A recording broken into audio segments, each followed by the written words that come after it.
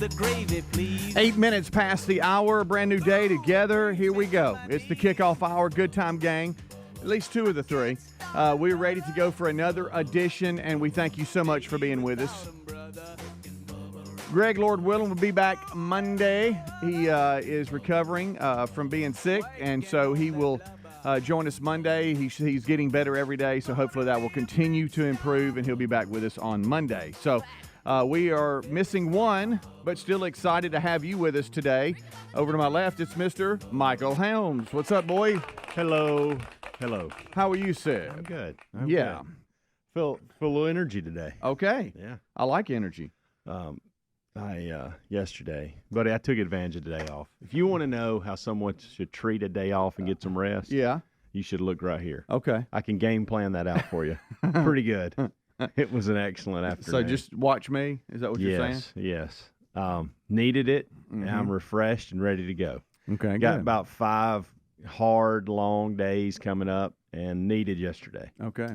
Well, that's always good to do. Yeah. Greg would be disappointed Yeah. because it started off with a nice lunch. Okay. I went and picked up something for Amanda and myself at 2 different places so we could get what we wanted. Luckily, they're right next door to each other. Okay. So that was good.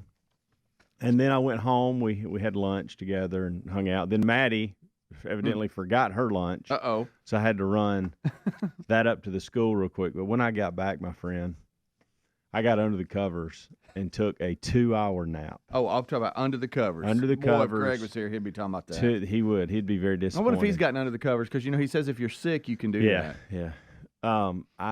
I mean, 2 hours, solid 2 hours. Didn't wake up in between. I mean, that's how tired I've been. And so woke up, and then I thought, you know what? I need to do a couple things. And I got in front of a computer for about an hour. Okay. And it was catching up with some stuff here, and there was a couple of recruiting things I needed to catch up on. Yeah. But then shortly after that, I started binge watching something. Did you? And I think I watched 5 episodes, maybe 6. Of? I have not. This is old, okay, but I've never jumped into it. Okay. And you reminded me of it, I think, last week. I think it was you. It was you or Greg. I think it was you. And I started back from the first one. There's a new series out now, but I started back that True Detective with Woody Harrelson and Matthew McConaughey. I went back and started watching that one. Oh, season 1? Yes. Okay, so you went back to that. Yeah. All right. And hey, wow, really good. Really good. Really suspenseful. How far along are you? I'm either 5 or 6 episodes Okay. in. So Yeah, they're pushing the new season, which I think is that the 4th one? For I think season so. 4? I think so. Yeah. It's either 4 or 5. I think it's 4. Right. Yeah. So I'm at the point where have you seen this? What? The one that okay. I'm at the point where they're questioning McConaughey, like what's going on with him. Yeah. Like so, it's been good. So did you get lost in it? I did. Got lost in it, and I like Woody Harrelson and Matthew McConaughey. Yeah. And so I thought, well, this is a can't miss. Sure. I got 2 guys in it I really like. So. Well, we had Tyler and Mabry over last night and had dinner, and Terry made some chili. And, buddy, let me tell you something. We sat around and laughed and talked and ate good food and just had the best time. And then they headed on out, and then I realized, hey, I'm way behind. I'm kind of getting ready for bed, as we're now senior citizens, which means that I appreciate Terry having food ready around 5 or 5:30. Because we clearly are that age now where, and look, it's all about how we get up and when we get up and all that. I mean, when the alarm goes off at 3:15, you eat a little bit early because you want to go to bed a little bit earlier. So, but man, we had the best time. But time got away from us because we were having so much fun. And then I looked up and I was like, oh, hey, way behind. Need to get ready and prepared for bed here. Got a little late head start to the bed. But then we do what we do a lot of times, and that is right at bedtime, we'll turn the TV on and we'll watch what Terry says Cowboys. And I've talked about this. Sure. And so Gunsmoke was on. And so we get locked in that, and then at some point I'm like, okay, I've got to turn this off because I'm all in this right now. And it was a good episode though. So yeah, that was our night. So while you were binge watching that, we were eating chili, hanging out, and then watching Cowboys.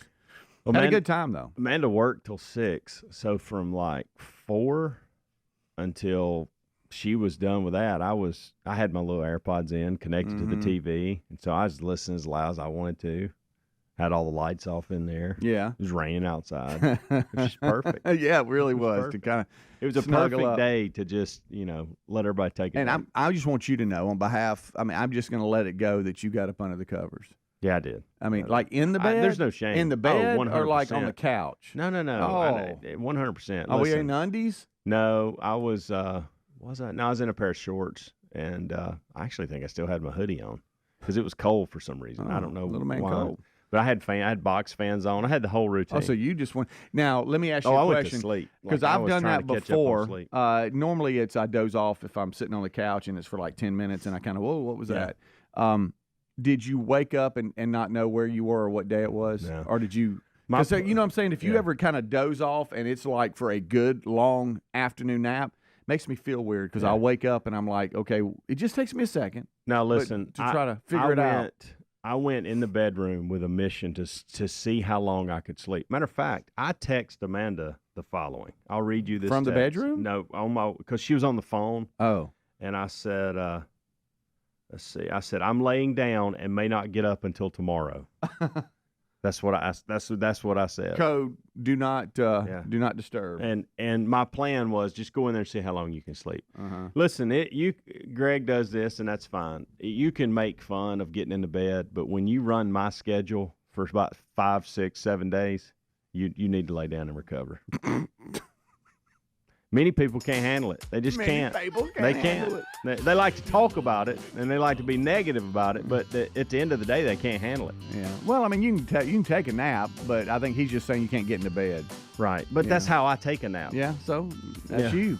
You be you. 15 minutes good sleep. Past the hour. We thank you so much for being with us. We are off and running on this Friday edition of the Kickoff Hour on the Rick and Bubba Show. Be right back. Rick and Bubba.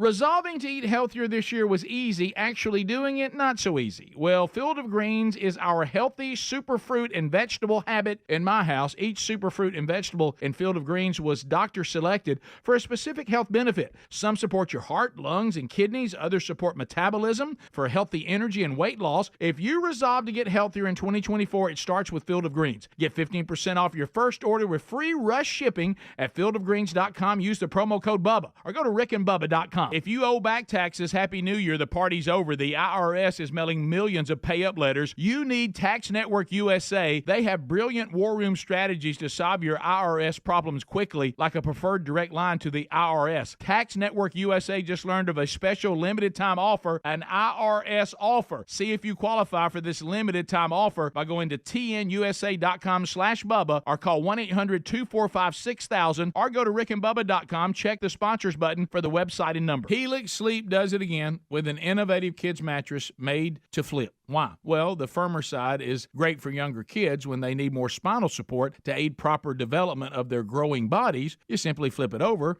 when they're a little older, around 8 to 12 years old, when they want the softer side for sleep. Handcrafted and assembled right here in the USA, Helix is offering 20% off all mattress orders, including the kids mattress. Go to helixsleep.com/Bubba. helixsleep.com/Bubba. Hey there, folks. Let's talk about something that's on the minds of many of you listening today, dealing with overwhelming credit card debt. Now, if you're feeling like it's a financial uphill battle, we've got some good news for you. If you're facing $10,000, $20,000, or even $30,000 in credit card debt, medical bills, or other unsecured debt, there are programs available that can consolidate those debts into one single reduced monthly payment you can afford if you qualify. Accredited Debt Relief is on a mission to help you become debt-free in just 24 to 48 months. They've already helped over 300,000 qualified consumers, hardworking Americans just like you, pay off more than $3 billion in debt, earning them an A+ rating from the Better Business Bureau. The consolidation specialists at Accredited Debt Relief tailor the program to fit your specific budget and financial situation. They understand one size does not fit all. Call Accredited Debt Relief now for your free, no obligation savings estimate and let them help you take control of your financial destiny. Call 800-511-1200. That's 800-511-1200. Program or services not available in all states. A good pair of wireless earbuds is indispensable in 2024, And for premium audio at the perfect price point, you got to go with Raycon. Raycon's everyday earbuds look, feel, and sound better than ever. They offer optimized gel tips for the perfect in-ear fit and 32-hour battery life, and Raycons are priced just right. You get quality audio at half the price of other premium audio brands. Get 20% off your Raycon order at buyraycon.com/Bubba, buyraycon.com/Bubba, or rickandbubba.com under the sponsors. As we wrap up the year and usher in the next, it's the perfect time to reflect on what truly matters, the people we love most. This year, resolve to keep them safer than ever with Simply Safe Home Security. We all trust Simply Safe in our own homes and recommend it to everyone we know. Save 20% on your new system with a Fast Protect plan by visiting simplysafebubba.com. simplysafebubba.com for 20% off a new system with a Fast Protect plan. Find a link at rickandbubba.com under sponsors. There's no safe like Simply Safe. $5,000. That's the average amount of money people in the U.S. are now spending on gas in a year. $5,000. That's crazy. If you drive, you have to download Upside, the free app that gives you cash back every time you get gas. That's right. You can earn real cash back with Upside just by buying the gas you're already buying. You can literally start earning cash back today. I use Upside every time I fill up, and I've already made around $200-$300. You're putting gas in your car anyway. Why not get real cash back? If you like free money, download Upside. I'm saving the cash I earn from using Upside to help pay for a vacation later this year. Download the free Upside app now to earn cash back every time you buy gas. Use promo code WORK to get an extra 25 cents per gallon on your first tank. You can cash out anytime right to your bank, PayPal, or a gift card for Amazon and other brands. Just download the free Upside app and use promo code WORK for a 25 cents per gallon bonus on your first tank. That's code WORK for a 25 cents per gallon bonus. There's a popular saying out there, health is wealth. And folks, I couldn't agree more. If you're dealing with everyday aches and pains, I want to tell you about Relief Factor, a daily drug-free supplement developed by doctors. It's not just a pill that masks pain. Relief Factor uses a unique formula of natural ingredients that work together to help reduce or eliminate pain. Try their 3-week quick start kit for only $19.95. Go to relieffactor.com or call 1-800-4-RELIEF. You can also find the link at rickandbubba.com under the sponsors. Rick and Bubba's in Ohio. Rick and Bubba. Pass the gravy, please. Rick and Bubba. 20 minutes past the hour. Thank you so much for tuning in to the Kickoff Hour. Good time gang settling in. 2 of the 3. Greg should be back Monday. We have the golden ticket seats scheduled for today, so if you are part of the Great Elite 8, we ask you to drive safely, and we can't wait to see you. In a couple of hours, Wheel of Meat on tap. That should be spun today. Rock and Roll City will be Adler. Yet last week he showed out a little bit. He was on guitar and drums, and so he was a single band. He was in there just going nuts. I don't know if you saw any of that. I did not. Yeah, I know you were trying to get to EKU, so a little Yeah. little preoccupied, but that's on tap for today. RBU, a good friend of the show, and AD at Jack State, Greg Seitz, was with us this past yesterday. They was recorded, and RBU will drop on Saturday morning, so make sure that you're subscribing and getting notifications on however you get the podcast. We also send the audio and video links out on social media, so make sure you're following us at Rick and Bubba. But a great conversation about a number of things, just the state of college sports in general, not just football, from NIL to transfer portals to a number of other different things. It was a great sit-down with Greg, and we appreciate him coming in and making the effort to be in studio. So be looking for that this weekend. If you're listening live, that's tomorrow morning, the 27th. This weekend, Sunday, it's the AFC round of the NFL. And I know for those of you that do not follow the NFL, this sometimes is when a lot kind of start paying attention a little bit. And so this weekend on Sunday, you got two games, a 2 o'clock and a 5:30, both Central Times. The early game at 2 o'clock is on CBS, and it's Kansas City at Baltimore. And so we'll see how that plays out. Baltimore picked to win that one by all the odds makers. And then Detroit is at San Francisco on the NFC side. That one's on Fox at 5:30 p.m. So it looks like Jim and Romo, I'll let Rick, I can just hear him doing Romo right now. They'll have the early game. And then on Fox, that's at 5:30. and that's Detroit at San Francisco. San Francisco picked to win that one, but those aren't outlandish picks. Those are two of the favorites and both hosting. So, but you never know. Anything could happen. And I also see where two more head coach vacancies have been filled. The Falcons and the Panthers, I think, have filled their slots. The Falcons went with a defensive coordinator for the Rams, and the Panthers hired the OC from the Bucks. So the way the headline reads with the Falcons, it looks as if Belichick wanted that job with the Falcons, and they went with Morris. I mean, it says Falcons hire Morris as coach, pass on Belichick. Mm-hmm. So if you're gonna write that article, and that's what you put, evidently Belichick was in the mix, and so why are teams passing on him? I don't know the answer to that, other than he's kind of served his time, and maybe he's not sure when he needs to get out. But listen, he's the greatest to coach in that league. Mm-hmm. It'd be hard for me to pass up on him for a couple years. Yeah, He's still got a little left. You notice a couple of teams now. This is three. The Titans, the Falcons, and the Panthers all went with young coordinators for maybe some longevity there. Who knows? But I don't know anything about Raheem Morris. I'm sure he's a good football coach. But listen, if Bill Belichick's out there and interested, that'd be hard for me to pass up on. Yeah.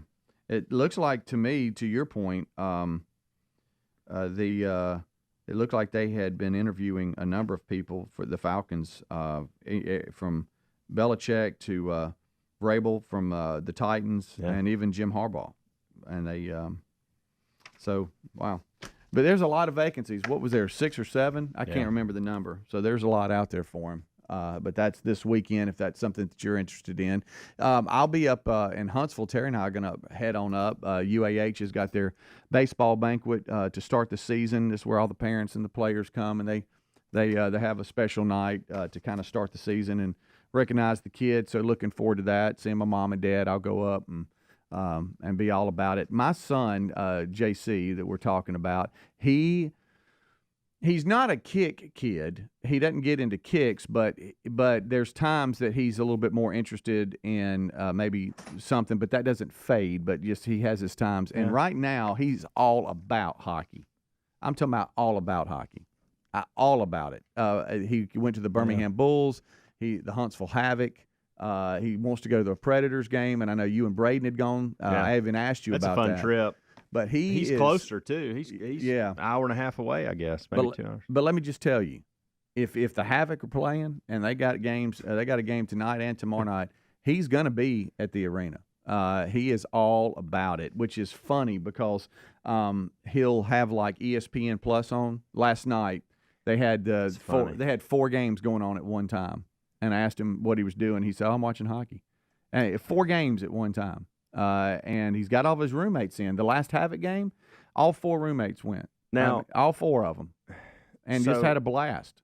So talk to me about that. What do you mean the Havoc? Havoc is Huntsville's hockey team. Okay, and it's like Birmingham Bulls have the Bulls. Right. So UAH used to have a phenomenal hockey. Oh, sure. So they don't have that anymore. I have no idea. I'm not in the hockey loop. Oh yeah, the coffee man. Yeah, okay. I'm not in the hockey loop. I have no idea. They used to have, but I do know UAH used to be really good. Yeah, UAH they were, and I don't know if it's they go club now or if they have. I know they don't have the NCAA team anymore. Yeah, but they used to, and they were good. Yeah, and I thought that may be why he's so into it. But well, I mean, it's he's in the thick of it. Let me just tell you, there's a lot of hockey fans in Huntsville. Oh, of course. Yeah. Oh, yeah. It's hard to find a ticket. No, it is. Trust me. It's just the way you said that. It really is. Good night, alive. So Saturday we were going to go up. The banquet Sunday. We were going to go up and see my parents. Need to do some things around their house and all that. Well, we got to plan it around the hockey game. Good night. They play Saturday night. So, hey, y'all come in early. Of course, there's rain, and I need to be outside doing some things, but. Forecasted. So, but no, hey, the Havoc. Good night, man. I hadn't given the Havoc anything. Good gracious, alive. I like their colors. Yeah, I'm like, slow down. And their logo. It's a good looking logo. Oh, it's a real good logo.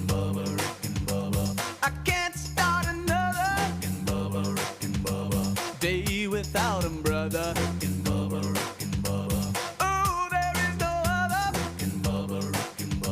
waking on their blubber. Gonna be a big star. Fat will get you very far. Rick and Bubba's in the house. They all up in the house.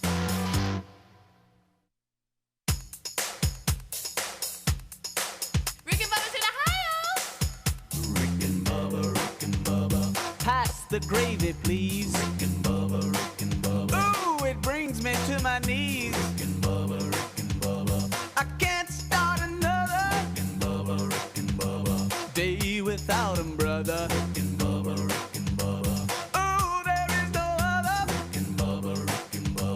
Waking on their blubber. Rick and Bubba.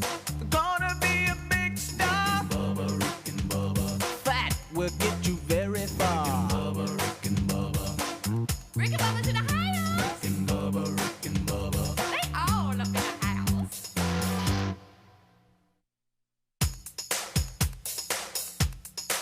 Rick and Bubba's in the house. Rick and Bubba. Rick and Bubba. Pass the gravy, please. Rick and Bubba. Rick and Bubba. Ooh, it brings me to my knees. Rick and Bubba. Rick and Bubba. I can't start another Rick and Bubba. Rick and Bubba. day without 'em, brother. Rick and Bubba. Rick and Bubba. Ooh, there is no other. Rick and Bubba. Rick and Bubba. Waking on their blubber. Rick and Bubba. Rick and Bubba. Gonna be a big star. Bubba. Rick and Bubba. Fat will get you very far. Bubba. Rick and Bubba. Rick and Bubba's in the house. Rick and Bubba. Rick and Bubba. They all up in the house.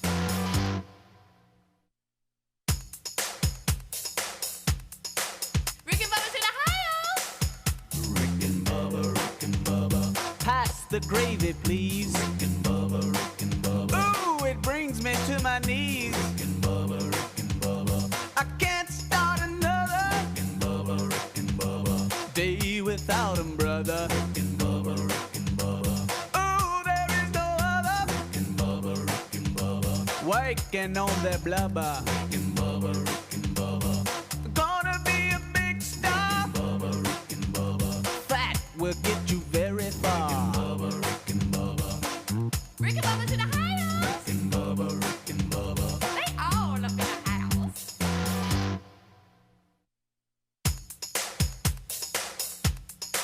Rick and Bubba's in the house. Rick and Bubba. Rick and Bubba.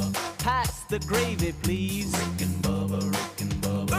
Ooh, it brings me to my knees. Rick and Bubba. Rick and Bubba. I can't start another Rick and Bubba. Rick and Bubba. day without 'em, brother. Rick and Bubba. Rick and Bubba. Ooh, there is no other. Rick and Bubba. Rick and Bubba. Waking on their blubber. Rick and Bubba. Rick and Bubba.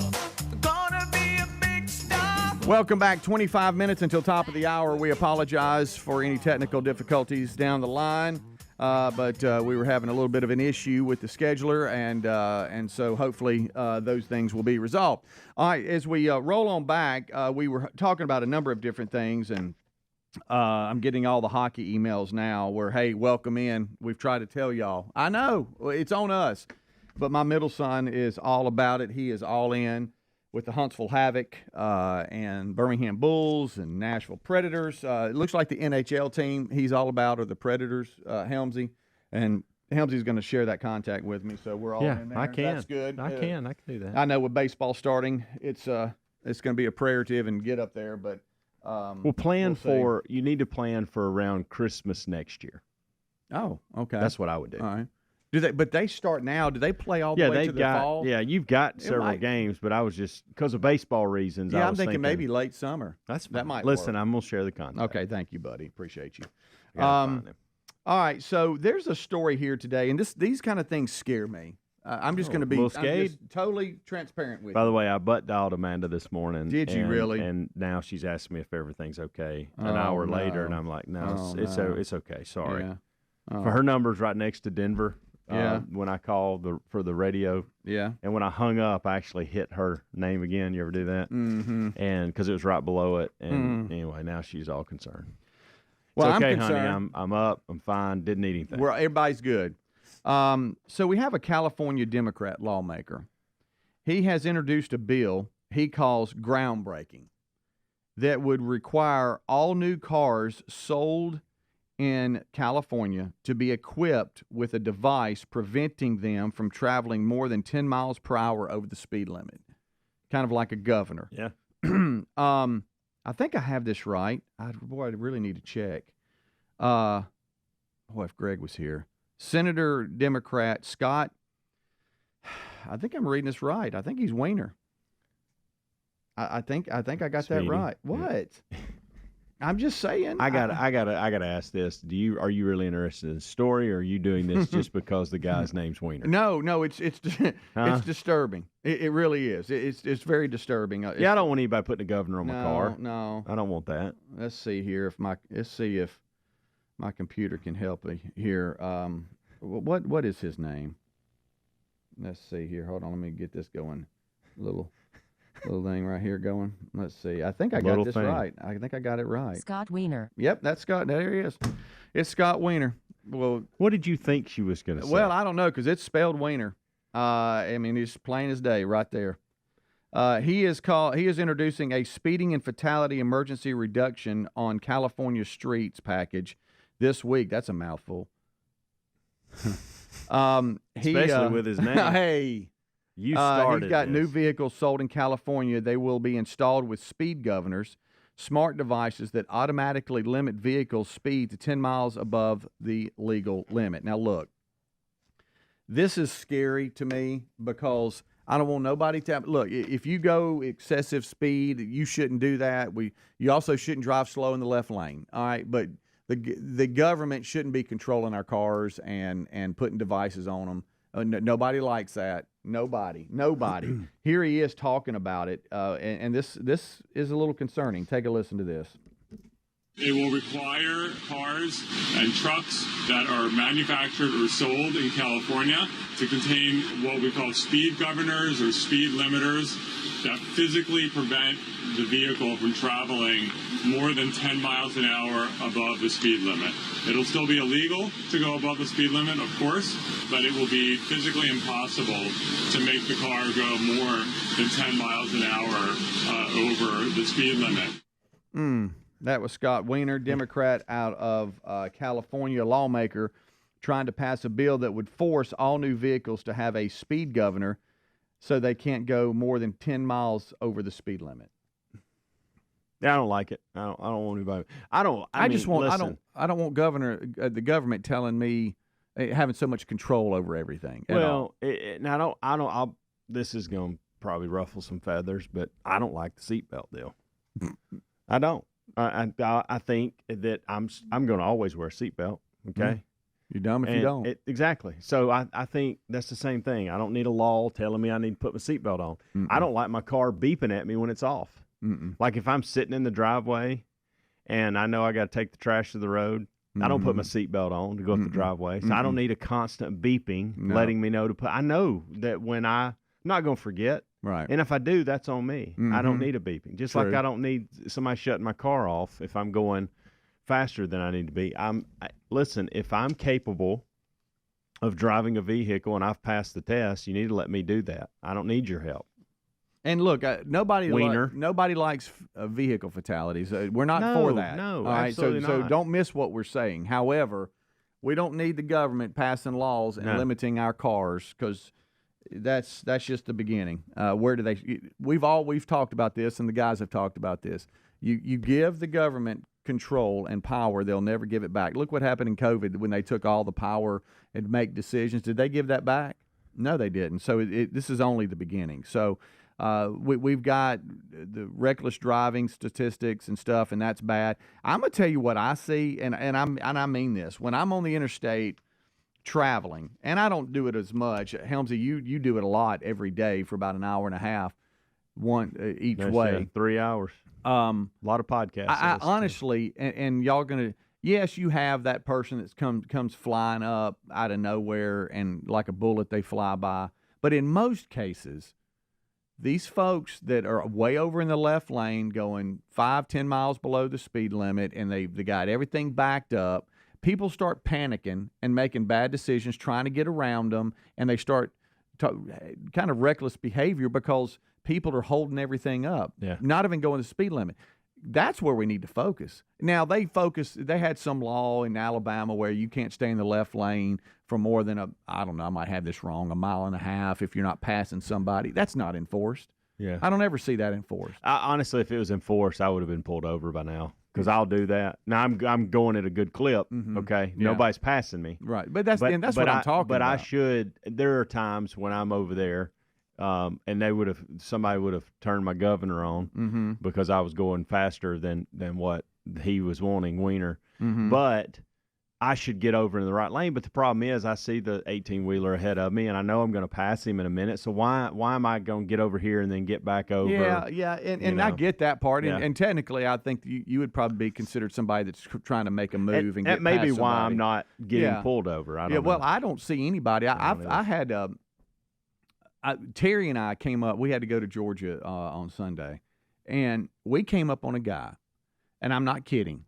He was driving, maybe 8 to 10 miles below the speed limit, left lane. We had just gotten through Atlanta, and he's got his blacked out windows and all this kind of stuff. And everybody's panicking, We even have 18-wheelers in the middle lane going faster than him. And everybody's just going nuts. We get up beside, I can't help it, I got to look. We finally get up behind him, can't see through the sides. So when we got up close enough, I kind of looked to my left, over my left shoulder. He's texting in the left lane, laid back like Willie, and just easing on through. That's one of the main I see a ton of that. Yeah. Why don't we focus there? I saw it yesterday and was concerned, and it wasn't even in the left lane. It was in the right lane. It was on 280 right here. Everybody's going 45 to 50, good flow of traffic, and all of a sudden this one car in the right lane shuts everybody down. And I mean, we're going 15 to 20 miles an hour. And the only reason I'm there is because I've got to get over and pull into this restaurant. And when I pull over, he's going so slow, I easily pass. And when I pull up, he has what probably looks like his mother or grandmother with him. And this is what he's doing. Looking down. Looking down at this. I'm seeing him hold his phone. And I'm thinking, do you not realize what you're causing behind you right now? Right. I just don't understand. I can't be in somebody's way in the grocery aisle. I can't either. I get out of the way. I mean, I try following your wife with a buggy and multiple stops, and I finally just get over to the side because I can't imagine being on a roadway and holding people up and not caring or not seeing them. I know. How can you be so unaware? I guess you just don't care. They don't care. I don't want Wiener messing with my car, though. No, we don't want Wiener. I don't want him putting a governor on my truck or car. No. And I've got some one-liners being texted to me by friends that shouldn't be thinking the way they're thinking. Yeah, we're thankful Greg's not here for at least this 3 minutes. Right. We'll take a break. We'll be right back. Rick and Bubba, Rick and Bubba.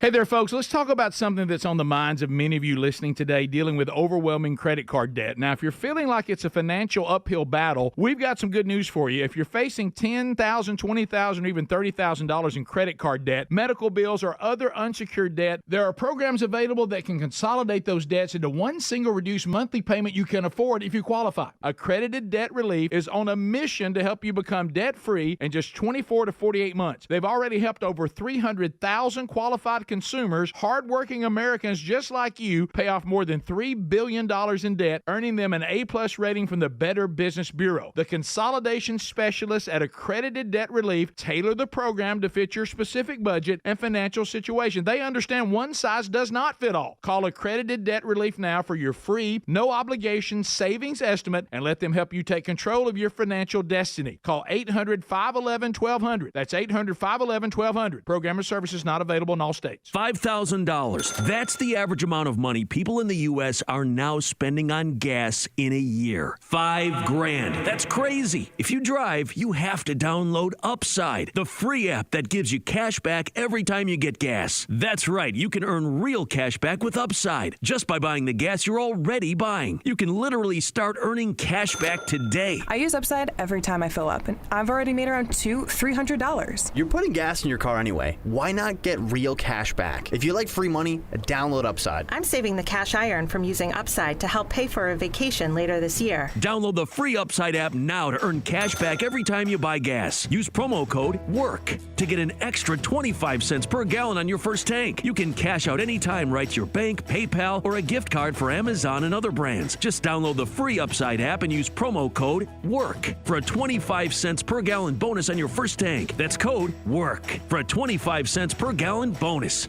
Texting enrolls you into reoccurring automated text messages. Consent not required to purchase. Message and data rates may apply. Hey, Dan, how you doing? Haven't seen you around the gym. Yeah, I've really fallen off. Since I turned 40, I just don't get the results I used to get. Could be lower testosterone. I went through it a while back. I got Nugenix Total T, and it's made a huge difference for me. I've seen that on TV. Is it for real? Oh, yeah. The patented key ingredient is something called Testofen, which helps boost free and total testosterone levels to help you trim up and stay lean. And it's made a difference for you? Man, I feel like I'm in my 20s again. At work, in the gym, and in the bedroom. Are they still giving out complimentary bottles for people to try it for themselves? Yeah, you just need to send them a text. Text BREAK to 42424 right now for your complimentary bottle of Nugenix Total T. Plus, text now and we'll include a bottle of Nugenix Thermo, our most powerful fat incinerator ever, to help you get back into shape fast. Absolutely free. Text BREAK to 42424. That's BREAK to 42424. Products and statements have not been evaluated by the FDA. These products are not intended to diagnose, treat, cure, or prevent any disease or illness. There's a popular saying out there, health is wealth, and folks, I couldn't agree more. Some of you may be living with everyday pain. Now, this can affect so many parts of your daily life. I mean, it can affect the mood, your sleep. What about missing out on activities? Our friends at Relief Factor offer a natural way to relieve that pain. It's 100% drug-free. Developed by doctors, Relief Factor uses a unique formula of natural ingredients to help reduce or eliminate everyday aches and pains. Now, unlike pills that just mask the pain for a short time, Relief Factor helps support your body's natural response to inflammation, so you feel better all day, every day. Over 1 million people have tried Relief Factor, and here on our team, several of us have tried it. So let's get you a special deal, and let's see if we can help you too. Go right now and see if Relief Factor can work with you with their 3-week quick start kit that's only $19.95. Now, this is a great price to try it out for 3 weeks. You'll know in 3 weeks. You will feel the difference and know it works. You can also find the link at rickandbubba.com under the sponsors. Have you tried the innovative Helix sleep mattress yet? Well, nothing beats a great night's sleep, the kind you get with Helix. So we love them, and Helix has over 12,000 5-star reviews with customized mattresses that fit your sleep needs because they know everyone is unique. They even have big and tall mattresses and mattresses for the kids. But how do you know which mattress is right for you? Well, Helix has you covered. Just take the Helix sleep quiz and find the perfect mattress in under 2 minutes. Place your order and your mattress will be delivered right to the door free of charge. And the best part, Helix knows there's no better way to try a mattress than by sleeping on it in your own home. That's why they offer a 100-night trial for you and a 10 to 15-year warranty. Right now, Helix is offering 20% off all mattress orders at helixsleep.com/Bubba. Best offer yet, by the way, and it won't last long. So if you've been waiting to try a Helix mattress, here it is. Now's the time. Head to helixsleep.com/Bubba for 20% off your mattress order.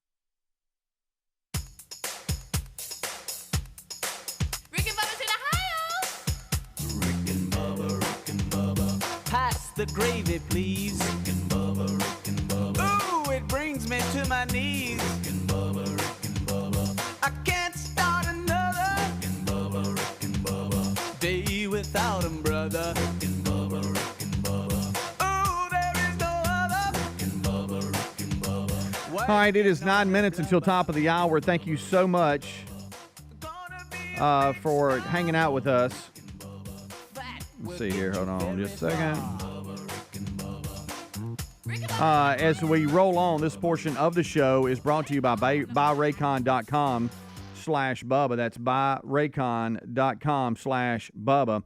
You know, whatever your plan is this year, chances are that you could use some audio, to accompany your journey. If it's through trying to do better, long walks, you're at work, whatever maybe.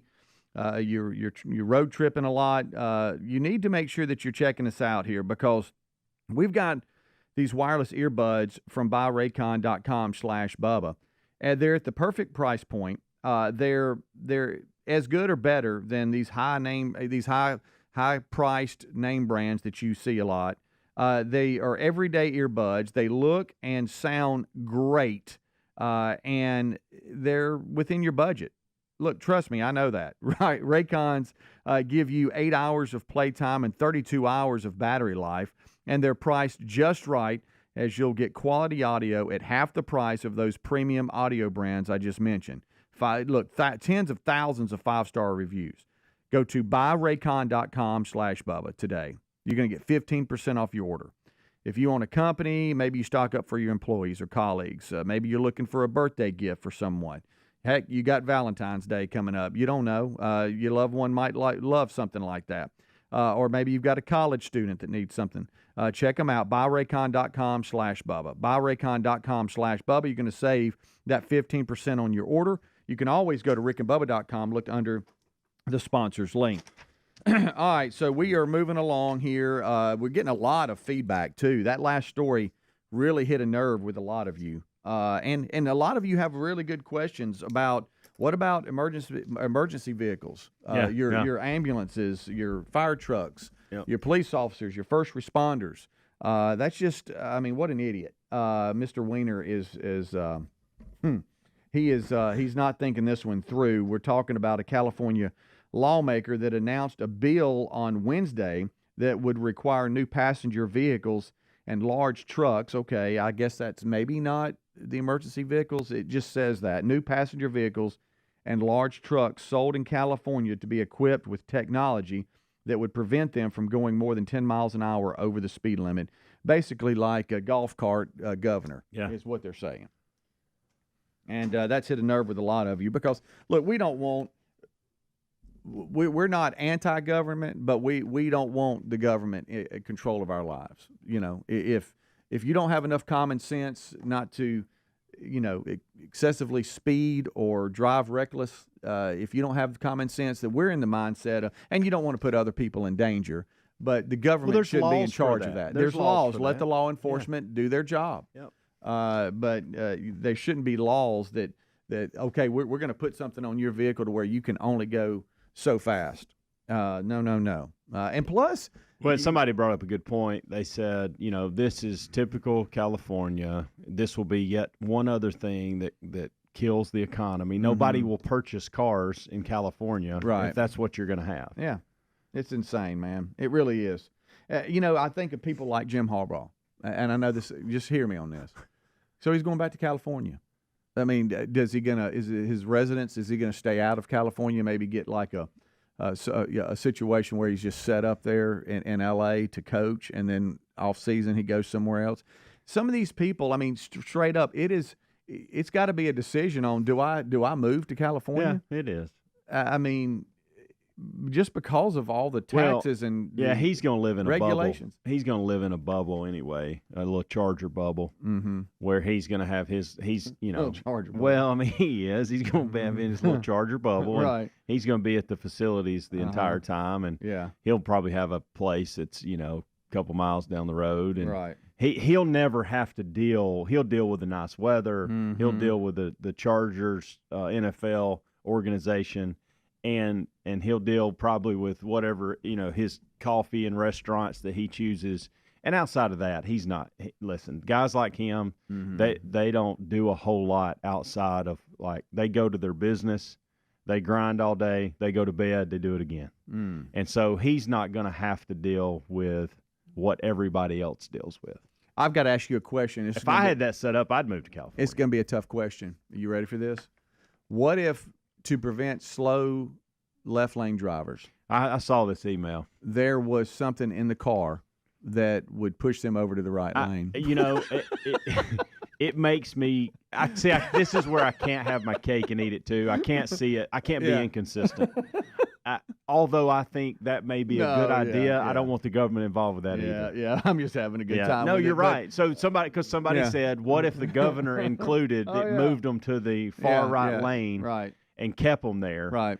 And yes, that intrigues me, and it makes me want to go the other way. But at the same time, I don't want the government in it, so just stop. Yeah, and I know I don't hold the market on this one here, but I know we've all been driving, and we see that person in the left lane holding things up, and we witness people doing stupid stuff to get around them, and it was like, oh my gosh, and it's because they're panicking trying to get around them, and a lot of them aren't speeding because the left laner's not even going the speed limit. Greg has made this comment so many times, and it's because many of you drive way further than I do, and Greg does each day.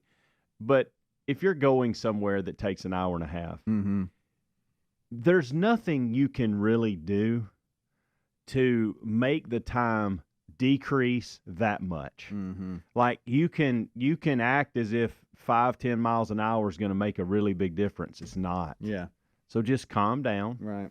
And if you're a minute or two behind schedule, who cares? Because that's really all the time you're going to make up. Right. 5 minutes max. Trust me, I've tried it. Right. Unless you got to use the bathroom. Yeah. But in trying to get to Buc-ee's, like you are. You know, I've sometimes. got my stops now. Yeah. Like there's I've got 3 different places where I will stop. You know, the older we get, the more you have to, go to the restroom. I got you. And plus, with all that water we drink, coffee we drink, but I've got 3 little stops. And sometimes I'm like, hey, if you don't stop now, you're going to struggle for the next 8-9 minutes till you get to the next one. Yeah.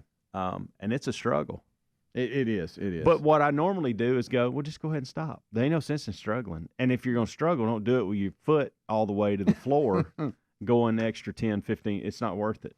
Our audience is some funny folks, man. Your texts and your emails are just gold. That's all I'll say. Can't read them, but funny. All right, so Rick and Bubba join us here in just a second. Adel will be showing up here for the main show as well. Greg not here today. Lord willing, he'll be back on Monday. He'll keep improving from testing positive for COVID earlier in the week. So he's just going to come back when his symptoms subside and he feels better. So hopefully that's Monday. We're going to talk that we had to call him in and go woke him up. No, we can just deal with it, I think. No, I'm just talking about just the fact that we. Oh yeah, we did have an issue with our traffic system with commercials, and did have to call him. And he was just waiting. I mean, he was not up. He was sleeping, and it's a tough decision because do you call? Do you not? Yeah. It's with engineers or one of us that's off, and there's a problem with something you normally handle. You go, okay, I need to confirm we're doing the right thing here, and that was he was sleepy, Greg. That's unfortunate that we had to do that. It's all right. Hopefully he can go back to sleep. Sure. Rick and Bubba, Rick and Bubba.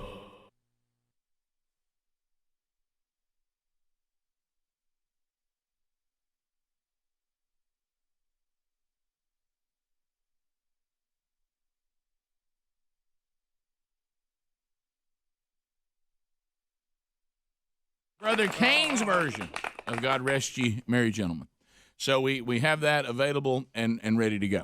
So we will have music, as I mentioned. We will give away a gift today, Bubba. We've mentioned that. We have stories to cover today. It is some of it is a lot of the same, but we'll jump into it. I mean, once again, I watched yesterday. Sadly, I was scanning. I should not have stopped. And I know better than that. But it was funny to watch the 2 different worlds. On one live stream, you've got the president in Pennsylvania and people just going crazy. Yeah. Then you go, if you just keep scanning, you're on some obscure cable channel. Adam Schiff is up there really telling us that the president is a criminal and should be removed immediately. Oh, yeah. So, I mean, hauled out and changed. I'm not talking about mildly, like, just this thing. And it's, hey, just talking with those big old eyes, just like it's factual. Mm-hmm. It is a 100% fact. How can anybody disagree? And then you look. Has anybody got his thyroid checked? Right. I'm not trying to be. I mean, we have these people all the time on TV where somebody will spot something and call it in and have it checked. Us, we get analyzed all the time. Sure. But I mean, that's happened a couple of times. Somebody had a skin rash or something, and they go, "Hey, I'm a doctor. That's cancer." Yeah, because those eyes look like they have some pressure behind them. Well, and there's some mental health experts need to get involved with some of them. Bubba, I'm gonna tell you, he was standing there talking. You know how they'll stand there and then they'll put the all stars of the modern day Democratic Party behind him, and it was like a reboot of the Addams Family. Oh, yeah. I know. I mean, it was and I'm not too tore up about the impeachment thing. And somebody asked me the other day if I was worried about it. I said I'm not worried about it. I said there's 2 events that happened that I knew this was going to happen. One, Donald Trump got elected, and 2, the Democrats took over the House in the midterm.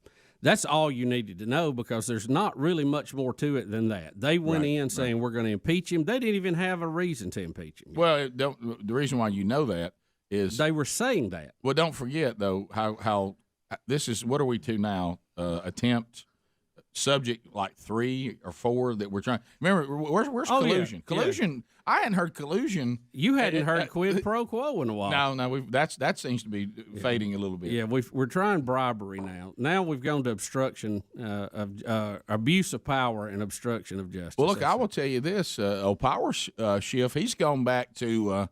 He's even back to he rigged the election in 2016. Well, that's the thing. We're back to rig the election. We're trying to paint a picture that the next election is already rigged, just in case Trump wins, so we can go right back and do this again. Right. So anyway, it was that'll take your Christmas spirit and just suck it right out of the room. I tell you this: if I was going to be investigated for something, and whatever it could be, I mean, it could be a speeding ticket or anything else, I know I would feel good if all the investigators were giving speeches before they ever investigated me saying he's guilty and we're going to get him. Right. Yeah. Now, that would make me feel good. I mean, I would feel like I had due process, don't you? Well, I mean, you made a point yesterday, and it was a valid point.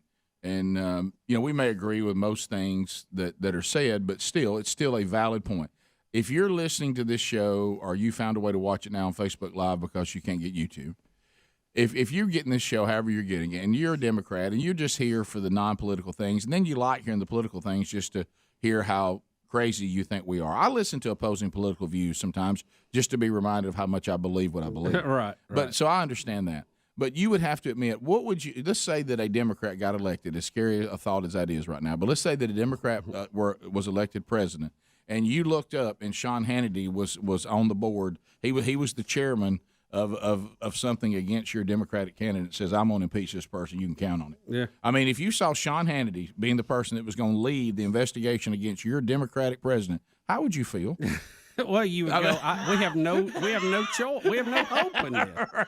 There's nothing fair about it. You would just be like, okay, well, this. I think Sean's probably already made his decision, and that's why I had said this is not a legal proceeding, because so many people have said, well, what about this? What about the? It's a political proceeding. Now there can legal ramifications come out of it, but they can do anything they want to do in the Congress. As far as this impeachment thing, they set the rules. Yeah. I mean, if you have the majority, you can dictate terms, and I guess the founders left the terms of misdemeanors and high crimes vague for a reason. They wanted the people at that time to set it. But I think they also figured that the American people, if people abuse that power, would act harshly against them. And we'll see how all that plays out. So we'll see. But anyway, just remember, though, right here today, if we have an update, we'll share it, but we'll try to. I mean, Act of Congress is not going to sing about the impeachment hearings, I promise. Yeah, we have Act of Congress, and then AOC is also in the news. Has she took up dog breeding or what? I don't get what she's trying to do. I don't understand that story. Do you? 16 minutes fast. I don't understand her. Yeah, we'll be right back. Bubba, Rick and Bubba. $1 a day. Half the price of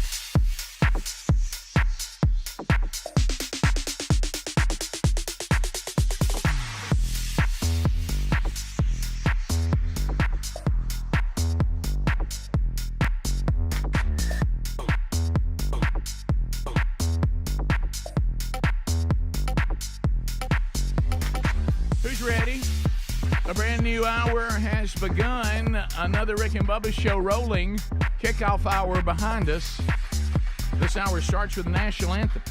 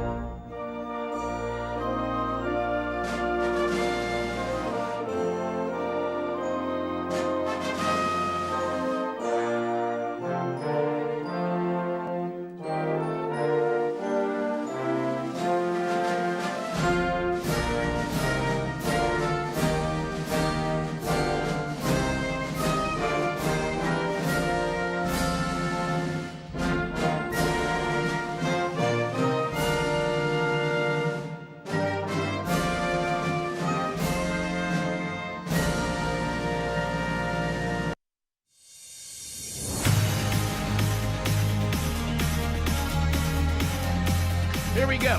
The Rick and Bubba Show rolling now. If you are listening to us live and you are en route to the Big Boy Studio for the golden ticket seats today, you're part of the Elite Eight. And we look forward to visiting with you today. The wonderful wheel of canned meat. Sounds like the team, even without Greg, we're going to try to make that happen today. We actually did it last Friday, down 2 guys, so I think we can do it. So that may happen on the program today. Rick and Bubba University, the podcast has been recorded. It'll be out this weekend. We'll chat a little about that today, kind of give you a heads up on what that's all about. Headed to Nashville, Tennessee. I'll be representing the show, Long Hollow Men's Conference, this weekend, and looking forward to being with all of you guys. At this point, if you have not gotten a ticket or signed up, you can still walk up until the place is full. So, and they got a lot planned this weekend. It'll be an outstanding weekend there at Long Hollow. Look forward to seeing all the men who'll be attending there. I'll be out in the lobby tonight, gripping and grinning with the Man Church booth and all of our stuff set up outside, all of our resources, and I'll be speaking there, Lord willing, tomorrow. So Speedy and Helmsy have given you a kickoff hour. That's available on the archives today if you missed it. Eddie Van Adler's got your YouTube experience, both live and archived. And sitting right there is the silver-tongued one, the man with the golden voice, Professional Lunch Eaters Man of the Year, the inventor of pizza and a cup, Shakespeare's worst nightmare, and the master of the King's English. Ladies and gentlemen, put your hands together for Bill Bubba Bussey!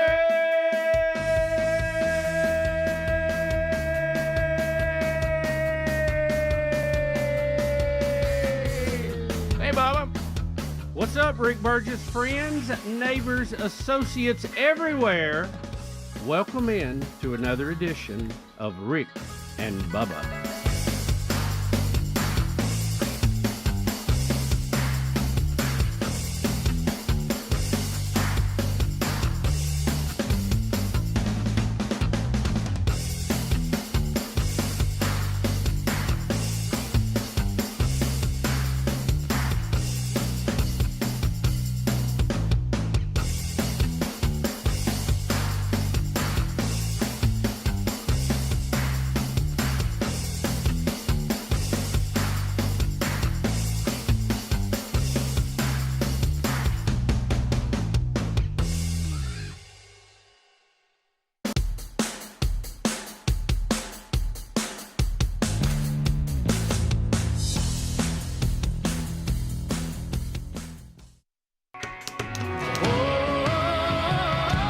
If you want a cowboy on a white horse.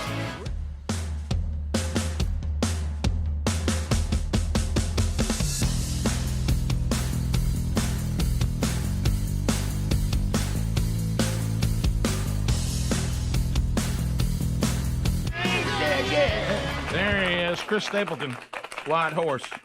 That's a funny lyric, by the way. Hey, you're looking for a night on a white horse. Well, hey, baby, I ain't quite there yet. Working on it. Working on it for you. My favorite song right now. That's a good one. Plays so much during my day.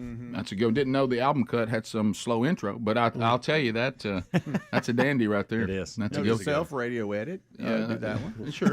Yeah. You remember the days because you know all of us except Helmsy and Greg were rocking DJs, and you know you had your radio edit, you had your radio version, and then you'd go, you know, just like Blinded by the Light. I mean, we'd cut out an entire verse, 2 or 3 courses, sure, get it down to where the radio take tight, a little shorter. Because it was a long one. Yeah, and that's when, I mean, literally, if I remember right, the A&I guys, and I've heard a lot of artists complain about that, you know, those that were a little more write their own songs, do their own thing, and they would sit there and be told the song was too long. Radio never play it. And I was actually asked, and I said it was true. Who asked me this? It was one. I've been to 3 dinners 3 nights in a row, and somebody asked me. They said, "Is it true?" And I told them yes, that if you heard American Pie on the radio, the DJ had to go to the bathroom. Oh. And I said that's an absolute yes. Yeah. I said that was a song that we would play if it was if you needed to go see a man about a dog. Yes, you needed extra right. time. Yeah. Or take a little nap. I would set my alarm and take a nap. Yeah, because because of that reason, we just didn't have any. We had no long songs because they that one time Cocaine. At one time in college. Yeah, at one time that was bad form in radio for the song to be long. So yeah, which made it tough. Yeah.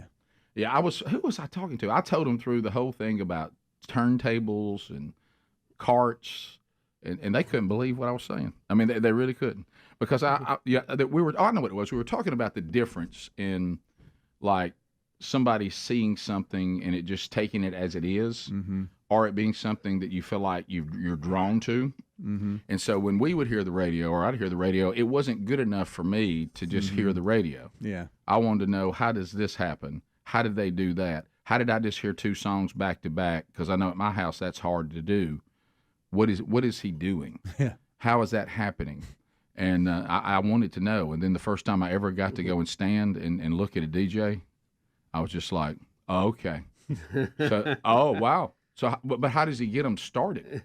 What is he doing? Oh, he's walking up to it and backing it up. Okay, wow, all right.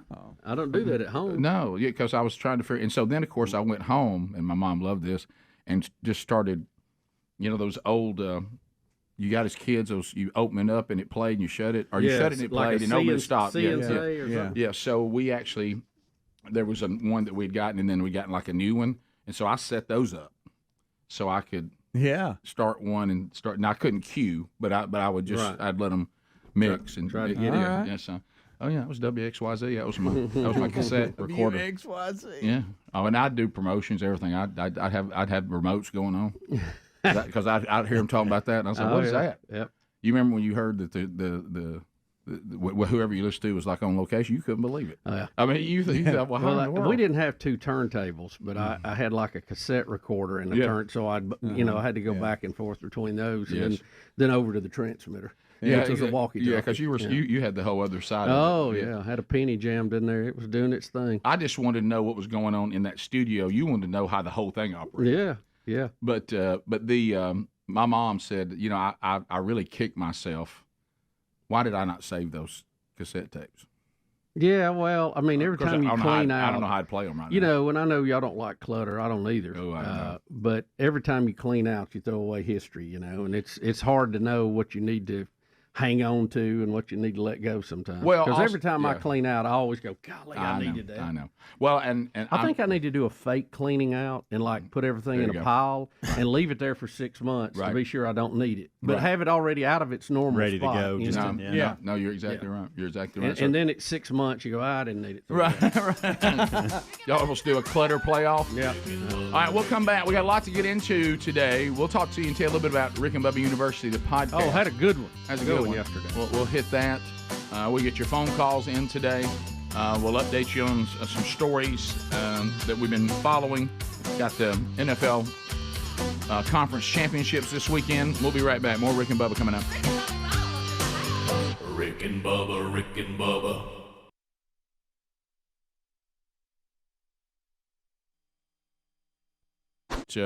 We did have it yesterday, and this is this. This emotional stuff. If these things would just be factual, it's like people just don't know where to stop anymore. This nativity scene in California, of course. When I say California church, I mean you get ready for anything. Oh yeah. Go ahead and scoot up in your chair and get ready. Right. If I say United Methodist, really get ready. You know what I mean? In a lot of cases. And then when I say Reverend Karen, then really, really get ready. Yeah. So all those things are in play, and that gets us to Mary, Joseph, and baby Jesus in cages. Yeah. And their nativity scene. Now, they're trying to be sharp, claiming that, and I will say this, if Mary, Joseph, and Jesus were coming from another country and they entered any country at any time, they were vetted. Okay, even then, they were vetted. When they were going to had to go to where they came from, when they were moving through the process, they were. Rick, I think the point here is that Mary and Joseph were headed back to their hometown to take part in a census because that was decreed by the government at that time. And even though Mary was very pregnant, they had to participate in that, and they were following the law of the land. Thank you, Bill Bubba Bussy. They didn't. The law. They were following the law of the land. Right. Yeah, as a matter of fact, this is a great. I mean, I understand what they're trying to do here to stir up an emotional thing, but it's just factually not correct. Well, that's the problem. It's apples to oranges type thing, which is what people who try to stir up emotion You always do. Well, and one of the things, if the baby, when the baby represents, of course, I got news for a lot of people out there. Baby Jesus is over. Right. Okay. Right. Yeah. When he comes back the second time, there'll be no wondering. I wonder if it's him. Somebody said something about a baby. Somebody said there's a guy. And frankly, there won't be any turning of the cheek either. I don't know if y'all somebody read said that there's a part. guy out in the wilderness claiming this is the Lamb of God. Let's go check on this guy. Right. There'll be none of that again. Okay. No. But let me go back to this. The person that baby represents in his 3 years of openly talking, okay, and doing his earthly ministry, when it came to the government, you know what he simply said? Follow the law. Until the law goes against God's law. Hey, whose picture's on the coin? Well, then give theirs then. But now it belongs to them. Be sure you don't miss the second part. Give to God what is God, right? Which is your life, right? And your time, and your time, and your efforts, and your But anyway, so you know what Jesus would say? Well, what is the law to come into this country? Is this the law? Well, let's follow it then. As a matter of fact, because they were following the law, and we do know they were vetted because there was an attempt from Herod to say, "Hey, we look around for this. There's some people trying to get back to Bethlehem, and see if they got a little baby with them and all that." So it's not like they just got up. First of all, they're following the law. The law said go to where you came from. Right. To your point, which is spot on. But in the process, as they crossed through places, you were vetted, and you did have to show your paperwork where you were going, why you were going there. Yeah, and it was dangerous. And one of my favorite movies is the movie about, was it called The Nativity? Do you remember which one I'm talking about? It's really good. Remember, it's we were really worried good. about it because we were afraid it was going to be a terrible depiction. Yeah, but it was fantastic. Really scripture based. Love what they did with Joseph in that. Yeah, I Thought do it too. Fantastic. I watch it most every year. So all of this really, this kind of stunt thing doesn't really hold up, and you know what? So it's a I understand what you're trying to accomplish, but it doesn't wash. Well, I'll go a step further, and I know this may upset some people, but I'll go a step further. Do you really believe, if you are a pastor of a church, the church, okay, there's a lot of talk about the church and what it's supposed to be doing. Where do you think it stands when here you are with Christmas, an opportunity for a lot of seekers to come in and say, now, what's this Christmas thing all about? What's its origin? Right. And instead of pointing them to redemption so they won't die in sin and spend eternity separated from God, you've decided to use this platform to grandstand about how you feel about immigration. So to this church's display, if Mary, Joseph, and baby Jesus were in Mexico, they would not illegally cross over the border.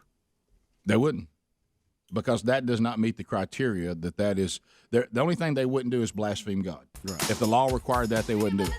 Right. Everything. And there's other things. Later on, you saw, I think killing of all the babies would definitely go against that. Yeah. And they fled that. Yep.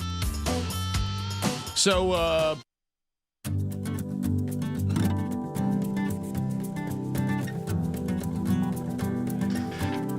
20 minutes now past the hour. Thank you for being with us.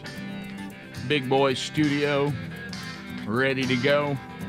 Everybody here except Greg. Greg should come back on Monday. He seems to be doing fine. Greg's been out a long time. Yeah. I mean, I almost feel like he doesn't work here anymore. Well, it's funny. He said, I didn't realize as long as I either have been tested positive for COVID, I don't have to come to work. He said, I may have long COVID.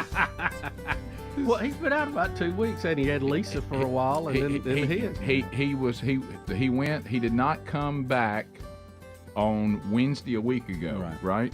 So he was going week and a half. He was gone Wednesday, Thursday, Friday of last week because of Lisa, and then all of this week. Yeah, because he tested positive Sunday night, and so he didn't come in. He is feeling a lot better though. And listen, I don't want to stir it up, but Adler and I have been doing this test, and our blood pressure is way down. Oh yeah. Oh, guys, you know what I got today? Way down. Y'all know what I got out of the snack machine today? A meat stick. Yeah, you could eat. No way. Nobody say anything. Why not? Greg's not here. I saw it laying on your desk. I didn't even. Nah. I mean, I thought certain things, but I didn't. I didn't vocalize them. But you know, if he was here, I would not have gotten that. There's no way I'd have gotten that. You know, You saw me. I've been free. What you eating on? I've been free to wear my vest and things, you know, sure. and it's good. You put them on, you don't even think about it. Let me now. tell you how bold you got yesterday. You wore the vest with a short sleeve shirt. You know, yeah, imagine what he that would was- have done with that. Yeah, I mean, that's new. that was, you know, can we do anything we want right now? I'm a trendsetter on fashion. Everybody knows that. Absolutely, you are. I'm not dancing that dance, right? No. Huh? I think Greg likes meat sticks. Is what I've heard. Oh, so this is your time. Who doesn't? It's his Who last doesn't? hurrah. It's your last. He's coming back Monday. Who doesn't? We bought some look whole at bag Adler's of them. colors even better. Yeah, I know. You know, Look, he's happy. Yeah, well rested. Pretty peaceful, He's isn't a it? little bit more upright. Yeah. Thanks, everyone. Thanks, everyone. This we week, miss you, Greg. We miss you, buddy. we miss you, buddy. Hope you feel better, Lisa. Lisa, is she better? Yeah, she's better Yeah. and he's better. Yeah, she had a rough go of it. Yeah. But so this weekend, Rick and Bubba University, the podcast. Yesterday, we interviewed Greg Seitz, athletic director at Jacksonville State Seitz. University, and you did really good, by the way. You Greg carried Seitz. it. Mm-hmm. Yeah. And I believe I'd change that to Sykes, but anyway. Yeah. And Greg settled in. I could tell we first started a little nervous, Greg. Yeah. And I would have he need to get a little closer to the mic. But I will say, other than that, he handled himself great. The content is phenomenal. Yeah, I mean, listen, we could have covered. stopped and pulled it. Well, Look, he was on a roll, and Yeah. I didn't want to start get up closer to the I mic. watched most of it. I Just ran the outside volume there. as hard as I could, and I got about that, but I got a little bit out of it. I think you'll hear it fine. Yeah. you Well, will. you know, he is an athletic director Yep. at a Division I school. He deals with these things. You hear so much rumor, and you know your uncle tells you something, and somebody calls in a talk show and says something. You don't know what's going on. So, I mean, I thought it was good to go right to the horse's mouth, so to speak, and hear about NIL. We heard about him working with the NCAA on various things. We talked about What's going to happen to the mid majors? the mid majors, how all that's going to play out, and of course his work with his Zoom call. His what was it called? Legends. The and- Legends and All Legends Stars and and All All Stars. Yeah, it's pretty That- cool. that man. was cool. So that's a unique bunch that's together. If you get invited to that, you've made it. Right. I feel I like. think he invited Bubba to it. Did he really? That's what it sounded like. Oh, Yeah. wow. Yeah. And so He showed us the time Charles Barkley jumped in on it. It was, yeah, that was he funny. mentioned that. Hey. Too. What has Hey, happened is. Hey, why does Bubba call you Sykes? Well, I don't want to run. You probably talked about it. About no how way. that started. Ain't We no did. way. Okay, good. And I'll leave it We alone. covered that. But I tell you the thing, you know what? When I walked out and got my truck to drive away, That's you know, Sykes. Bubba, you're getting it right. You don't have to look at me It's every great. day. No, I'm yeah. just It's telling right. you. No I- X in it. listen, I mean- I always strive to be correct. No, I you know gotta I'm Just not leave always, the K but I out of try. it, and you'll be fine. Yeah, Sykes. well, it was a game changer when they wrote it down SIGHTS. Well, that's how I wrote it on my note. Yeah, that was a game changer. Yeah, I for mean, me. just write it how you want it said. There you go. I gotta say, guys, up until listening to the podcast yesterday, because I've heard Bubba say Sykes, I thought his name was Greg Sykes until yesterday. Even Greg thought that. Greg Sykes thought that. Yeah. He said he would just take that name. Sykes. That was fine. Yeah, whatever. Isn't that right? Didn't I he? know several people named Sykes. I do That's why too. it's hard for me to get off of it. You know, Like eyesight, eyesight. right? But when Yeah, you see the correct. spelling of Greg it and you don't see any. It'll blow your mind though. But You don't see any at you know- Z's, but you got to watch at Z. You know, when it comes to names, I've never heard anybody- a Z pronounced. No, I'm just talking about when you see that, you may not come up with sights. I would have called him sides. Oh, I'd have used the Z sound. Size. It almost looks like seltzer. is there T would have been silent? Is there a T in it? Yes. I don't know how he spells his name. Well, it's Oh, right my beside you. goodness. But see, names are always they never. Yeah. People can No, see, that pronounce even them. makes Guys, me we wanna just say found way out. more. To Sites y'all's says point, it. we had a story yesterday in the kickoff hour. Do y'all know the Kelsey? The Kelsey brothers, they're not even pronouncing their own name right. Their dad changed it back in the day because nobody else could. They called him Kelsey, and it was supposed to be Kels. Was it Kels? Kels. And so he just started going with it. And then by the time he married and had kids, they're looking at him going, Dad, why did you change our name? And they're like, God, I just got tired of it. Well, it's better than what Sammy Hagar discovered. He's really Yeah. Belgian. That's true. Very true. But also, and Nate Bargatze, we're not saying his name right either, are we? Okay.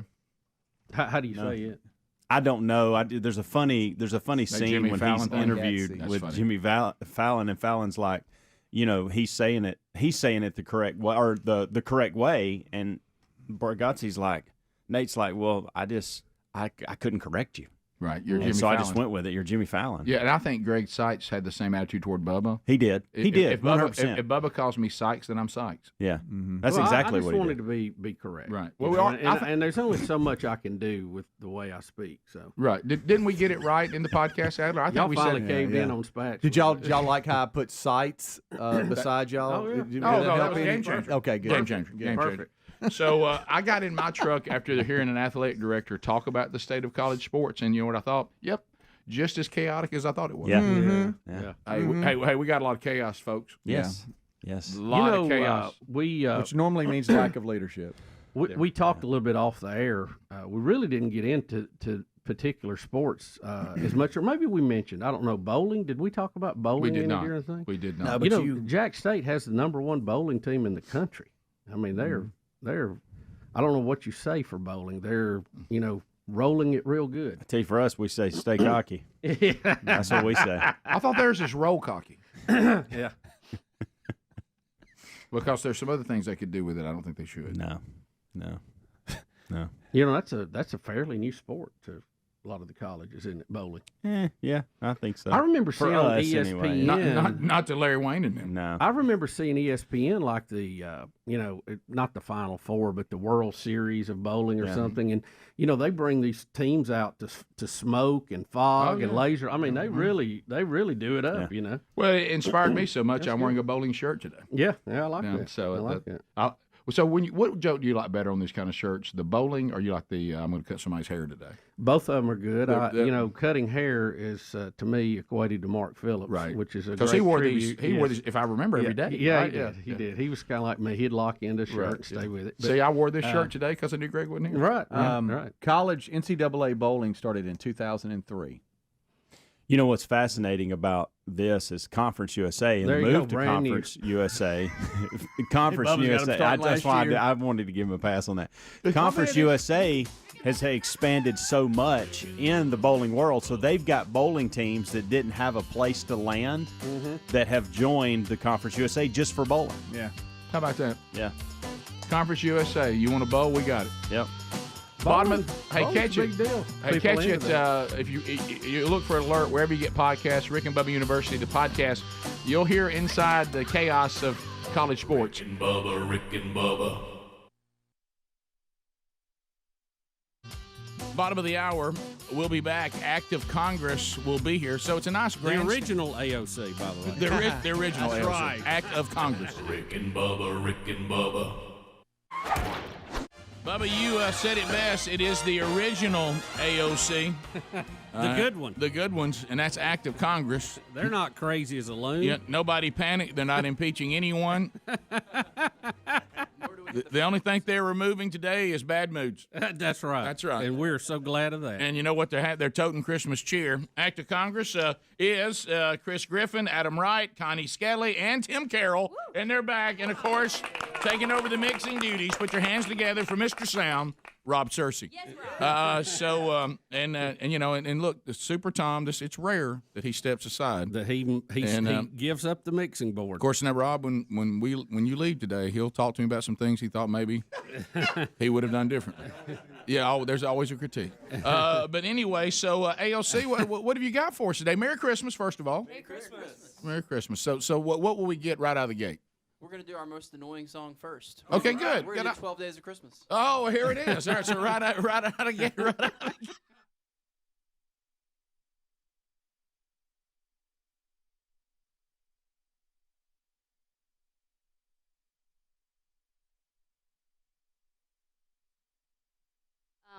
We were in Kansas, Marysville, Kansas, and then we went to Nashua, New Hampshire to play with their symphony. Amazing trip. But I stood up there to whistle this song. I promise I was just like. Just, it wasn't there? And, of course, I said, my whistle isn't working. I don't know if that was the best. Well, yes. So it will shut down sometimes? It totally shut down. I didn't even know what to do. I was like, sorry, guys, I'm not sure. Well, hadn't you tried to whistle sometimes and it just wouldn't happen? You go, I know how to whistle. Right. It just won't come out. So is there only so much whistle in the tank? I mean, was it I mean, can you say, guys, look, when we book these gigs, there's only so much whistle. I love it. I whistle anytime. Yeah, you're a very good I whistler. love to whistle, but my family says stop whistling. Yeah. Do you know what that means? Greg is about to die to whistle. Oh, yeah. yeah. You talking about a whistle? He got But one my over whistle's not nice like that. No, Mine's yours just is not. very loud and annoying. No,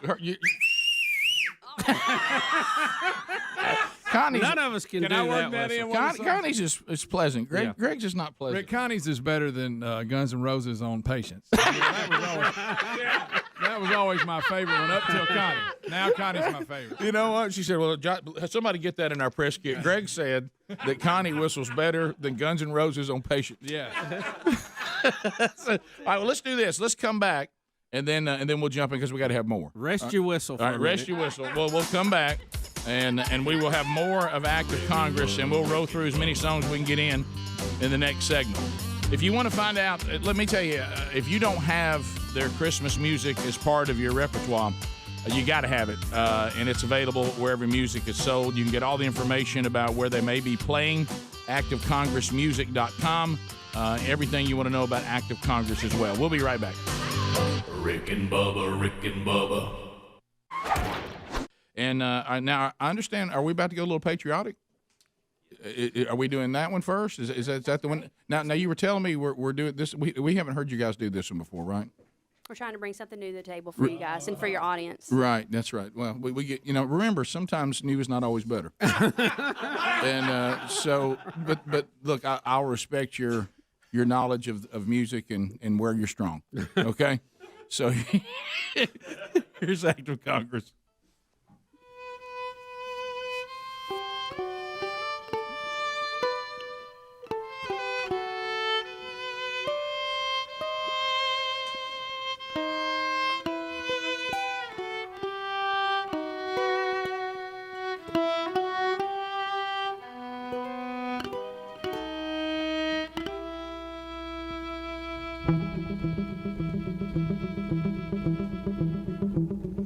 My country, 'tis of thee, sweet land of liberty.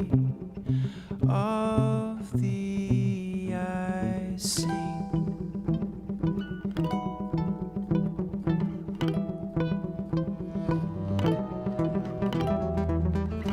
Land where my fathers died, land of the Pilgrim's pride. From every mountainside let freedom ring.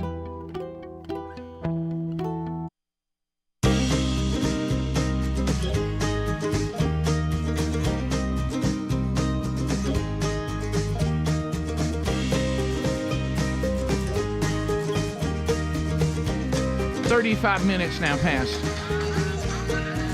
HelixSleep.com/Bubba. You know, the only thing better than laying down in a new mattress that you might have picked up off a showroom floor is laying down in a mattress that was actually customized and designed for you. Yeah, I mean you. So if you'd like to get a customized mattress, we mentioned Greg and Lisa Burgess. They've had theirs for years now. As long as Helix has been with us, because they were in the market for a mattress when this partnership started. And they love it. They rave about it. So do so many of you out there in the audience. And here's how it works. Let HelixSleep.com/Bubba know how you sleep. They're going to ask you about that. Do you sleep on your side, your back, your stomach? Do you like a firm mattress, something in the middle, maybe something soft? Is this for a child that may be getting their first big girl or big boy bed? Is this are you someone who maybe has some size on you, big and tall? They'd like to know that. So they'll customize all this. They'll send it to your door. You have 100 nights to sleep on it risk-free. If you don't like it inside 100 nights, then they take it back and refund your money. So if you'd like to find out more, we'll save you 20% right now. Go to HelixSleep.com/Bubba. That's HelixSleep.com/Bubba. Save 20%. You can also find that link at rickandbubba.com under sponsors. How about get a better night of sleep by letting HelixSleep.com/Bubba customize a mattress just for you? Bubba, unfortunately, here we go again. Yeah, I told the guys in the break, I said, man, I feel like I have had to do this 4 or 5 times lately because we've had just a run of death of people that we know. Mm-hmm. And I guess it's that part of life where you start seeing more of that. Yep. My dad had 10 brothers and sisters, so that's when you count spouses, that's 20 people. So we went through a spell when I was about 10 or 12. Seemed like we had a funeral to go to every month. Right. It was really incredible. I had mentioned earlier this week about my first cousin Gene Bussey passing away. I had a first cousin-in-law, George Doolin, pass away just a few days ago, and we were all together at Christmas time, and I'm so thankful I got to see him during that. George, bigger than life.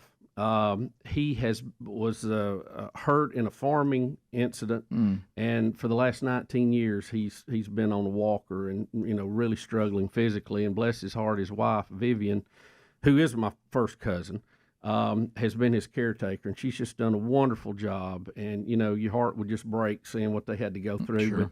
But George, he would get out and go. And Rick, years and years ago, he actually came on the show, or we had him on the phone one day because he was doing TV commercials for Sonny King. How about that? Selling Chevy trucks, and that was a famous car dealer where we all grew up, and their commercials were everywhere. And I think at one time their car lot stretched an entire. Yeah, it was a mile. They called it the auto mile for a while. Yeah.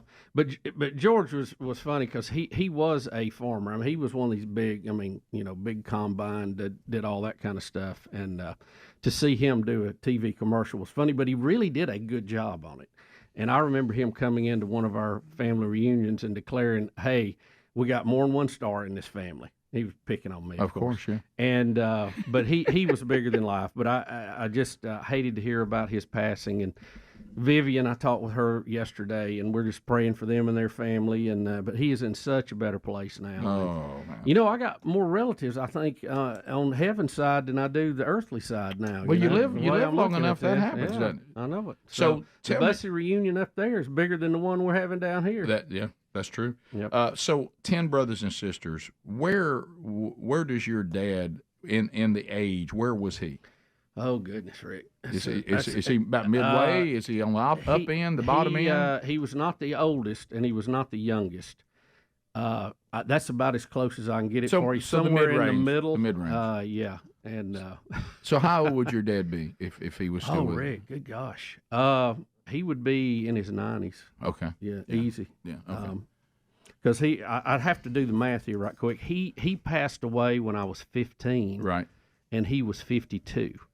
So what would that be? That'd be 45 years to where I'm at. So he would be, 90-something. Yeah, because I was thinking 97. Maybe? Yeah, your parents were older than mine. Yeah, and I'm late on the tree. And I'm a whole level late, as a matter of fact. And Dad would be 83 today. Yeah. So your dad would have to be. Yeah. Yeah. Well, you just ran the numbers. He would definitely 90 be. something. Yeah. So there you go. Yeah, and we were talking about that. So my dad's birthday's today. He would have been 83 if the Lord had allowed him to stay here a little bit longer, and just passed away in December. So yeah, I mean there's a lot of that going on, and of course the famous statement that I know I would hear today from Dad would be the one that he started doing from about 77 on, and that was that there's not a 83-year-old man alive that can whip him. Right. And I don't know why Dad was constantly. Remember, he said the only concern he had was Muhammad Ali, and he was relieved to know that he. Yeah, he was pretty good. Stuck on Muhammad. That was a pretty big one. That was on his 77th birthday. I was like, okay, Dad's only concerned about the greatest of all time. Yeah. But what I thought about today, laughing about that, because you were talking about all these, older guys that have gone on in. I thought to myself, I think that now that Dad has gone on in, there may be other older men that will ask this question to their kid: is Bill Burgess still alive? Yeah. And if somebody says no, he says, all right, then ain't a 77-year-old man alive can whip me. Now Dad'll go on that side of it. Yeah. I'll have to ask my dad. He's 83. Right. So what would he say? So it's Bubba, it comes with it. This is the year that we both turned 60, and I don't know how to tell you that. If these people are as much older than us than they were, then they're Rick, let's not run all those numbers today. They're getting to the they have to be getting kind of to the end, But you know what? Here's what I like about most of it. George was so funny. Though. He was bigger than life. Always enjoyed him. Don't like what Gene had to go through. Don't like what Mark Norman had to go through. Don't like what George has to go through. Don't like what Dad had to go through. However, when you look at their lives and the numbers that they were able to hit, I mean, Mark, I know, was the youngest of everybody we're talking about, but still, I mean, they kind of did it. They kind of made it. Yeah. So you have to credit them for what is that? What do we say the average is? 77. In our state, for a male, it's 76. 76. Yeah, I knew it was So, right around that. Yeah. you know, in just ballpark, we always thought, man, if you get to 80, you've done it. Right. You know, you've beat the odds. By the way, I found out. I know a lot of the 80-year-olds out there listening appreciate that. Well, I was going to tell you, my mother does not like that. I actually said that to her one day, and I started wishing I could take it back real quick. Yeah. She was talking about, I just don't know why. I just can't feel good. And I said, Mom, you're 82. You made it. And she goes, what do you mean? I said, well, you've made it. You've surpassed the average. I mean, you have made it. I think the women are just a year or two older than the male in our state. I mean, it varies state to state. Right. It's it is remarkable, and as we're getting older, and all these people we're talking about that have gone on in, and the ones who had struggles, like unfortunately a lot of the people we're talking about, they were alive but they were struggling. Is when you see that person, and at times I didn't appreciate it, boy, I do now, and they're spry. And their mind is clear. Oh, yeah. And they're 91, 92, and they're doing everything, still driving. And you think, wow. I didn't realize what a big accomplishment that was until you lived in that world and had people around you at that age. You're like, oh, wait a minute, that's kind of abnormal. And that's, boy, you talk about a blessing. Betty's got good genes. Her mom is 92, still gets around pretty good. So, I mean, is she independent? Yeah, as far as a living. Right. Does she drive anymore? Not so much anymore. Okay, yeah. But did up to just a year or two. Right. Yeah. So she probably could if she had to. So she's on that list. Yeah. But in it where you didn't really appreciate it when you were younger and see and then you like start that. you kind of go, okay, now what are they eating today? Let's check that. Yeah. What are they drinking over there? I had a lot of patience on the roadways yesterday. I had a really elderly lady in front of me. Took about 10 Mississippi to turn right, and looked like maybe she just gets out right around the block or whatever. And I started to get Could you agitated. Describe that car to me? Huh? Could you describe that car to me? Because my mom is still driving too. Right, but no, she was okay. Right. Yeah, no, she was on up there. Bless her. I don't know how she looked over the steering wheel. And Probably. I thought to myself, look at her. Right. Look at her go. You think that was a good thing, though? No, that's what I'm saying. Yeah, Part of me right. wanted to be frustrated and go, well, now she does not need to be out. But I don't know her setup. Maybe she didn't have anybody to help her. Right. And she's right. out, but she could still get going. And That's right. she didn't have a care in the world. I'll tell you that. And so my truck just sat there and waited. Well, yes, it will. Out of respect. That's right. And I just waved at her. She smiled. Right. Yeah, I just let her go. You wasn't but proud of her part of me was anyway. like, when I get that old, I wonder what I'll be doing. Yeah, well, mom. I'll be doing. Mom is in that mode, and we're getting her car fixed right now because of the Arctic blast. She didn't crank it or go to it at all, and it paid a price. But it's not a big deal. It's getting fixed. But she's like that. She drives, but she only drives in a certain area. She's not going to venture out at her area, and she's got it down pat what she's going to do and all that. Yeah.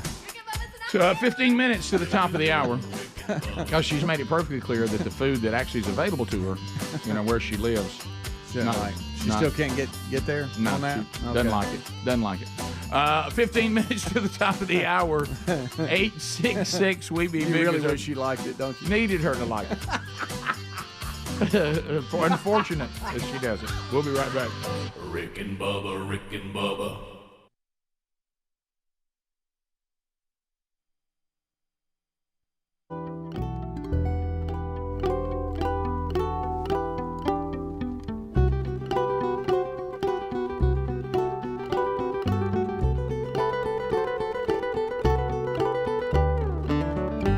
My country tears of thee, sweet land of liberty.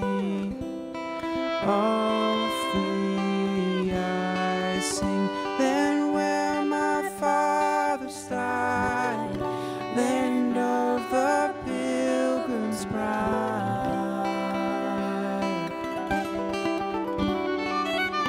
From every mountainside,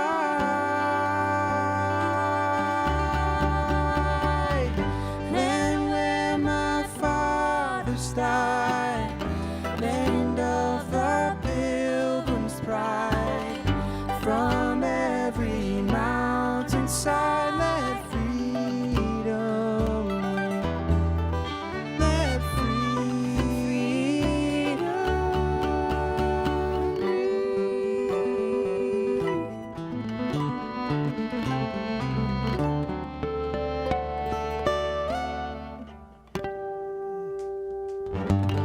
that right there.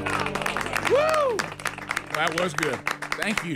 Let's try to get one more in. I don't know that we can get two more in, but let's try to get one more in before the top of the hour break. And I know we got one we want to end on today. If we don't get that in here, we'll come back and do it. So what's up next? We're going to give you our islandy Melakaliki Maka. Oh, Bubba, this is Bubba's favorite. Yeah. Oh, it's good.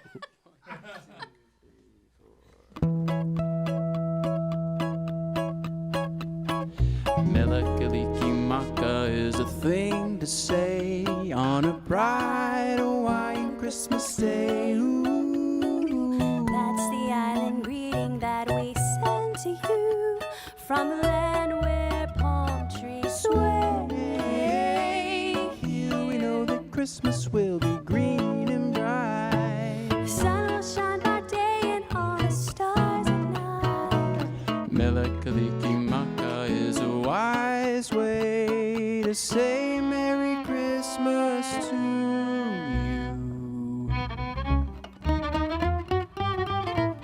That's Tim Carroll on the bass, ladies and gentlemen. Tim, I know him. Melakaliki Maka is the thing to say.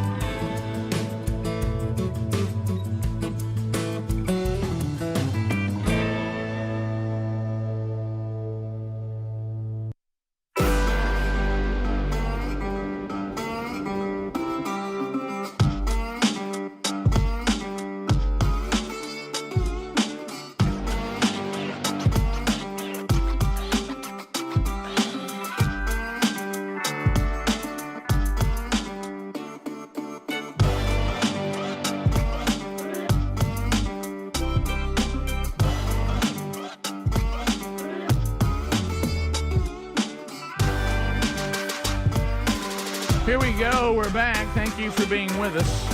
We'll get to some of your phone calls today at 866-WE-BE-BIG. We also have the wonderful Wheel of Canned Meat could spin at any time today. The Elite Eight will join us. The new Rick and Bubba University, the podcast, out this weekend. The current chaos of college sports through the eyes of an athletic director.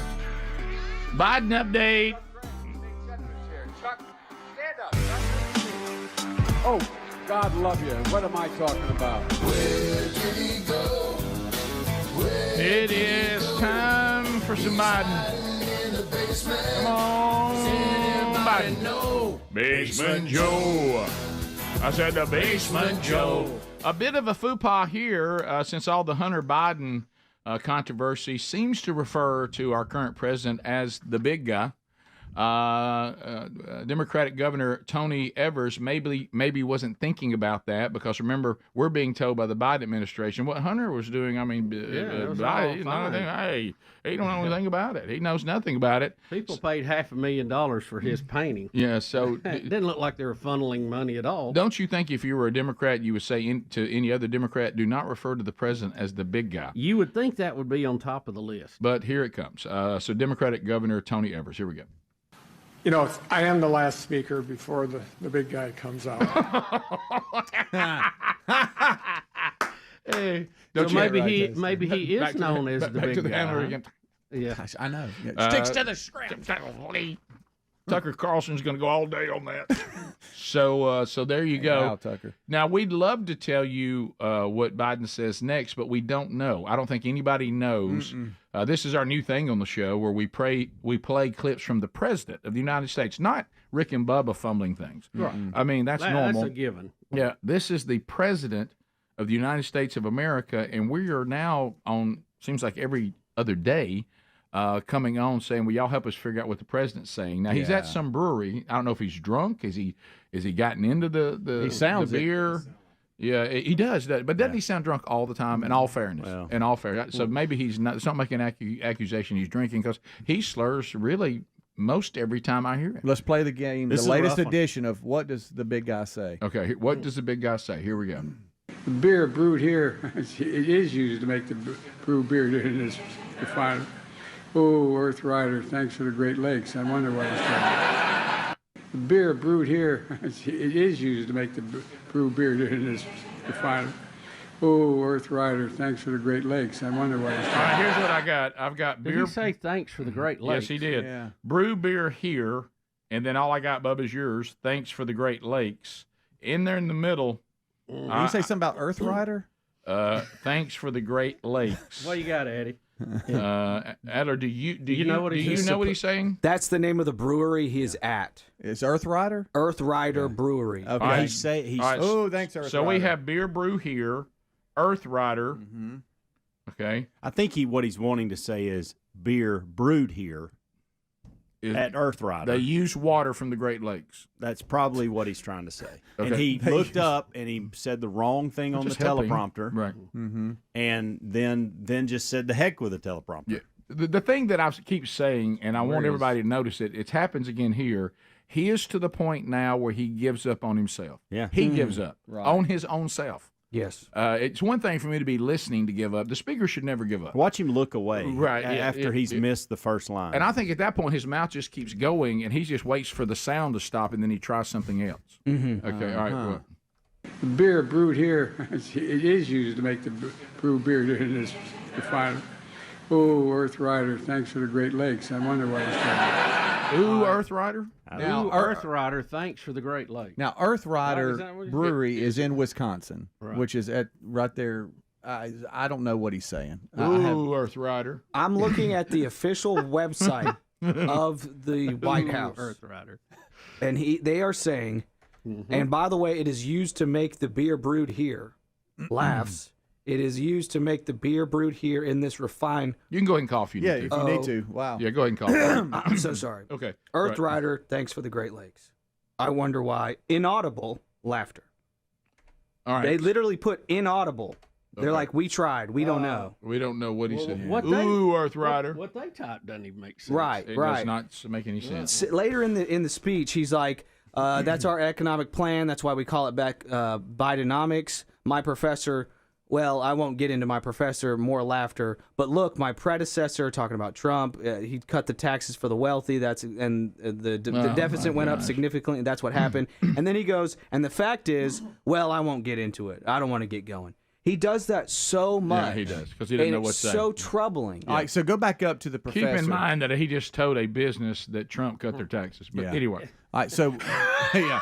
All right, Rick, so you see my professor. Well, I won't get into that. Yeah. I won't get into my professor. Uh-huh. I don't think he was ever supposed to say that. I think he was supposed to say predecessor. I agree. But he said professor. Oh, that's a good catch. And then he said, I won't get into that, meaning, well, I shouldn't have said That's it. a good catch.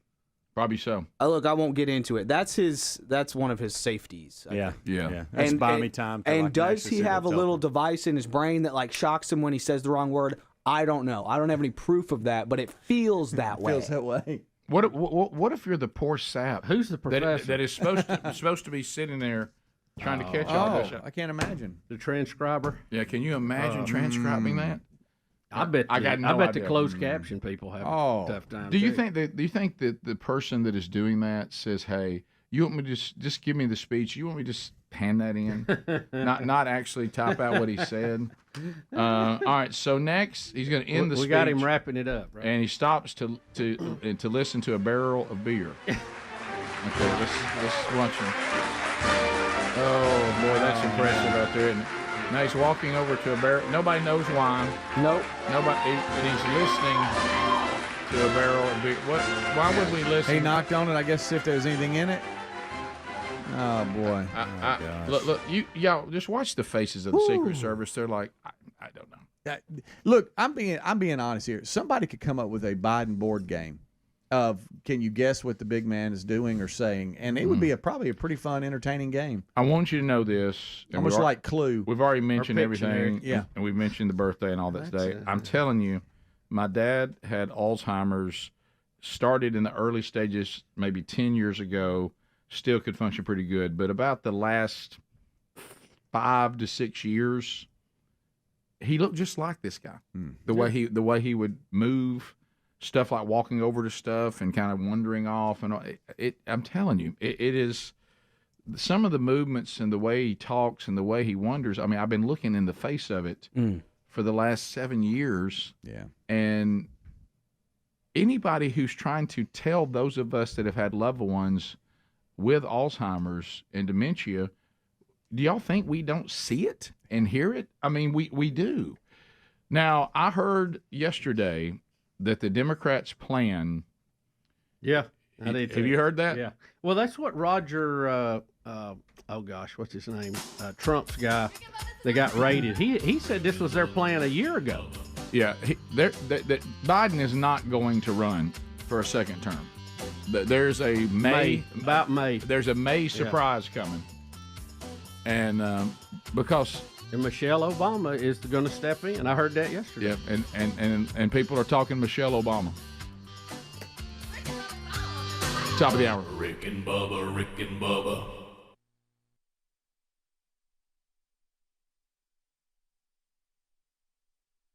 The beer brewed here, it is used to make the brew beer. Whether you're making big change.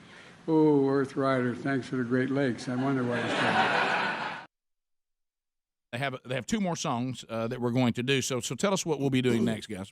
This is probably one of the very, very first songs we ever wrote 13 years ago. We played it a lot on our recent trip to Kansas and New Hampshire, and we're just kind of reminded people like it. So we're going to play it for you. All right, thank you. Here's Act of Congress.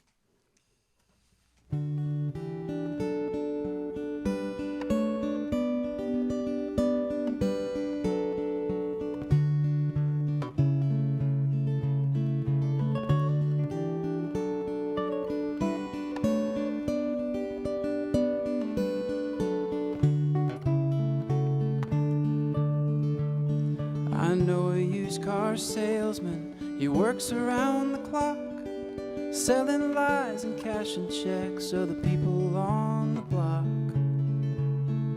If what I've heard is really true and love should come for free, then he can keep his crooked grin because it don't love me.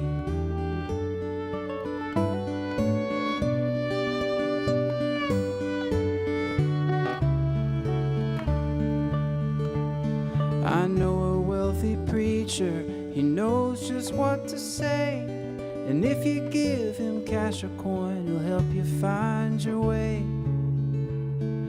If what I've heard is really true and love should come for free, then he can keep his heart of stone because it don't love me.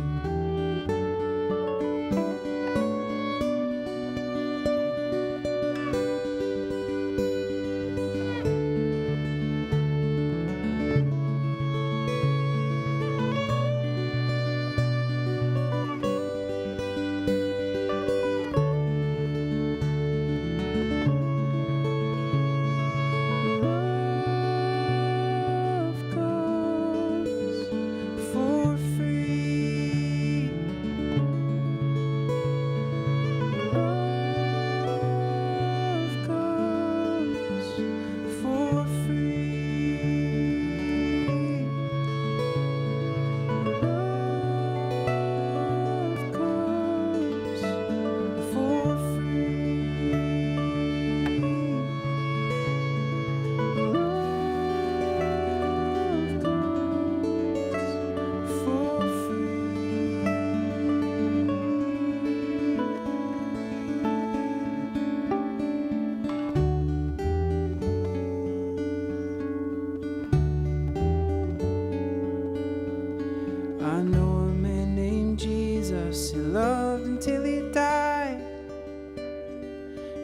after doing nothing wrong, took the bullet for his bride.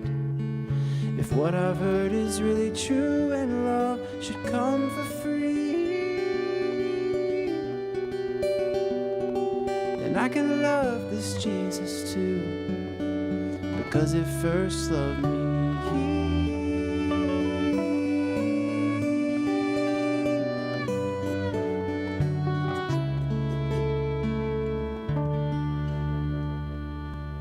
Act of Congress, an original there. Beautiful, beautiful song. First song, I think you were telling me, Adam, you guys wrote first one. So beautiful, beautiful song. ActofCongressMusic.com is the website. So I know you guys have one more you've put together for us today, and we've only scratched the surface for what you guys are capable of doing. And the audience fell in love with you guys the first time you're on the program. I know there's new people loving what you do now. So what will we do right here for the big finale? How about a little cover? A little cover. R-E-S-P-E-C-T. We like when Act of Congress will cover one and do it their own way. So here it is, a tribute to the Queen of Soul. Here we go. Oh, Earth Rider.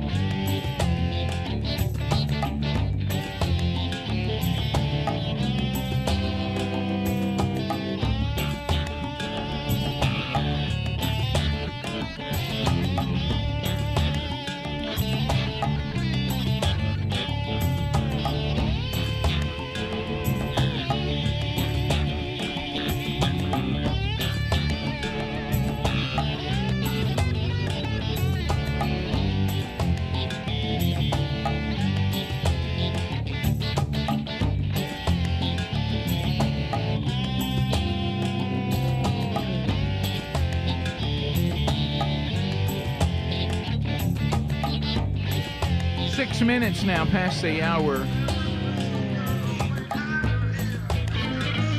Said the Joker to the thief. Speedy Helmsy Adler here. Greg out. Welcome back, Bill Bubba Bussy. Rick, glad to be here. Thank all of you for joining us. It's the little party we call Rick and Bubba. Well, we did our. Looks like it's going to be every day, every other day. Can you guess what the president's saying? We did our best on that one. You mean the big guy? The big guy. So now let's move on.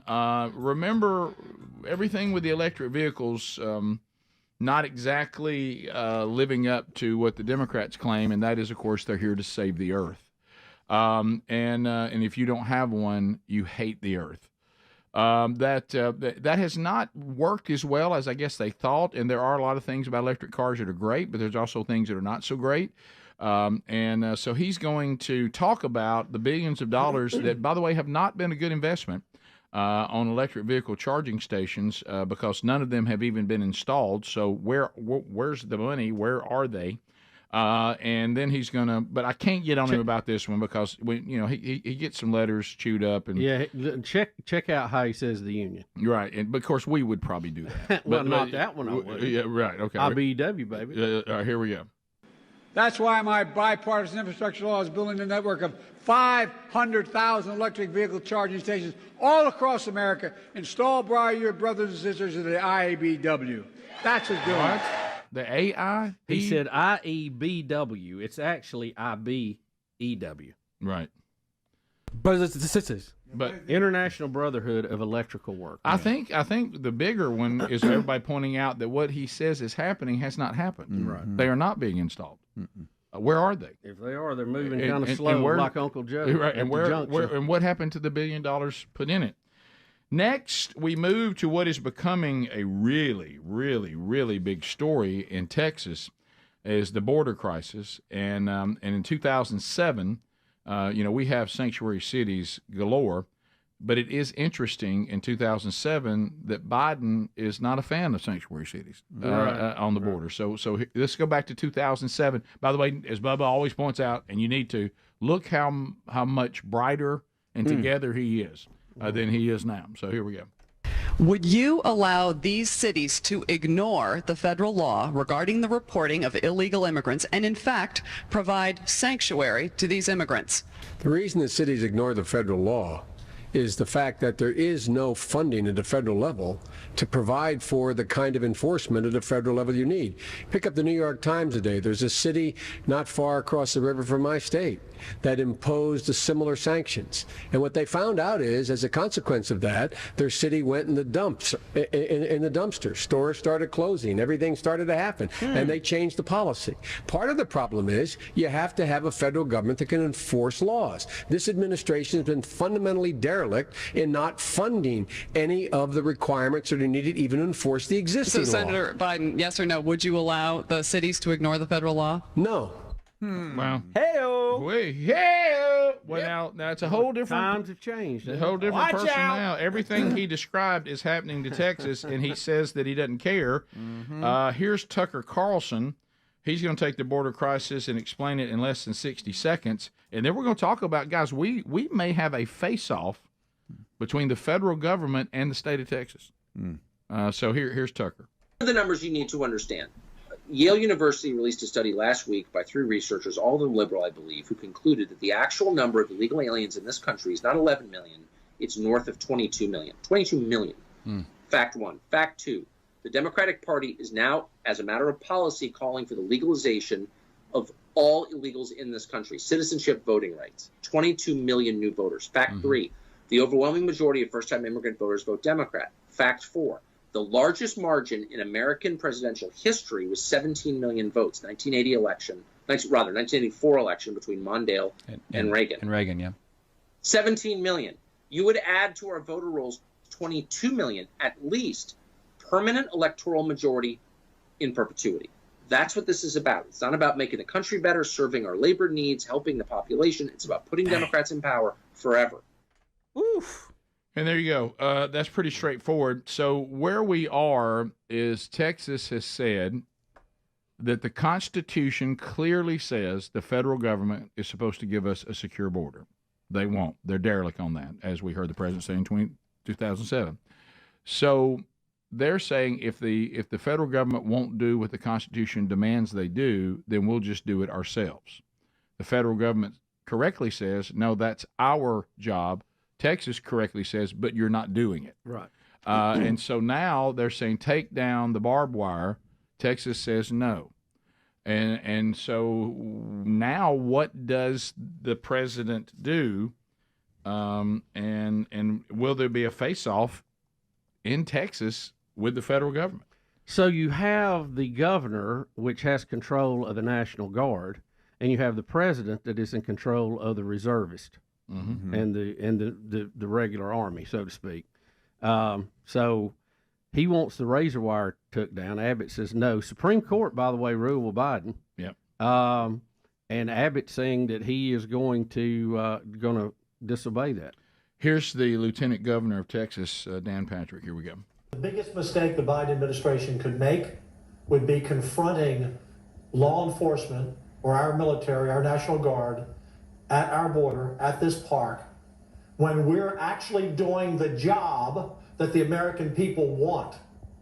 So if they come down and create a situation, all of America already knows now, they will clearly see that the Democrats are willing to take on a state that is operating under our constitutional right to protect our people and protect this country. I don't think even Biden will make that mistake. We're not looking for a confrontation. We're looking for them to do their damn job and protect the lives of Texans and Americans and protect the borders in this country.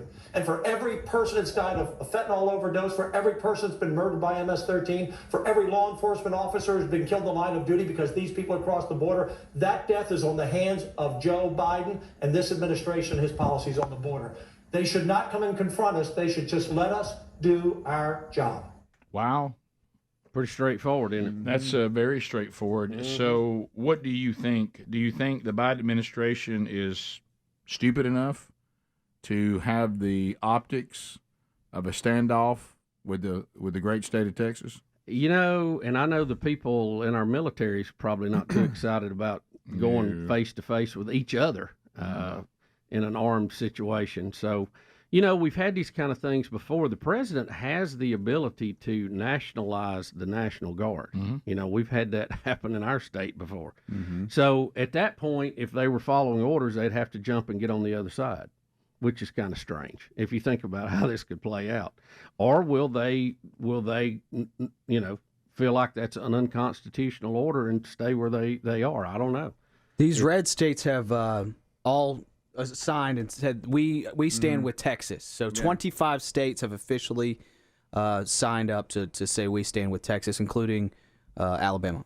Yeah, I noticed people. I told Bubba a minute ago. So if Texas in 25, that's 26. That's over half the country. Right. Is wanting this stopped. Yep. I told Bubba a minute ago. People are now putting the Texas flag on all their social media, like you saw the Ukraine flag and all that. So anyway, it's a biggie, and if you're trying to win an election, and you know you've licked your finger and you're holding it up in the air and you're watching where the wind's blowing, I don't know that I'd touch this. Well, look, I know I mean, you saw the facts. It's obvious based on what they're doing. They want a large surge of new voters that they can persuade and make Texas purple, what I call it. In other words, make it a toss-up state. That would be before it becomes blue. But they want it to be a toss-up state headed toward making it blue so that no Republican can ever win a national election again. So, but with it being an election year and with the numbers being as close as they are, what are the optics if you see a standoff between those? Do you feel like Joe Biden is doing a great job and we need more illegal immigrants coming in, or do you think this has gone too far? It is ridiculous and should be shut down. You really cannot land in the middle on that. Yeah, but if I'm Trump and I'm in the Trump group, I don't want anybody to get hurt, but I sure am begging for those optics. I know, because I would think it helps Trump. Yeah, because he gets to stand up and say, "See, this is what I've been telling y'all." Yep. You've got an overreaching central government and they accuse him of being a dictator. That looks more like a dictator. Yep. We'll be back. Rick and Bubba, Rick and Bubba.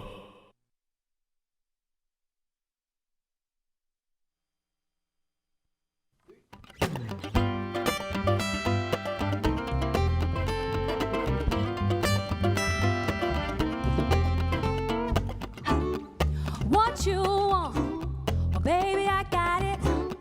And what you need, you know I got it. And all I'm asking is for a little respect when you get home, baby. Just a little bit. When you get home, just a little bit. Just a little bit. I ain't gonna do you wrong while you're gone. I ain't gonna do you wrong, 'cause I don't wanna. And all I'm asking is for a little respect when you get home, baby. Just a little bit. When you get home, just a little bit, mister. Just a little bit. I'm about to give you all my money, and all I'm asking in return, honey, is to give me your promise of when you get home. Just a little bit. Just a little bit. When you get home, just a little bit. Chris Griffin on guitar. Take it, Chris.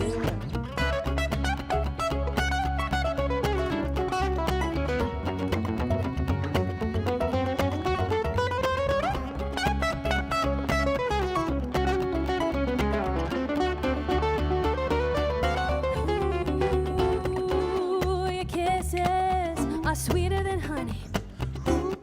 But guess what? So is my money. And all I want you to do for me is give it to me when when you get home, baby. When you get home, just a little bit.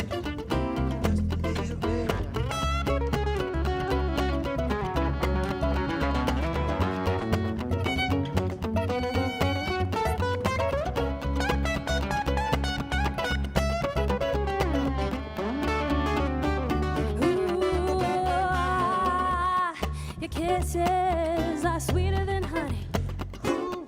But guess what? So is my money, honey. And all I want you to do for me is give it to me when you get home. Baby. Rick and Bubba, you ready to sing it? Yes, sir. Okay, I want you to take the R-E-S-P-E-C-T. Rick and Bubba. R-E-S-P-E-C-T. That is what it means to me. R-E-S-P-E-C-T. That is what it means to me. Say, sock it to me, sock it to me, sock it to me, sock it to me.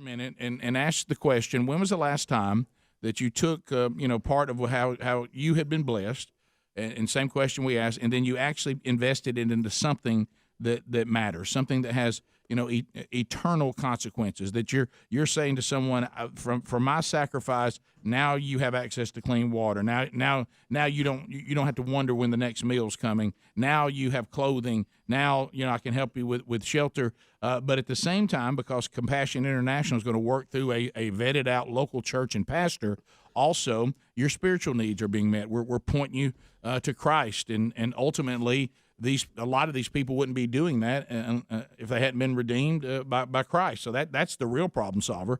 So if you'd like to participate in something like this that means something, and your family will benefit from it, I promise we always do, as much, if not more, than the child and the family and the community. But you can now do this by going to compassion.com, and it's going to say /Bubba. Go there, use that URL, and we're only doing that so we can kind of keep up with the kids that are being sponsored through the show. And then, of course, you can call them as well, 855-293-2323. There's lots of children all over the world that are waiting for a sponsor. Pray about whether that should be you, okay? And we certainly have never asked you to do anything that we would not be willing to do. So compassion.com/Bubba. You can also go to rickandbubba.com right there under the sponsors button and see the link. We're about halfway to the 100, and we'd like to get there by Christmas. Okay, so you want to go coaching carousel? Why don't we go Times 2019 Oh, I Person forgot of the about Year. that. I think I'm trying to avoid this. I mean, subconsciously, I probably don't want to hear it. Rick, in this thing each year has just turned into you can't hardly wait till it comes out to see what kind of calamity they've got going on this year. And I think they have really stooped pretty low this time. They have named the Person of the Year from Time Magazine 16-year-old Greta Van Strangechild.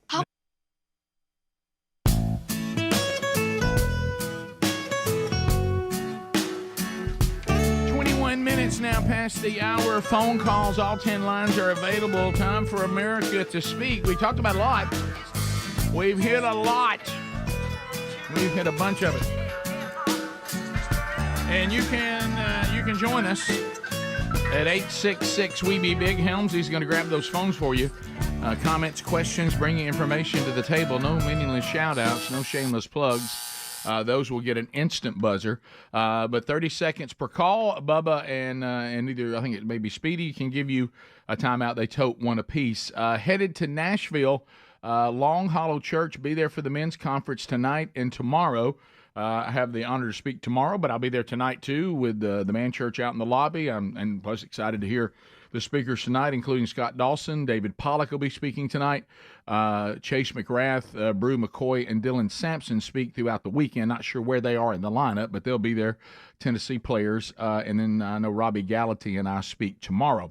So excited. If you want to come, you still can. They got all kinds of cool stuff they're going to be doing. And if you want to join us, just be there tonight at Long Hollow Church. Looking ahead, the Man Church conferences are coming up. Robbie Gallaty has invited us to be his guest. Now we'll invite him to be our guest in Birmingham, Alabama, with the Man Church Conference.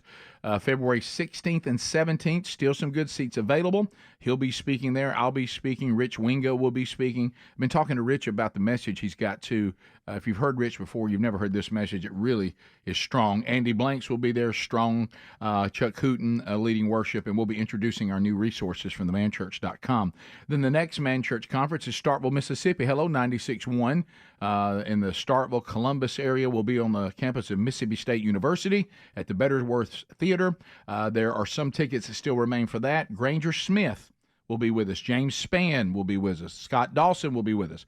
Andy Blanks and I speaking as well. Chuck Hooten leading worship, and we'll introduce those 2024 resources there too. So if you want to get tickets to any of this, go to rickandbubba.com under upcoming events or themanchurch.com to get tickets right there on the homepage. To the phones we go. We start with John in Birmingham, Alabama, listening to ZZK. Trolling. Keep them phones a trolling. Here we come, phone trolling. John, 30 seconds and go. Have y'all covered the guy that the reporter confronted him and was asking him where they're from, and this guy got an attitude with him and said, "You're going to find out who I'm from, where I'm from, and who I am very shortly." Soon enough. We did see that. Sure did. Talked about that, as a matter of fact, too. That's a little disturbing. Yeah, a lot of people talking about that. Donna in Atlanta, the ATL, checking in, 30 seconds and go.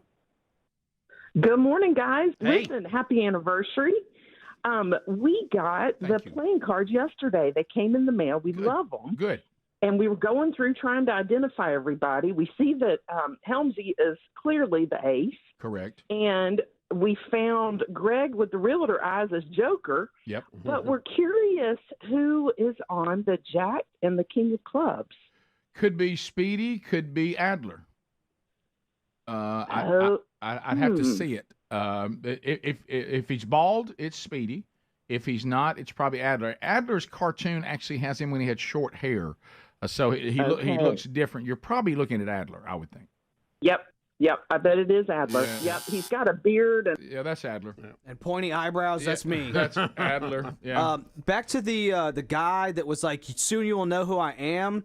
A lot of people have done some research, and they think it could be this guy, Muslim Samadov, who is head of the Islamic Party. He was jailed for 12 years after being convicted of trying to overthrow the government. So he has a history of terrorism, and that is who they think that guy on tape is. Okay. That's comforting. So that's great. Isn't that comforting? Sean in Dothan, News Talk 103.9. Sean, go ahead.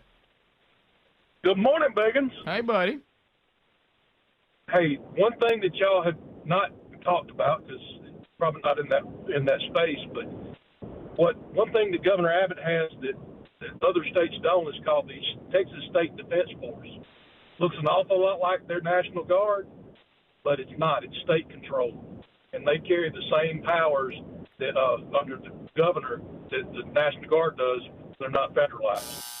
Huh. Well, I know messing with Texas is unlike messing with any other state. They have a unique arrangement with the union. Curtis, Columbus, Mississippi, 96.1. Go ahead.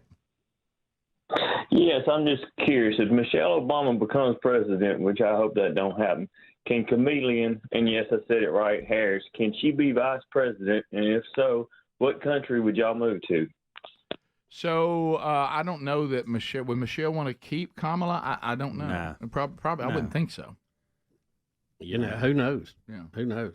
I mean, she could, to your question, but I just don't think she would. I don't think it'd be a good play. You know? There isn't a limitation on the office of vice president like there is for the presidency. Yeah, so she could be that. That's true, but I think she'll probably go to Barack and make him vice president. No, he couldn't be. No. He couldn't be vice president either? No, because the vice president would become president That's true. in the death, and he would be ineligible for that. But she'll find somebody, don't you worry. Probably the guy, the governor wouldn't do that out of California. He wouldn't be vice president. Well, let me tell you, he's still campaigning wide open. Yeah. Rick, it would actually probably be a really good move because it sets him up for the next. Kind of what I wanted DeSantis she's to do. probably not going to. I would think she wouldn't. This would be just temporary 4-year deal and out. I don't think she would do that full 8 years. Maybe she would. Be used this for the setup for him, like I was hoping that Trump. You talking about Kingmaker? Well, I was hoping Trump would do that for DeSantis. Yeah, we all wanted, but it didn't work to do it for somebody. JR in Alabama. JR, go ahead. 30 seconds. Yes, sir. I just wanted to comment on Bidenomics. It has really, really made me a much stronger person. I can actually pick up $80 worth of groceries right now with my pinky finger. That is so good. Fred, he's traveling. Hello, Fred. Hello. Howdy. Howdy, Fred. You always talking about Biden wanting to go into Texas, but yet he's telling China to stay out of Taiwan. That doesn't make any sense. Well, that's another good one. Hey, audience on a roll on this topic. They are. Really They're good today. Let's go to. I think they're well rested. Craig in Gardendale, ZZK. Craig, go ahead. First thing, Obama's already president, and he would be president again. But like you always say, the one person's not as scary like Biden's an idiot up there is the people who continue to applaud him and laugh at him, laugh with him. Yeah, it's our fellow citizens that's the problem, no doubt. That's the reason why this may surprise. I know people say these things. For the first time, some of that stuff, I thought, you know what? The reason why I'm giving that some merit is they surely don't think this guy can run for a second term. There's just no way. Now, I'm not saying that exact thing's going to happen, but Patrick in Decatur listening to us on 100.3 The River. Patrick, go ahead. So if Michelle does get the next president, will she be the second male black president that we've had? Oh, my. All right. Big Mike. We were on such a good roll. And then it had to get mean. Yep. Big Mike. Who said that? Adler, was that you? Yeah, it was Greg. It was Greg. Greg's not here. Adler's trying to pick up slack. Oh, okay. Do you feel the need to fill in on that? I mean, I was enjoying kind of the calmness of it. I was too. This has been a pretty smooth week. Yeah, smooth as glass. Yeah. You kind of revealed yourself a little bit. Think I'll just leave the meat stick in my office. Yep. Bottom of the hour. We'll be right back. Rick and Bubba, Rick and Bubba. Dare you? You got to be kidding me. Is anything sincere anymore?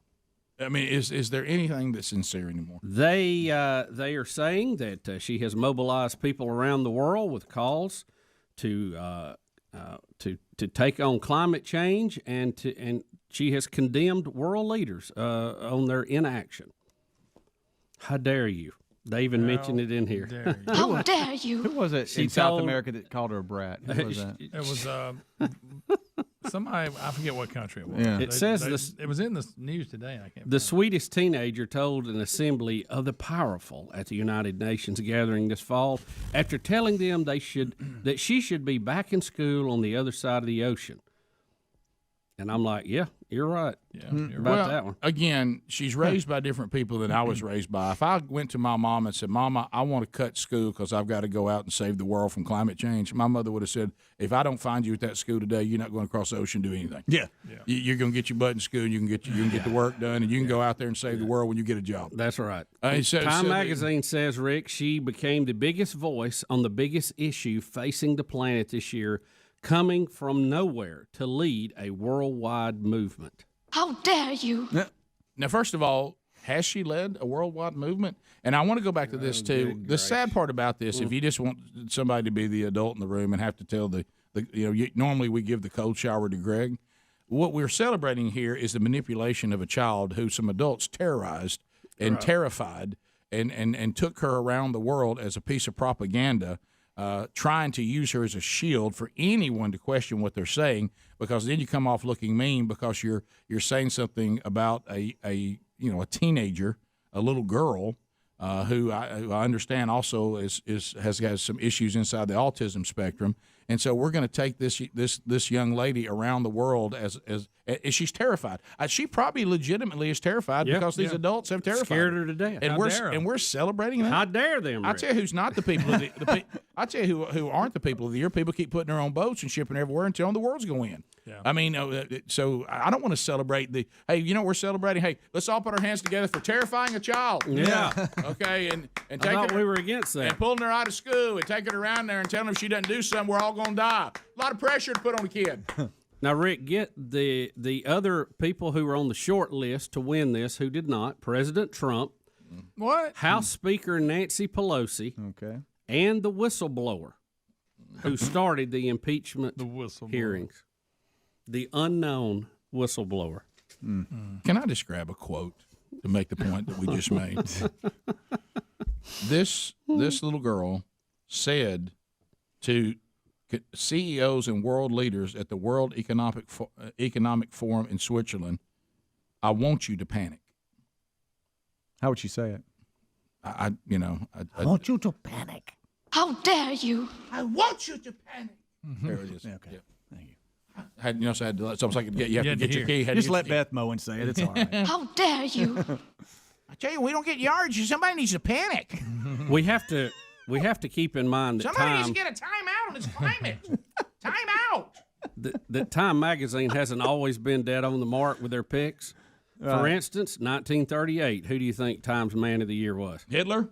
Adolf Hitler. Are you kidding me? I was No. making a joke. Oh, wow. 1938. So they How dare them? How dare you? Yeah, that's right. God Before we love tried that world domination thing. Genocide. God love little Greta. Greta, I wish I could talk to I you. know. There really is hope and peace. Honey, you ain't got to be all I wish terrified you like could this. go and sell cookies and go to Six Flags or something and have Right. some fun. You know what we need to do? There needs to be some intervention to rescue her from whatever Yeah. bizarre parents I know. she has. Yeah. This is child abuse is what it is. Time Magazine, we're celebrating child abuse. It really is emotional and mental child abuse, in my opinion. Yeah. They've got this little girl scared, terrified. Oh, yeah, yeah. Because I don't think she is, the other people, you know what they said? It goes back to this again. It is it's like the new thing is that, and I don't know why we're getting here, and it's really not good, okay? We're almost demonizing any critical thought. You're right. You can't have critical commentary about certain items. Like, see, you know what they're saying now? Anything you say now, you've been mean to a little girl. They love doing this kind of stuff. Sure. Anything you say about Obama, you're a racist. Anything you say about Hillary, misogynist. I don't think anybody can be as mean as the people who manipulated her. She can't even go to school by her own words.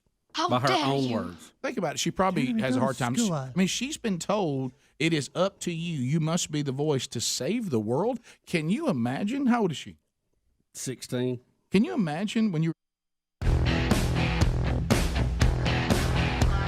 Here we go. We're back. Thanks for being with us. Okay. Don't want to be a Debbie Downer. Might bring up tax issues. I'm sorry. But, I mean, if you'll let me get through the part that you're going to say, hey, thanks, Rick, I have some good news, okay? So,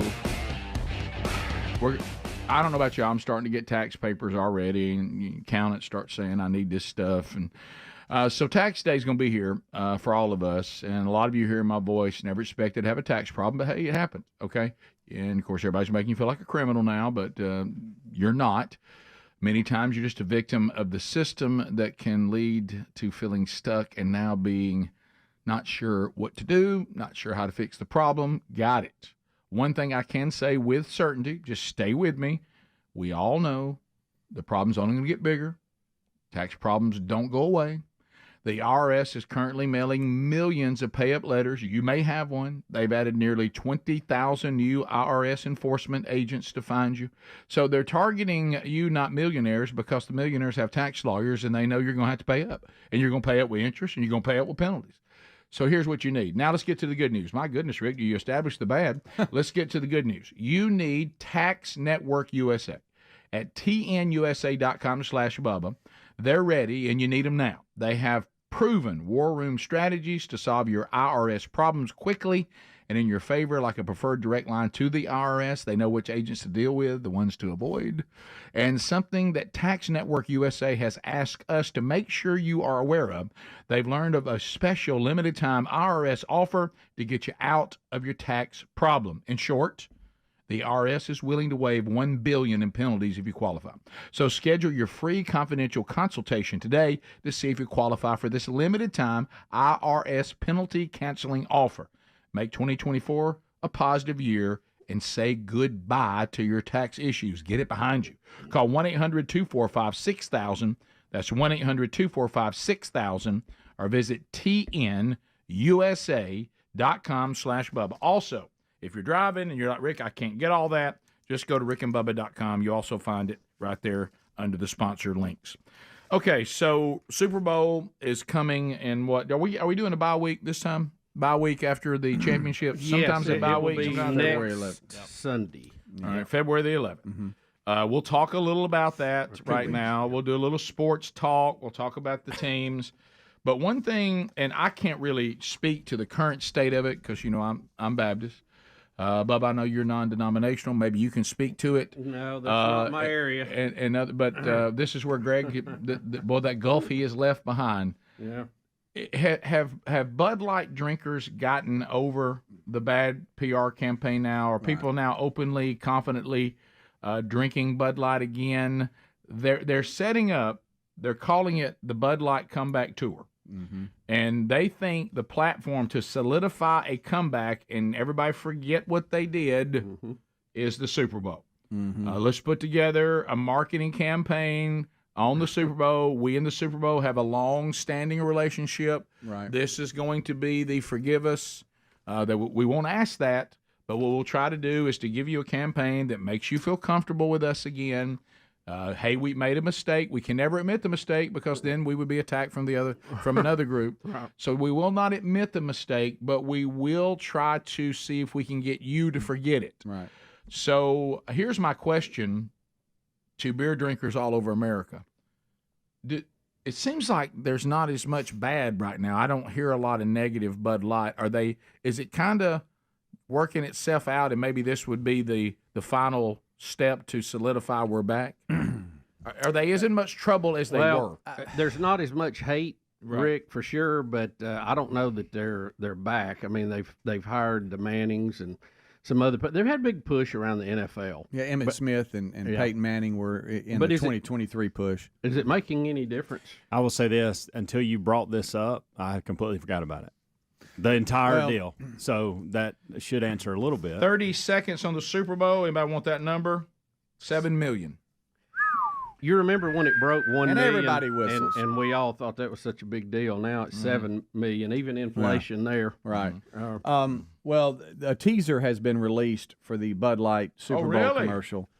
Steppenwolf's 1968 classic Magic Carpet Ride is playing. A close-up is shown of a quilted Bud Light branded zip-up.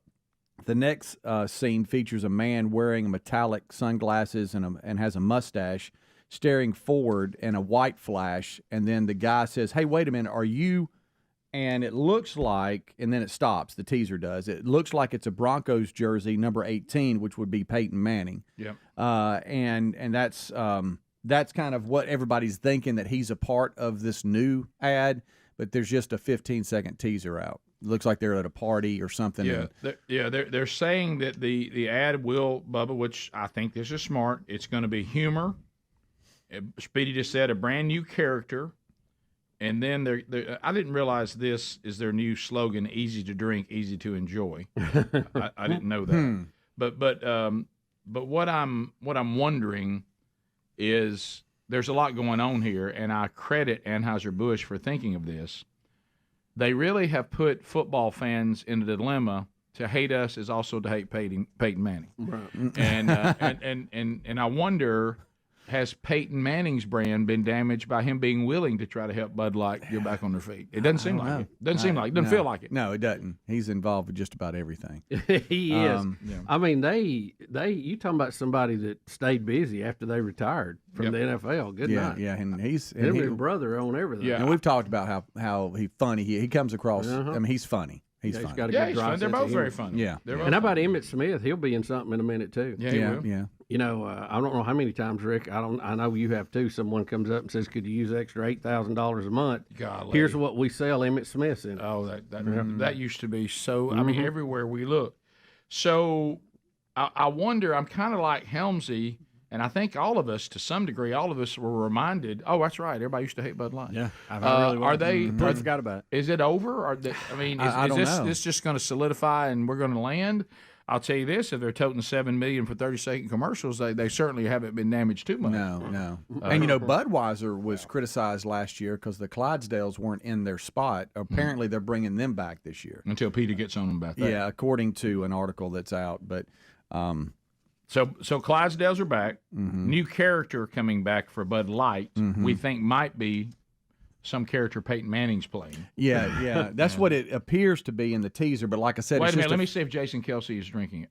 Is that Bud Light? I think it is. I'm looking. I think They're showing the Jason Kelsey. Yeah, clip when he was again. shirtless in the box. Was he drinking Bud Light? He was. Think he was. Yeah. So see, I mean, are they?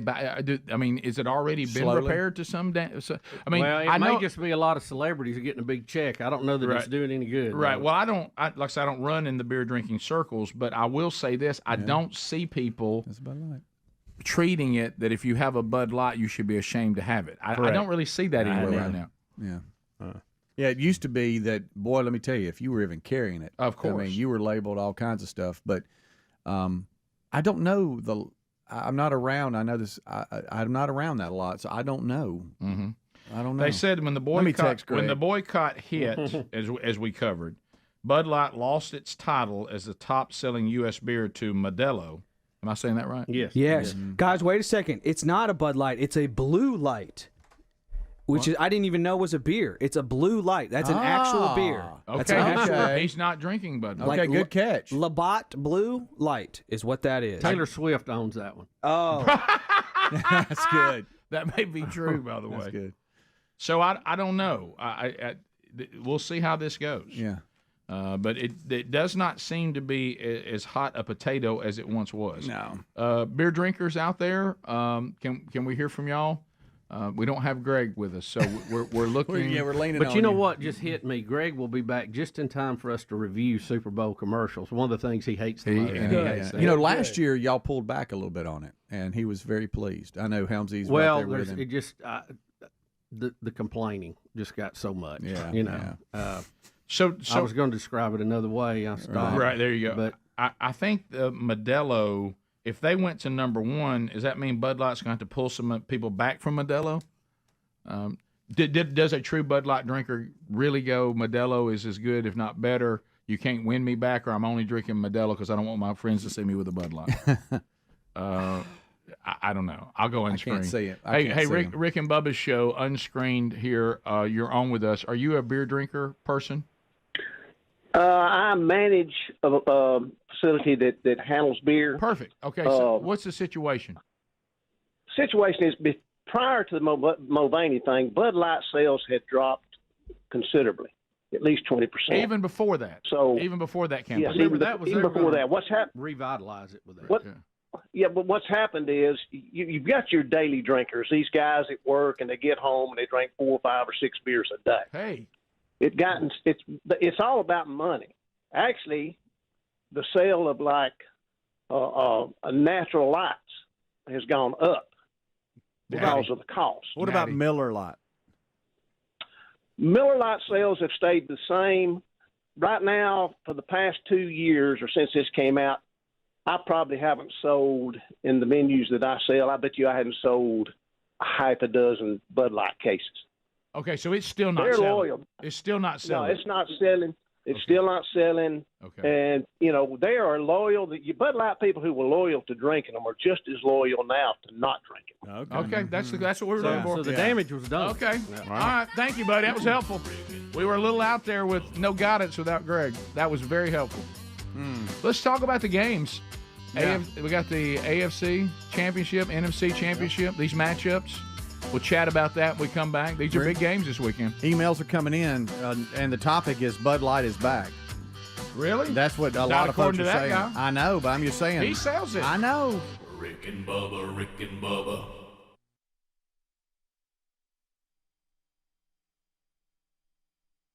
16 years Is old. that right? I don't know. Somebody I'm guessing. walked in and said, I think it is because that's the youngest person they've ever had on the cover. Can you imagine somebody come in at 16, how easy you are to manipulate at 16? I didn't know. I was so stupid. I mean, as far as, I don't mean intelligence. I'm just talking about wisdom. Yeah. And somebody comes in and says, we got to pull you out of school. You got to save the world. If you don't get these people turned around and make them change the way they're living, the whole world's we're all going to die.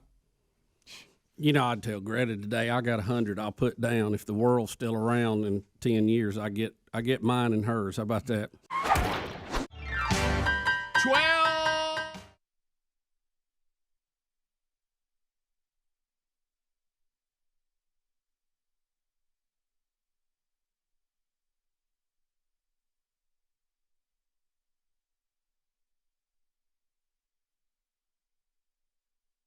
There it is. We, the kingdom.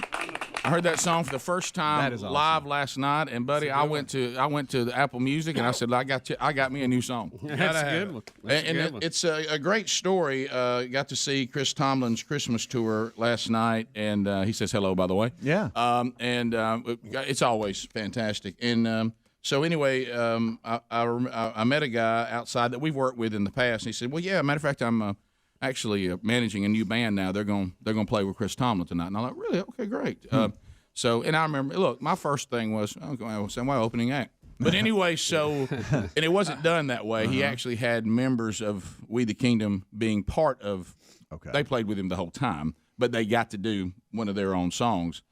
And come to find out, the guy who's leading it, the dad and two of his kids, and there may be other members of the family when it's just their band, but two of his kids, the female singer and the percussion guy. And by the way, Bubba, I know how you love percussion people. I've never seen a guy with so many different forms of percussion. He was in a percussion cage, and he was grabbing things and banging on stuff and throwing stuff. I mean, I've never seen so much percussion in my life. One time I thought he had a snake up there. He's shaking around. But anyway, so they like being in a farmer's barn, isn't it? Yeah, and I'm sorry, I should know the guy's name, but anyway, the dad who leads We the Kingdom, he and Chris Tomlin have been writing songs together forever. Like he said, this is the guy I sat down in front of when I came from a little town in Texas and said, I think I got something, and I played for him the first time, How Great Is Our God. And then he helped me arrange it and put it together. So they've known each other for a long, long time. Yeah. And this guy's been a singer, songwriter, producer for a long, long time. But now he and his kids they're actually doing their own thing. So We the Kingdom. Really good. The Kingdom. We the Kingdom. That's Holy Water. That was called Holy Water. Boy, it was good stuff. As soon as they started, you already heard it in that theater live. It sounded like that. I mean, that was a live version I just played. Okay. Yeah. So, but there's a recorded version and a live version. They've got a live album, then I think they have one single that's recorded right now. We the Kingdom, and that's the single. We'll be back 16 minutes past. We have much to unpack today, including, as I mentioned, another gift to give away. You got Rick and Bubba. Merry Christmas. Rick and Bubba, Rick and Bubba. All right, so we've been talking on the show for as long as we've been doing the show, because if there's one thing that you want to listen to our show for is for us to give you nutritional facts and things that are good for you, not good for you. I know we have a ton of credibility there, but we've often discussed it. But the bigger topic is today you fear the egg, tomorrow embrace the egg. Today you can have an egg, but only egg whites. Oh, wait a minute. Egg whites are not as good as we thought. Go back to the yellow. Coffee, bad, good, bad, good. And then what have you always heard? We'll take this one on today. And, of course, Baptists everywhere have been trying to warn the world against this. You heard many times, look, if you just have a glass of wine. Red wine. It's good for you. And Every night. And then we get these, I'm 150 years old. So how'd you get to be 100-something years old? I drink a beer every day. You know, we've heard that. Yeah. And so we've had people, and I know Bubba, your mom, who's already in glory, my grandmother, who's there with her. Both of them stood up and screamed, "I will not be part of anything that features wine or beer." You know what I mean? And so today they're vindicated a little bit. You know what I mean? For now. Well, for now. Rick, now keep in mind it's Thursday. By Monday we could be right back going the other way. Let me ask you this. Have you ever worked in a laboratory and studied any of these health things we're talking about? No. Neither have I. Right. Greg? No. You, Helms? Speedy? Anybody, Adler? Anybody got a lab side job we don't know about? Never even close to one. I can't give you firsthand proof that any of these medical things are right or wrong. Exactly. Right. So all of us, to some degree, have to put our faith and trust in somebody we consider to be an expert. What else can we do? Because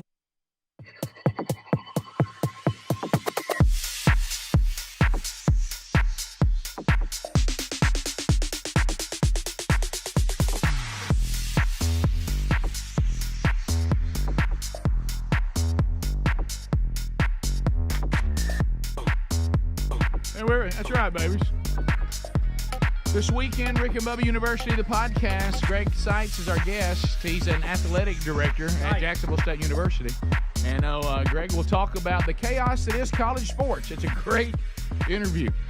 So catch that coming up this weekend wherever you get podcasts. All right, the games.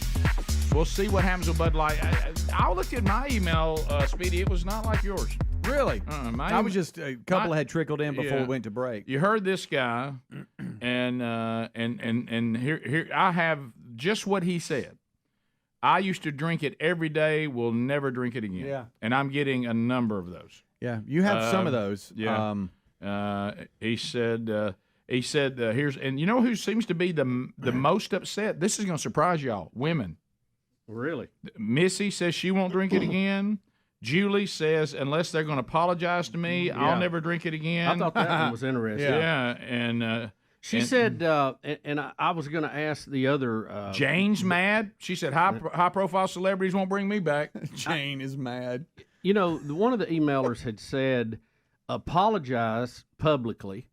And then show us you're apologizing by dropping the price for 6 months to some ridiculous low amount, and that would get her back. Notice the attitude that we're reading, every one of them female.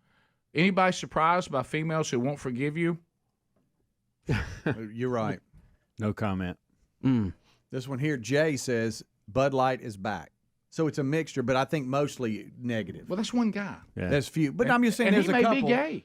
He may be. You beat me to it, Rick. Maybe. His name rhymes with it. Wow. It does rhyme. Wow. Yeah. I got an email. Greg is always with us. I Isn't know. he? He He is. always is. Such an influence. I got an email from a guy named Kid, and he said he'll never drink it again. Ba wada bada bang to bang diggy diggy. I get it, Kid Rock. Yep. I didn't get it. Okay, Yeah, sorry. I got it. That was very good, he, Adler. Rick, you remember when he shot his AR or whatever it was at all the Bud Light bottles? Okay, I got you. All right. So Kid Rock's not back. I don't think he's back. No, I don't think so. Okay, all right. He shot it. Yeah, he shot Well, it. maybe Don't feel Peyton, like he's back. maybe Peyton Manning can convince him of that. The games. I actually have gotten to know a rabid Detroit Lions fan. He grew up in the Detroit area, How's that? and just watching his hopeful spirit.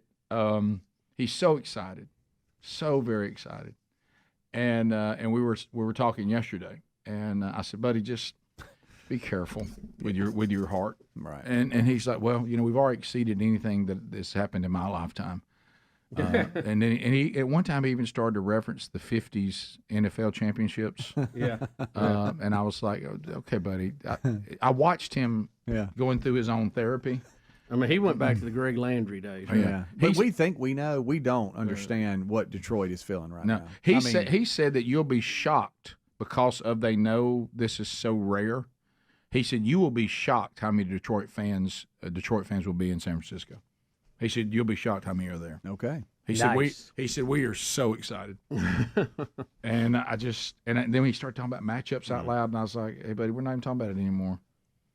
Who do y'all want to? I'm worried about their linebackers. I mean, they got the best linebacker core. But I think our offensive line matches up pretty good against them. And I said, hey, but it's gonna be all right. Whoa.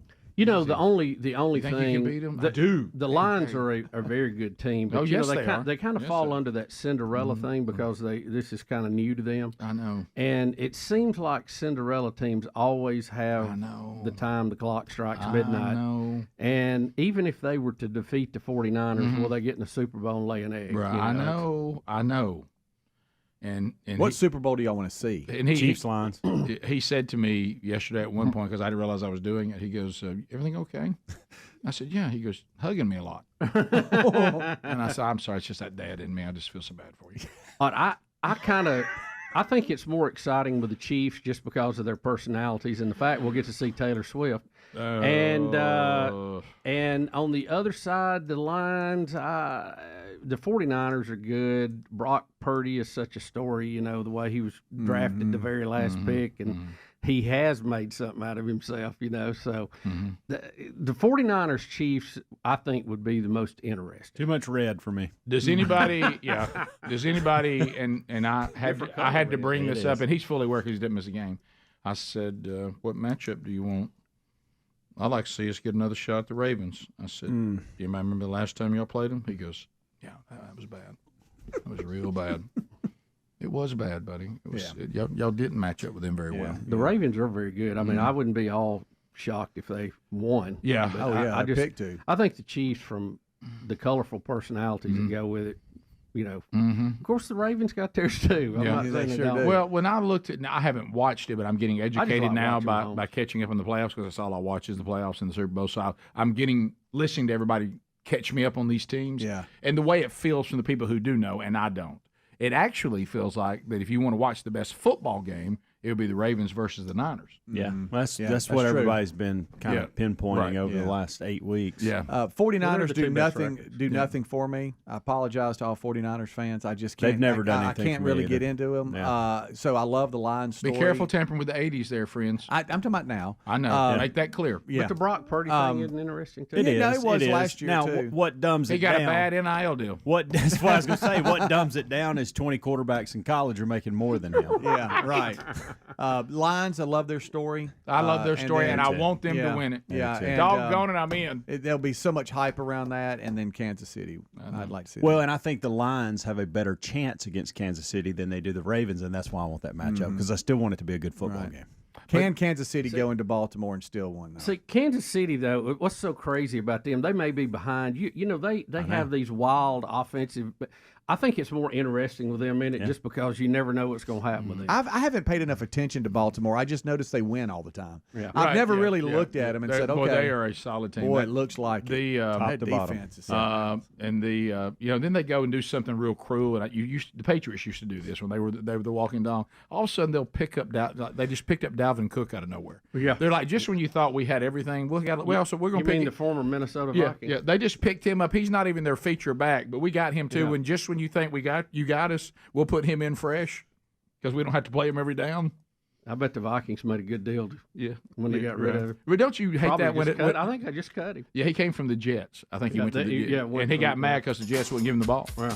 And so here's what I'm wondering though: don't you hate that when the team's already good and Yeah. something like that happens? They pick somebody like that up. They add one of those backs that, are real good and maybe not the feature back anymore, but they're still pretty awesome. Yeah. I'd like to see the Lions get there, and I guess I just need to be careful, but I just like that story. I wish Minnesota had a story like that. Rick and Bubba, Rick and Bubba.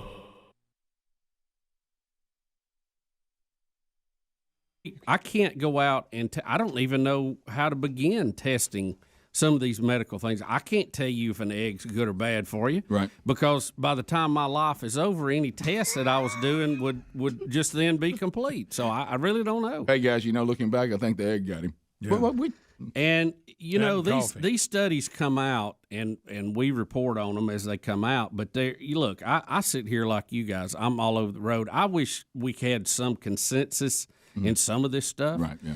And I can't figure out why there is not consensus because all of them claim to be scientists doing the job.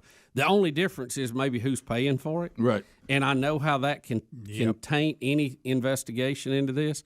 But surely there's a truth out there somewhere, in some of this. All right. So for those of you that have bought in to the have a glass of red wine or beer every day, thinking it could actually be good for you in moderation, well, it doesn't take long for anything that we've been told to do or that might help us. It doesn't take long. It's just a matter of time before it's somehow tied to cancer. Yeah, or it will be, refuted in some way. Right. Researchers have studied more than 120,000 people in Japan and their cancer rates. Oh, that's only Japanese people. Yeah. They found the risk of any cancer rose by 5% with a daily drink for a decade.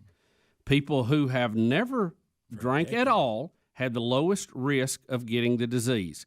Cancers of the mouth, throat, and breast were most commonly triggered by any alcohol consumption.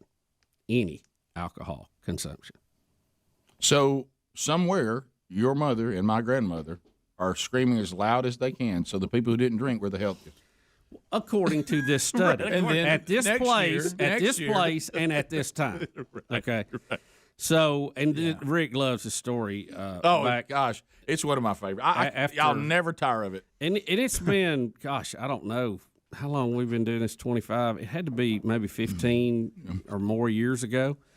After a doctor's visit, it was discovered that my cholesterol was a little high. Many of you are familiar with that report that you get. Yeah, sure, mine's always been. And the Mine doctor has to. said, "Well, do you drink any?" And I said, "Well, no, practically none." He said, "Well, maybe you need to have a little red wine every night because this actually causes your liver to work a little harder to break down the alcohol, and as it's doing that, it also will break down the cholesterol in your system. But you're just talking about like a glass of red wine. Mm-hmm. So, I thought, well, I don't even really like red wine. I've tasted it, but I'd much prefer a Diet Coke. And so, I'd mentioned this to my mom, and, a little silence on the phone. And then the reply that I got from her was, I think I'd find another doctor. And I said, well, that's an option in this. You need a second opinion. But I can easily, we all Google now, and, you could print out a stack of papers that say, hey, it's good for you to consume a small amount of alcohol. And you could print out another stack over here that said that any of it is bad for you. So, honestly, I don't know. I don't prefer the taste of a lot of that, so it's not an issue for me. We all have our problems. Mine's obviously with cheeseburgers. Right, sure. And, as far as, moderation. But burden to bear. I just, I don't know. I don't know what to tell everybody that, but that's what this story says. It says 2 drinks per day for 5 years could nudge up the likelihood of getting cancer by the same amount as 1 drink a day for a decade, they warned. So alcohol consumption, according to this study, does raise your risk of cancer. And they go down, they break it down. They define 1 drink as a medium glass of wine, right, which is about 6 ounces, 17 ounces of beer, or 2 ounces of whiskey. 2 ounces, isn't that what they normally put in a mixed drink? Isn't it something like that? I wouldn't know. I'm Baptist. Well, I don't need, but I've seen signs, at some of these places. When you order a double and you get 4. Our drinks contain 2 ounces of it. Isn't that standard? Don't I say that? I don't know what it is, but you're right. It does. Two things. I was never educated on that, and when I was a wild drinker, I never ever once even remotely cared. I just ordered what I needed. No one ever broke down what was I'll take 2 of those. Just keep those coming till somebody tells you different. And they right here. Listen, in this story today, they break it down here. They explain how alcohol affects your esophagus, your gastric tract, your pancreas, your liver. Your colon, everything. So you can feel that whiskey burning your esophagus on the way down. Yeah, so I don't have to be a doctor to go. A lot of that's probably not good. Well, did you say when Bubba mentioned whiskey, I uncontrollably went? You just shake. Yeah. Oh yeah. I feel that making me mean on the way down. Yeah. Oh. No wonder I'm mad. My goodness, I'm starting to get a new countenance here. All right, so Bubba, what is?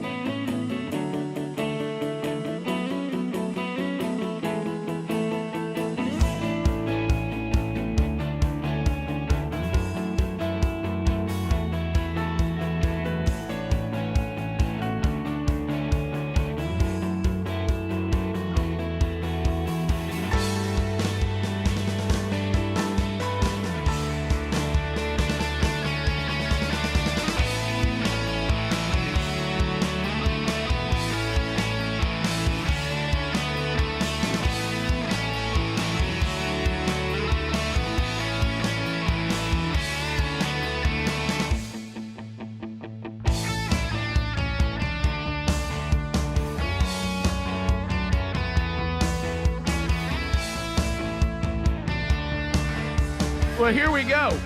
From the Big Boy Studio, Sweet Home Alabama to the world. Green as a whistle, smelling like a rose. No Greg today. We got everybody else here. Speedy, Helmsy, and Adler all ready to continue. And welcome back for a brand new hour, the pride of Cedar Springs, Alabama, Mr. Bill Bubba Bussey. Thank you, sir. Glad to be here. Thank all of you for joining us. Some of you through bad weather. We're glad to have you today. Got the Elite 8 seats are filling up. We know we have some that couldn't make it. Others are filing in, and we even found one out in the lobby. You're right. Terrific 3 and holding. I've noticed that's becoming a new thing. There was a time when it seemed like everybody found the door easily. We're starting to have some drifters into the main lobby, and it's kind of new. I don't know what's happened. Maybe my truck is blocking the sign. I don't know. Maybe that's it, Rick. But anyway. Some just have to use the bathroom. Yeah, we'll find you. Matter of fact, in the Wednesday Bible study, I never told y'all this because, everybody thinks we exaggerate things. I don't know we've been guilty of that before. Not a little comedy embellishment. But so I actually had a guy in the Wednesday Bible study. He said, shocking how far it was to the bathroom. Yeah. He said, if I had known it, I would not have asked you. Yeah. He looked at me and said, hey, man, is there any way you can run me to the bathroom real quick before we get started? And he said, have we got time, right? It's 7 minutes before we start. I said, it'll be close. Yeah. And he said, close. And as we kept going, he said, okay, this is unbelievable. I had no idea. Yeah. He goes, I should not have asked. That was a foul.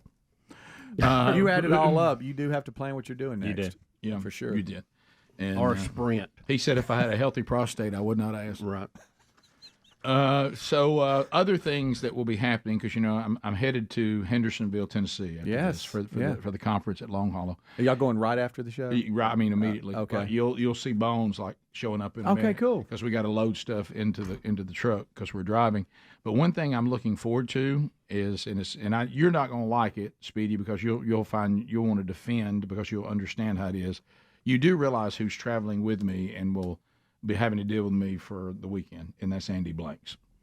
The only man who suffers from secondhand embarrassment at a degree much higher than Speedy. It's higher than Speedy, and I will do everything I can to put him in hand. And that's where I have a problem. See, I thought you wouldn't like that. No. Do you realize how many things I will try to send his way throughout this weekend? I mean, just to watch him struggle. No, I know. I mean, Andy, just bring your Raycons and put them in and ignore him. Speedy doesn't like it. Things make him have secondhand embarrassment. And of course, then he introduced something new about him speaking somewhere last weekend that he actually has secondhand embarrassment for the audience for him, which I've never even heard of that before. It's a weird thing. Yeah. And but Andy Blanks, I don't know what they're thinking right now. Right. But Andy Blanks, I've never seen anybody, it's a lot. All right, perfect example. Speedy handles it better. Right. He can hide it better. With secondhand embarrassment, I treat it like people who say, I'd rather not see blood versus I can't see blood. Right. There's a difference. Yeah, Andy is in the I can't see blood of secondhand embarrassment. He can't do it. I mean, he literally cannot do it. But he'll sweat. Do you sweat? I'll break out in a sweat. Yes, that's what's odd about it. I mean, once a Marine, always a Marine. You're right, and he's one of these kind of real hard nosed. But I'm talking about he does all those like run through mountains runs. Right. He is and I'm not saying you are a typical case because you're an athlete and all that too. Rick, but something about Andy having it doesn't fit.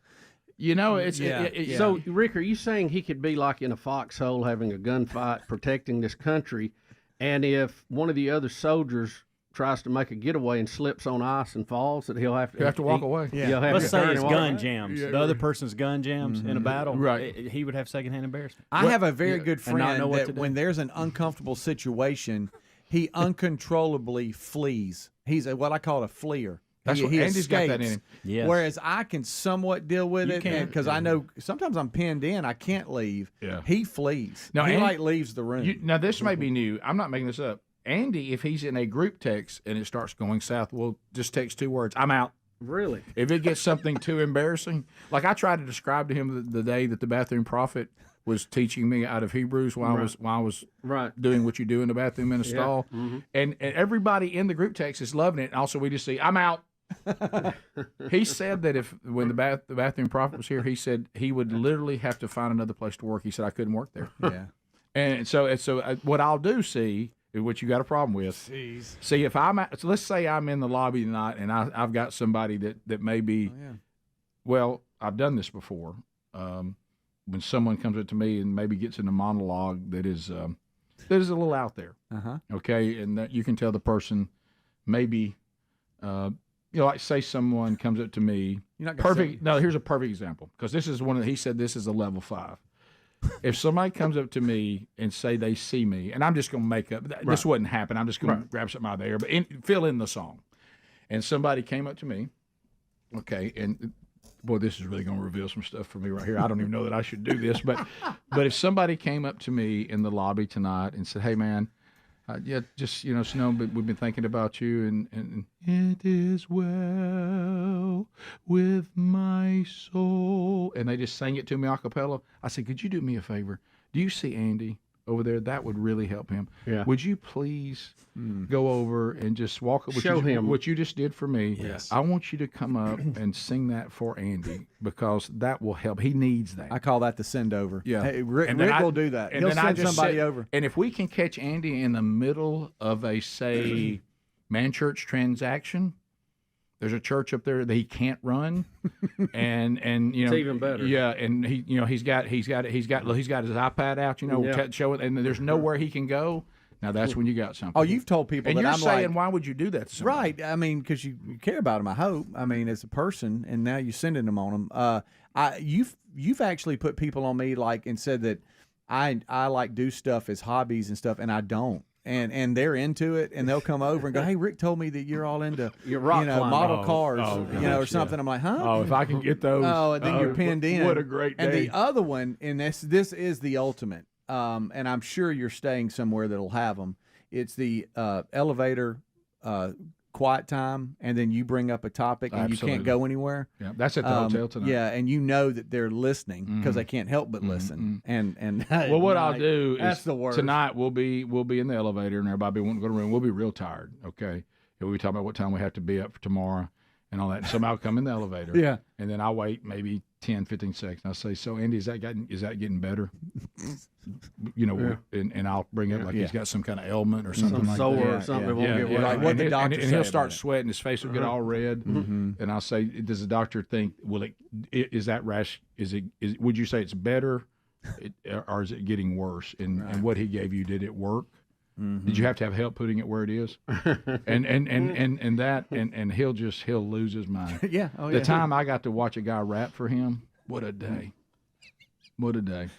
Grosky just sent me something. Grosky, I can't even watch it, buddy. I'm sorry. No, I'm out. Tell Grosky, I know what that is. I sent that to Andy Blanks, and all I got back was, I'm out. He would not watch it.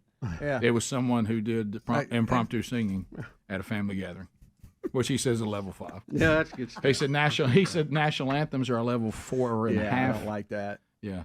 I told Acceptance speeches, I don't like that either. I told you, I'm not exaggerating. I went to church with Andy for like 20 years. We had a guy that couldn't come in where he was supposed to on the song he was singing, and he never could come in. And I look up now. This is a place holds what's the that room hold 2,000, maybe more, maybe between 2,000 and 3,000 people. And he gets up and walks out of the church. And then when the guy finally got going on the singing, he came back. Does he have other physical manifestations of this? I mean, you would normally think of sweating or He sweats. I know that for sure, right? Because I've seen it. Turn color. Yeah. He turns red. He does turn red. Yeah, no doubt. Doesn't he have a military background? Oh, that's what we're talking about. He's a Marine. A Marine with secondhand embarrassment. You don't see that much. Well, you talking about fighting through it. The I few, guess the so. proud, the embarrassed. I guess so. You know it. Oh, like you'll stop at a convenience store, and I'm just going to suggest to Andy, don't follow Rick around. Only do what you have to do. Take the steps. Don't get in an elevator. If I can find somebody wherever we stop to get a snack. Oh, no. If I can find somebody that maybe has one eye crossed. Oh, no. And I cross mine and start talking to Andy about if he's seen this guy yet. Rick and Bubba.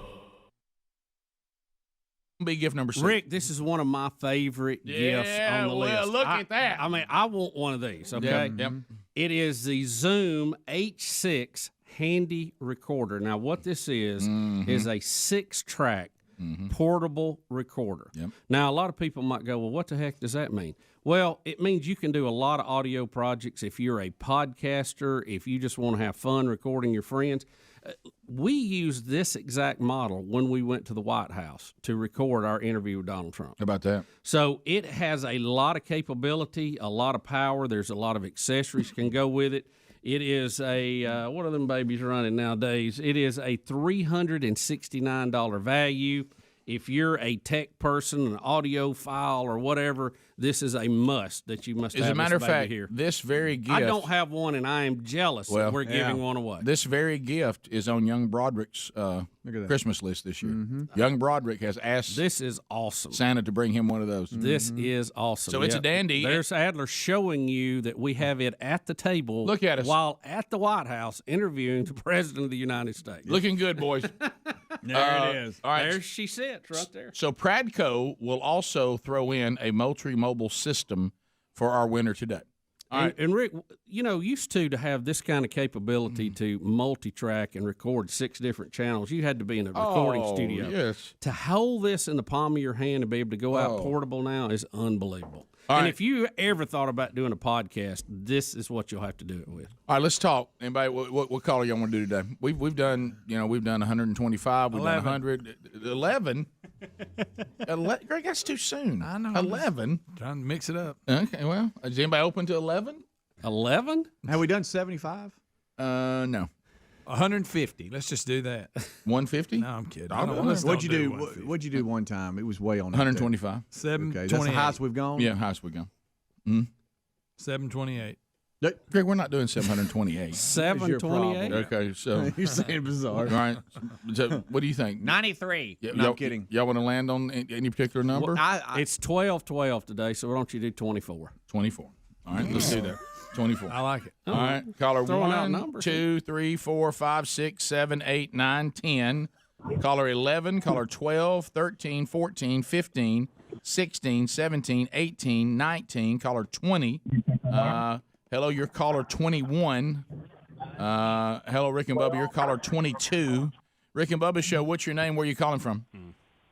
My name is Bill, and I'm calling from Bonifay, Florida. Bonifay, Florida. You were caller 23. Good night. Bill.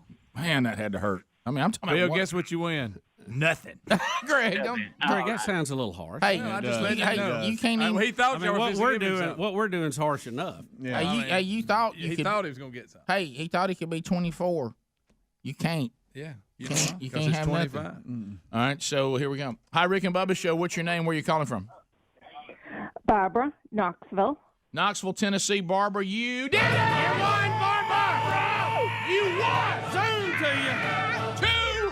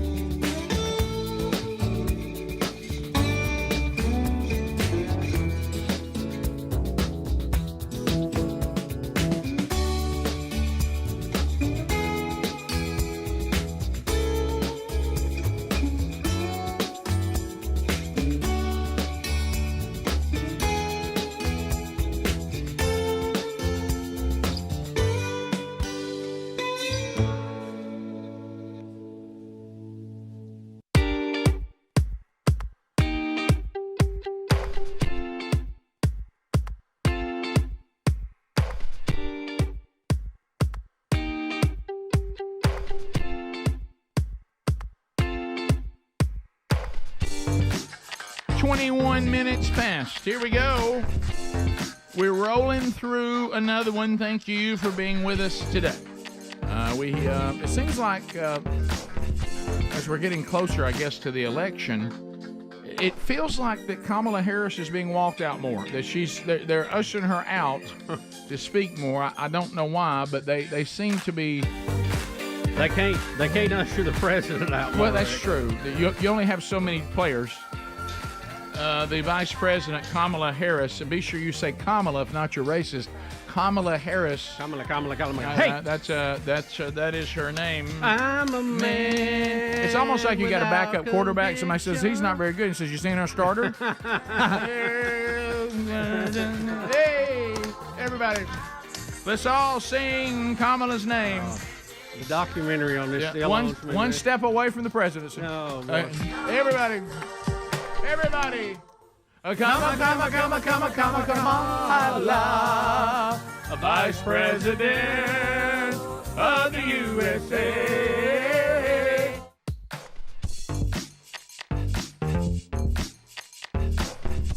Goes, Bubba, and see if this sounds a bit ironic coming from Kamala, warning us about what her political opponents will do to Americans. All right, here we go. I guess she means Trump, right? Yeah. November of 2024, binary. Mm-hmm. And on the other side, you've got someone who has said that if he were back in office, he would weaponize the Department of Justice. Someone who has openly applauded insurrectionists as patriots. Someone who has said that they will go after their political enemies and applauds dictators, indicating that he would be one. So let's be really clear about what's at stake. And then, yes, of course, there is then a desire that let's get out there because we can't lose this democracy. We can't. No. So let's just hit the checklist here. Weaponize the Department of Justice and go after political enemies. The only people who are doing that to date is the Biden administration. That's right. They are prosecuting Trump. Biden is not being prosecuted. He's being investigated. Right. And trust me, he will be prosecuted, but not now. So that's factually not correct. Classic move by them. They blame you for what they're doing. Well, I'll tell you what I say to everything y'all were saying. I wish I could have just been somehow the person that was hearing that. Okay. And I said, oh, okay. So the political opponent to y'all is just like y'all, but has a better economy and lower taxes. Okay. Well, I'll just vote for him. Because everything you just described, y'all do. Yeah. As a matter of fact, you're doing it. Right now. Did you just say he'll go after his political enemies? You're trying to put one in jail. Right now. Yeah. What are you talking with about 12 lawsuits. Right. Weaponizing it's government agencies? You are the king of that. You've already done it. Yeah. Y'all weaponize every agency you can. I'll tell you one thing, the democracy's in trouble. Yeah, thank you, tyrannical central government lover. You know what else you said? Praises dictators. You mean like y'all? What are we talking about? Says he's going to be a dictator. Well, at least he says it. Y'all just do it. All right. It's really incredible. She was joking. I'm feeling secondhand embarrassment for Andy right now. Yeah. After watching that. Oh, yeah. Okay. I mean, I guess it would be third hand. Right? Yeah. There is sometimes I can't look at the screen when y'all play stuff. Really? Yeah. How was that, Rod? It was tough. So anyway. I don't know how some of these people sleep at night. It's what I don't understand. I couldn't do it. I can't believe that list we just heard. I mean, but when they do that, you know what, they love the word dog whistle. When they do that, do they realize everybody who's informed knows that I'm completely being hypocritical right now, but I'm only speaking to the ones that don't know that? I think so. Which is the home team. I'm just trying to get the home team. I'm just trying to get the home team fired. I think they get that out, and they think their allies in the media will just run with it. And, you know, if you tell a lie long enough, it becomes the truth. And they know that the home team, those that support them, they're so in love with them, they would never accuse them of doing what they do, but they will let them accuse Trump of doing it. Right. That is correct. And if Trump does what they do, it's bad. If they do it, it's them. It's saving democracy. It's saving democracy and saving us from ourselves because they're smarter than us. Right. And saving the planet. Right. They're always saving somebody. They're saving. I wish they would. Saving immigrants. You know. I tell you what's hard to do when they're in power is save money. Yeah. They don't do that. I wish they'd save the U.S. taxpayer. Right, What I wish. Well, let's go to Canada. I don't know if Tucker Carlson. I can't. He got a speaking gig in Canada. Yeah. Which the Canadians wanted to have some Tucker. The Canadians Edmonton. Hey. Let's go. Oh, Canada. Bam. So Tucker is there in Edmonton. Do you know when I learned the most about Canadian cities? When I had one time when I was a kid a hockey set, and it had all the Canadian teams. Edmonton is where Tucker is. There's a massive crowd. Yeah. I mean, it is jam packed to hear Tucker Carlson. Look at the crowd in Canada. In Canada. Oh, Canada. To hear Tucker Carlson. Yeah. And then he's going to get up and talk about how horrible Trudeau is. That might be why they're there. And I know Adler loves what he's about to say. Yes. So here we go. Go to Canadian Tire for an hour. Justin, can you watch my kids? I don't think you're going to do that. But you hand him your country. It's totally cool. Don't worry. He's a good steward. But he will collapse under the weight of his own ludicrousness and go back to Cuba or do whatever he does. Oh, well, that's that thing. Go back to Cuba. Flyby to Castro being his dad. Yeah, then he said, "I'm sorry. I know it can't be proven. It's just too good to pass." Well, you can't let that line go.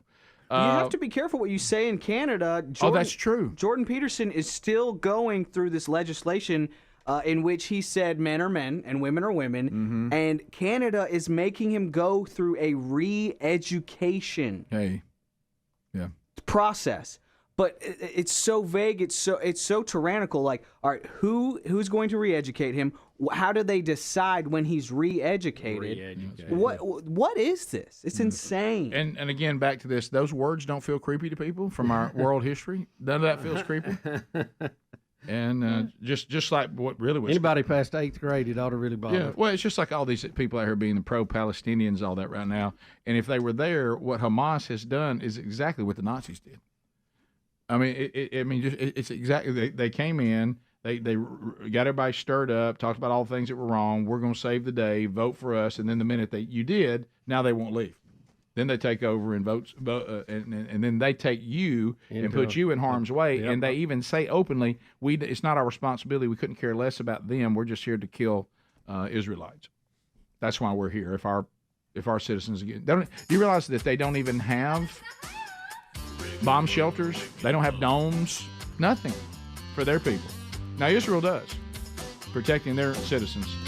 You know, if I had a government that was bringing rockets down on us and we don't even have any way to protect ourselves, you might want to take a note about how they see you.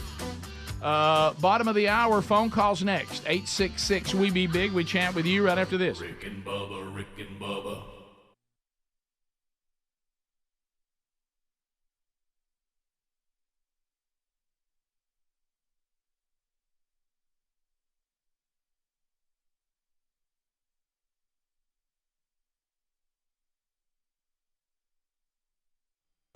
But I've realized that I've become somewhat of a, I don't know if you call this a daredevil when it comes to it, but I'm obsessed with time management. And to be efficient with time. I didn't know you were obsessed with time management. He really is. I had no idea. Yeah, and well, the great bit on that. We work very hard to manage our time, so we'll have time to kill. That's correct. A good point. Can I tell you this? That's excellent. That really is what I do. Because as you know, nobody's ever had to tell Burgess to shut it off. But what I'm saying is, what I like to do is I like to go to the on position, and then everything that is supposed to be completed is done, then I switch to the off position. I'm not an on and off guy. I don't know how these people. What do you got to do today? Well, I'm gonna do this. I'm gonna take a little break. Then I'm gonna do this. I'm gonna take a little break. That drives me crazy. Hey, let's lean in and let's finish it. Then I can truly relax, knowing, Rick, what do you have to do for the next rest of your day? Nothing. I can relate. Yeah. So you have nothing. No. So what are you gonna do? I'm gonna do nothing. I'm gonna piddle around. Get it done now. Yeah. So I knew that I had been given some tasks that needed to be done on the honeydew list, and I was kind of running out of time.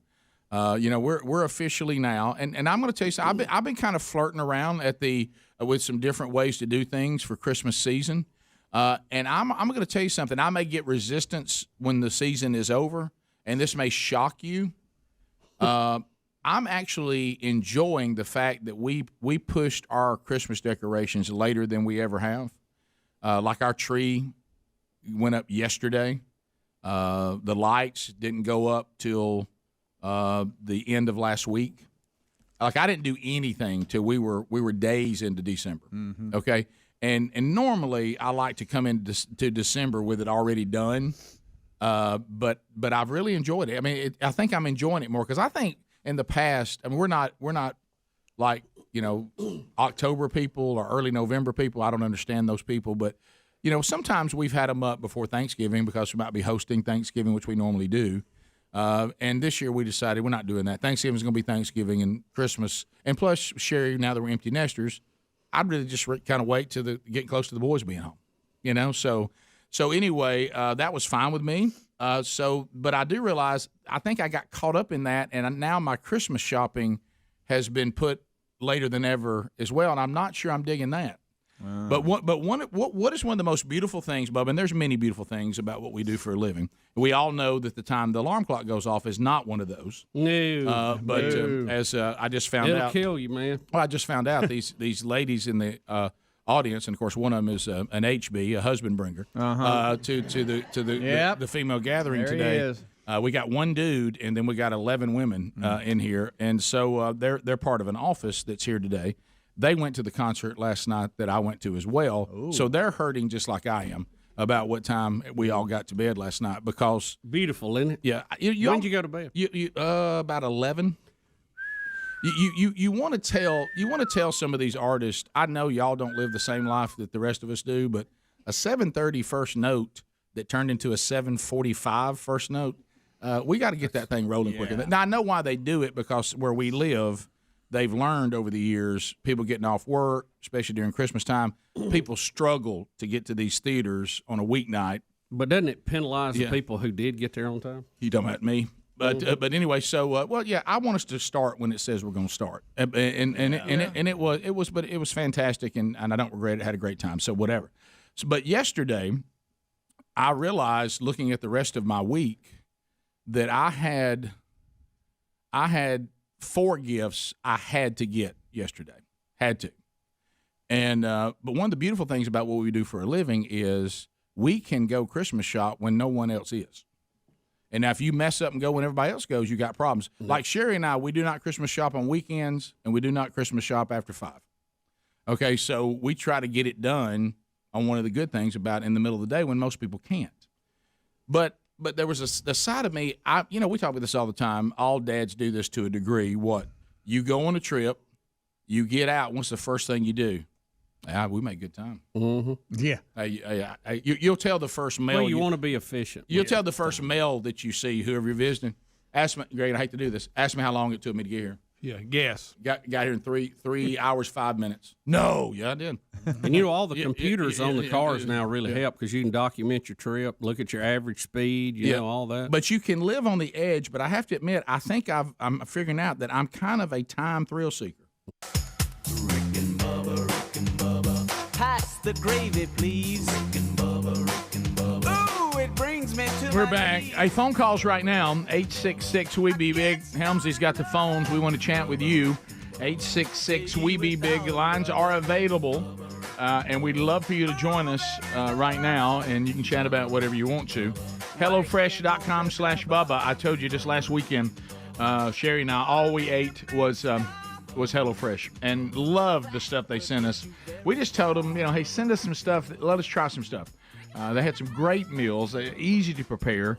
Also got the breakfast item, these egg bites. They are fantastic. Do you know right now, if you go and sign up, and this, all I'm doing is making your life better. That's it. Saving you on your total food bill, giving you great meals. It really helps, because you can customize it if you're trying to do it a little bit better. Well, they make sure every meal they send you is inside the parameters of that you've set. They give you a whole menu for you to enjoy delicious dishes. The recipe cards are great. Matter of fact, here's one of the recipe cards right here.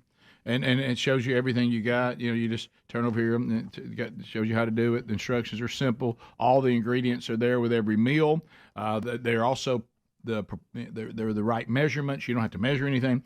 So go right now to HelloFresh.com/Bubba. Now, if you sign up now, you'll get a free breakfast item for the life of your subscription. America's #1 meal kit. Phenomenal. My family raves about this product, and we love it. HelloFresh.com/Bubba.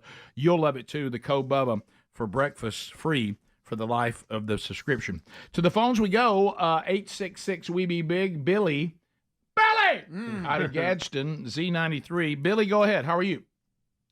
I'm good. How are you? Good. Great. Good, Bill. Well, you said you want to talk to beer drinkers. What you want? Well, I've got one on the line now. Hey, Billy, is there any way, did you ever drink Bud Light? I get in your lane.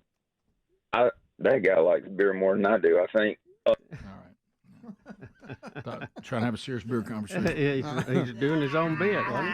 All right, so complete with impersonation in multiple voices. That was good. That was good. So from the audience, and I've texted Andy Blanks to ask. The audience wants to know: did he ever watch the episode of The Office, Scott's Tots? No way.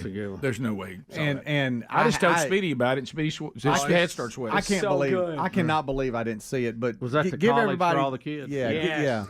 yeah. He had so good. He forgot about it until the dance number in front of him, thanking him, and did a big celebration at the school. He had no way of financially. He thought he'd be better off by then. And then he tried to pivot, and they thought he'd got him computers, and all he got him was computer batteries. They're lithium.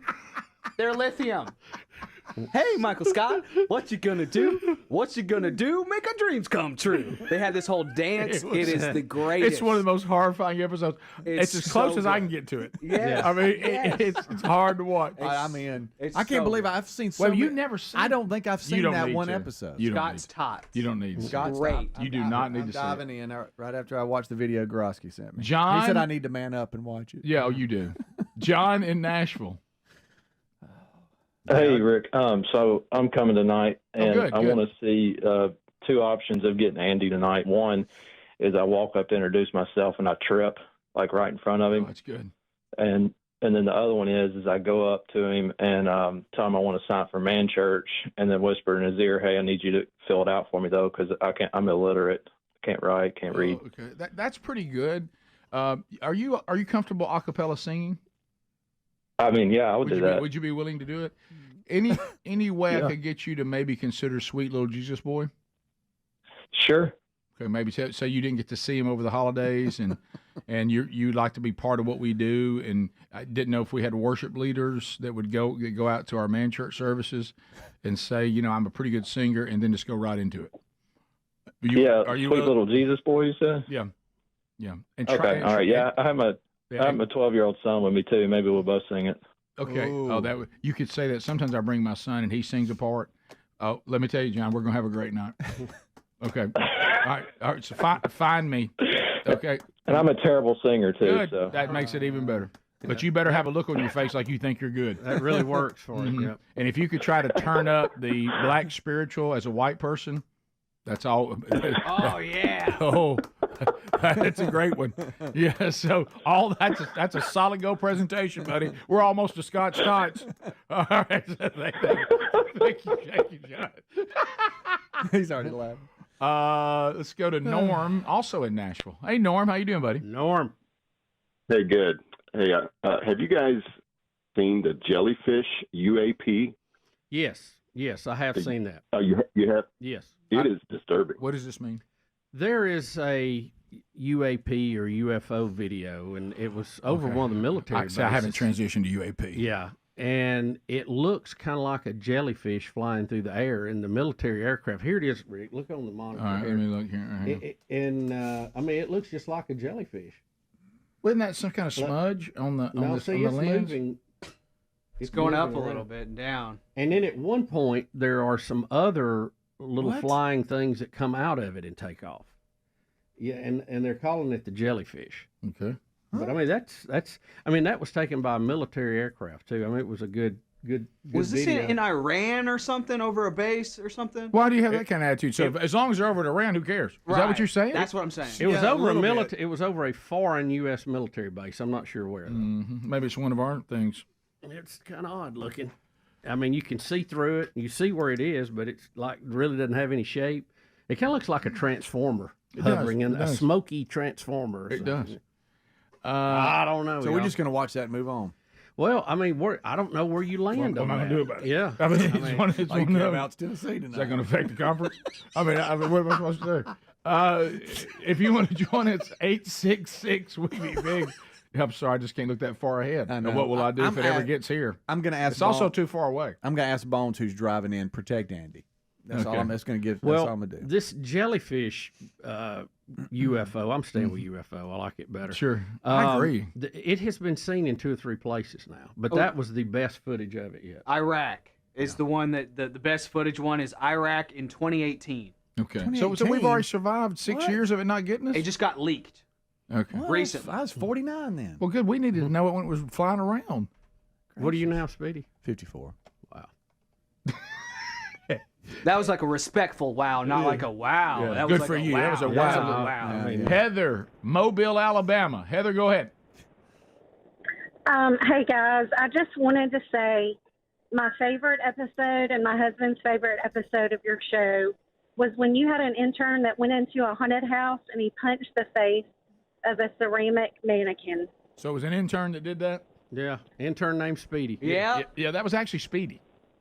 He was with interns. Yeah. But he actually it was slung the Speedy who punch. actually punched. It's Speedy who punched. Believe it or not, Heather. I know you may find that hard to believe, but absolutely true. So, and I was actually 48. I did some quick math and got that wrong. 2018 and 2024. But go ahead. That's back to a previous. Okay. But yeah, I did punch the man. The porcelain doll did move. The mannequin. She moved her tongue. His lips, didn't he? No, actually tongue. I saw the tongue move. Mm-hmm. Okay.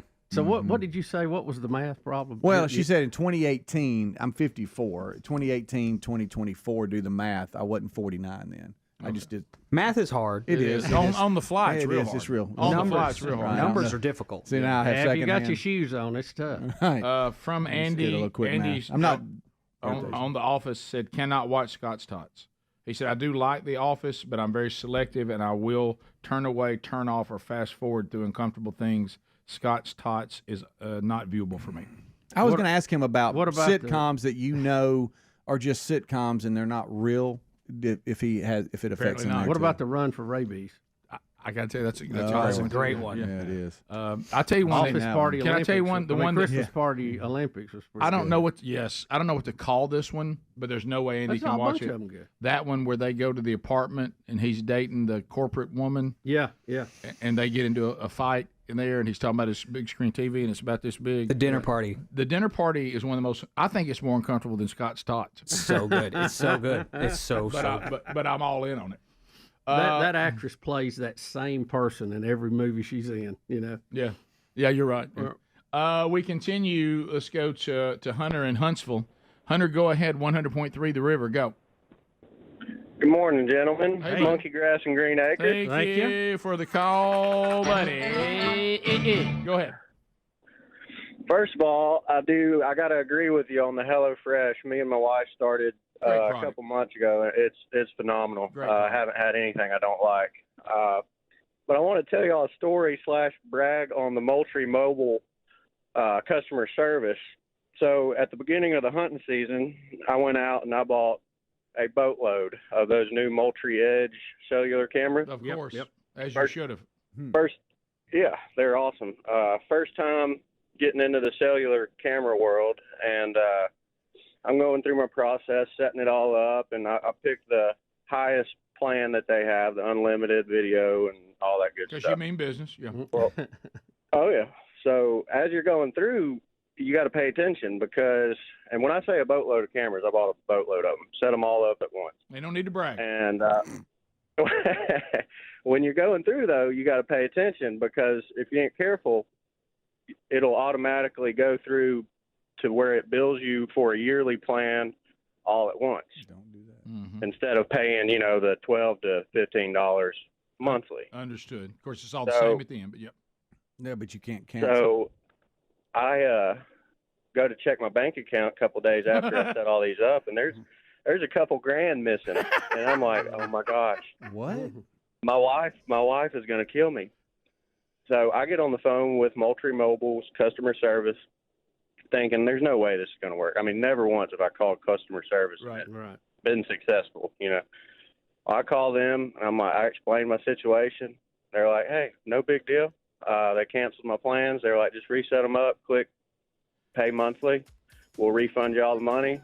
within 2 days, had all my money back and got them set up the way I like, and been running them ever since. Yeah, what a great report from the advertisers. We always like to hear that. That's a super right there. Attaboy. Thanks for letting us know that. That's very, very kind. We're not surprised, but we love hearing it from you. Yeah. We'll be back.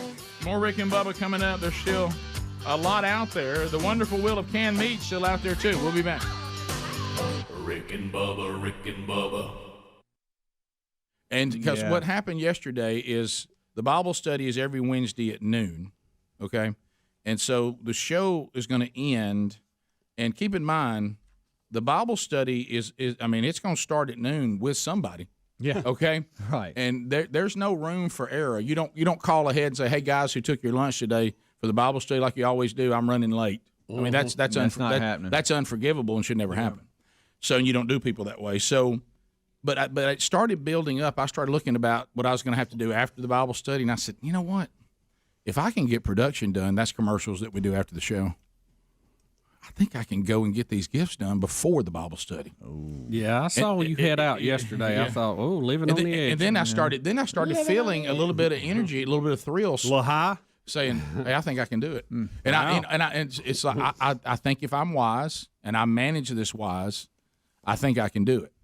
Now, remember, these gifts have to be approved by your wife, so you can't just go grab anything. No. You also have to have, like we talked about before, if your wife didn't like what you did, it was all a waste of time. Yep. Okay. Now you're going back. Yeah. So I was, and there was the one part of it was absolutely thrilling. Okay. So I was going to stay. I needed to get, 5 gifts. Okay.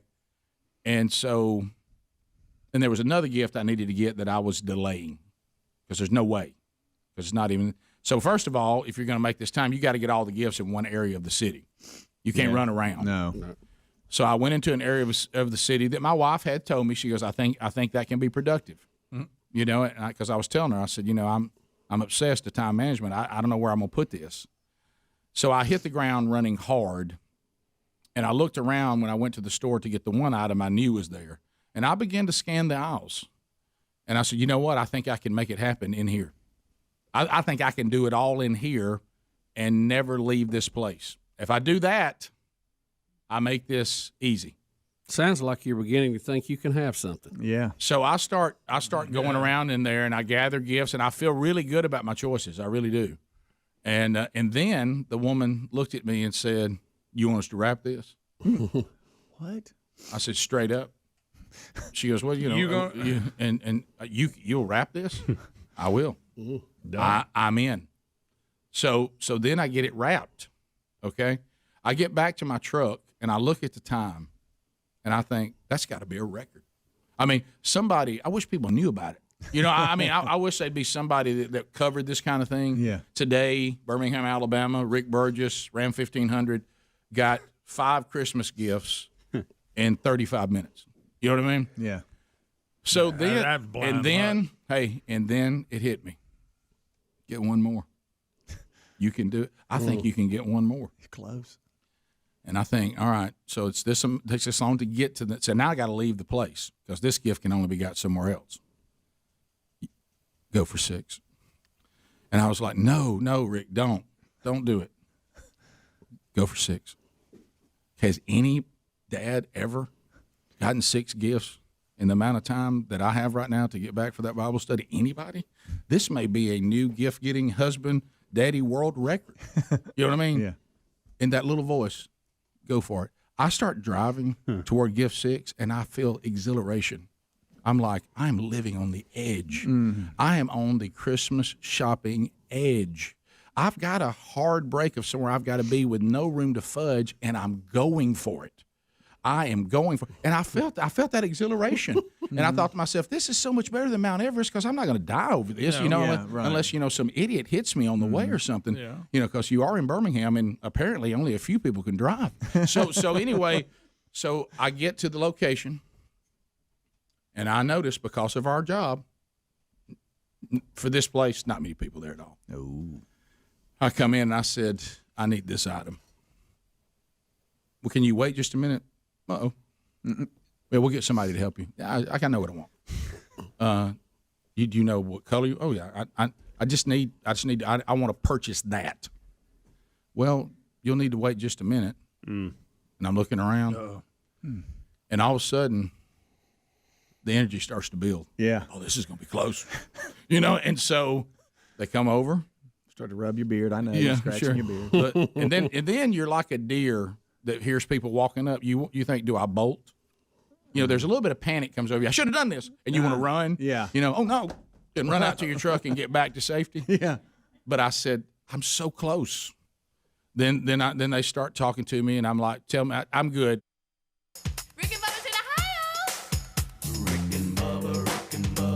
Pass the gravy, please. Rick and Bubba, Rick and Bubba. Ooh, it brings me to my knees. Rick and Bubba, Rick and Bubba. I can't start another. Rick and Bubba. It's 8 minutes to the top. Without 'em, brother. Rick and Bubba show. For those of you that sent Speedy the link to Scott's Tots, I watched him try to watch it in the break. It did not go well. No, I am. Let's see, what am I? I am 4 minutes in of an 8-minute bit, and he's starting to cry, and looks like he's about to have to get up and speak. They've already danced and talked, But you need to watch the whole episode because the way it sets up and everybody. Oh, yeah. When Jim finds out why he's acting the way he's acting, and he goes back and tells the story about him declaring he was going to buy those kids college when they were little, and then Jim was like, "Well," he goes, "Well, I thought I'd be wealthy by then," and then he said that I have enough to do it. So we've got some other audio video that we haven't looked at, and so look at this. Did Speedy help you with these?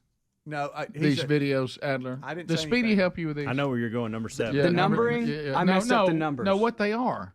What do you mean? Oh. You mean to tell me that you think you just randomly grabbed the mental health benefits of exercise are undeniable? You're telling me that you just grabbed that one randomly? I didn't send him this one. I'm going to tell you, it's funny he has that down and he has his numbers messed up. I do.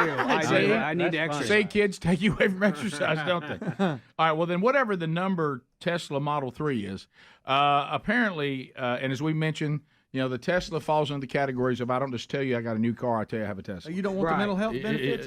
Well, you know what? We might get to that. I know that'll be gripping for the audience. But so here we have a Tesla that is going through. San Diego doesn't know what to do because it rained. They have no idea what to do. Oh, I know. And so here is them dealing with flooding. And Bubba, look at this thing come through the water. Oh my! And I mean, it's up to the windshield. What is he thinking? Over the windshield. Right. So. But people are watching them just go. Right. And there's a guy who's like, there's no combustion in the room. So, Bubba, do you want to explain why that works? Well, there's no intake on the engine, to bog down. That's usually when they bog down. They get the intake gets flooded and can't get air to it. And the battery's underneath the seat, isn't it?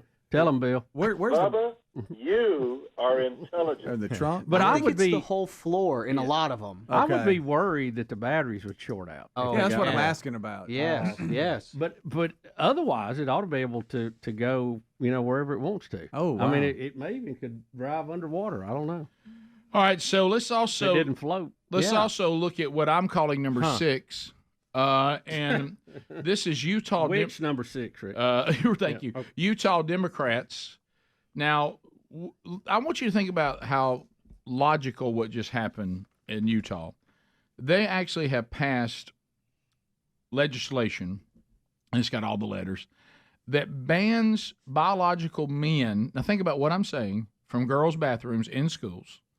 Okay?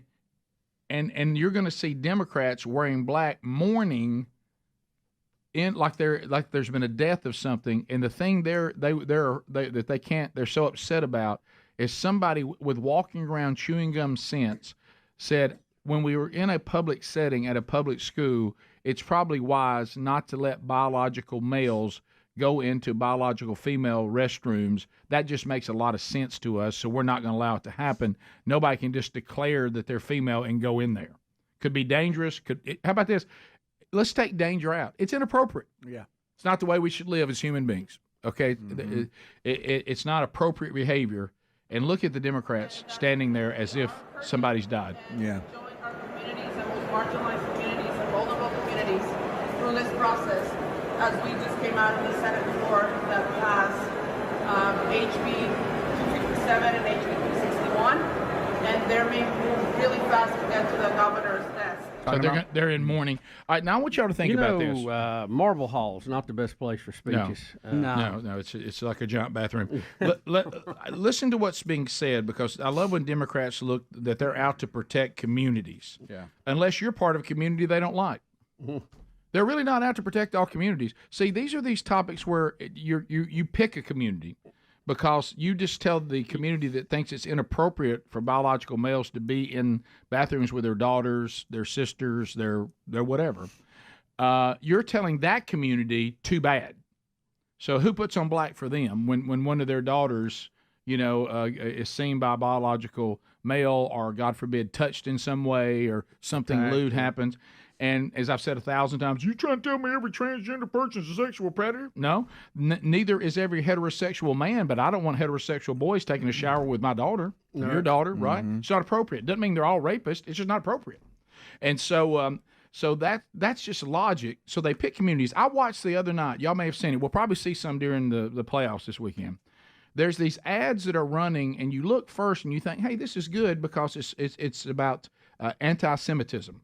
And you're like, well, this is good. I agree with that. I think we need to stand up and not let the Jewish people have been persecuted for all through world history. Yeah. Then all of a sudden it comes up and it says, no Jewish hate. Okay. No LGBTQ hate. No Asian hate. No black hate. And I'm like, I wonder if we're going to get on the list. No. And I keep sitting there. Apparently, you can hate white people. We never get on the list. So it just we pick and choose communities. We're not really standing up for all communities. That's just not true. We're picking communities. I agree that everybody they list in the commercial I'm talking about, no one should be persecuted for all those things. But doesn't that also include white people? Don't we have people that hate people who are white just because they're white? We've been told that if you're white, it's inherent evil that you have. I mean, you were born evil because you're white. Do we not care about that? That seems like something we shouldn't want. So we don't really stand up for all communities. We stand up for preferred communities. Yeah, we decide. So don't buy that garbage. We decide who we're trying to get as a voting block, and that's what we go with. Watch the commercial. Have you seen it? We don't make the list. I know. I saw it. So apparently, if you're white, especially male, everyone is allowed to hate you, and it's just, of course, we understand that because they're all evil. Right. We'll be back. If you're leaving us, have a good weekend. Don't forget Rick and Bubba University, the podcast. Rick and Bubba University, the podcast, out this weekend. We'll talk about the chaos that is college football with athletic director Greg Seitz. Enjoy that this weekend, wherever you get podcasts. Also, don't forget you can get archives of any part of the show you missed.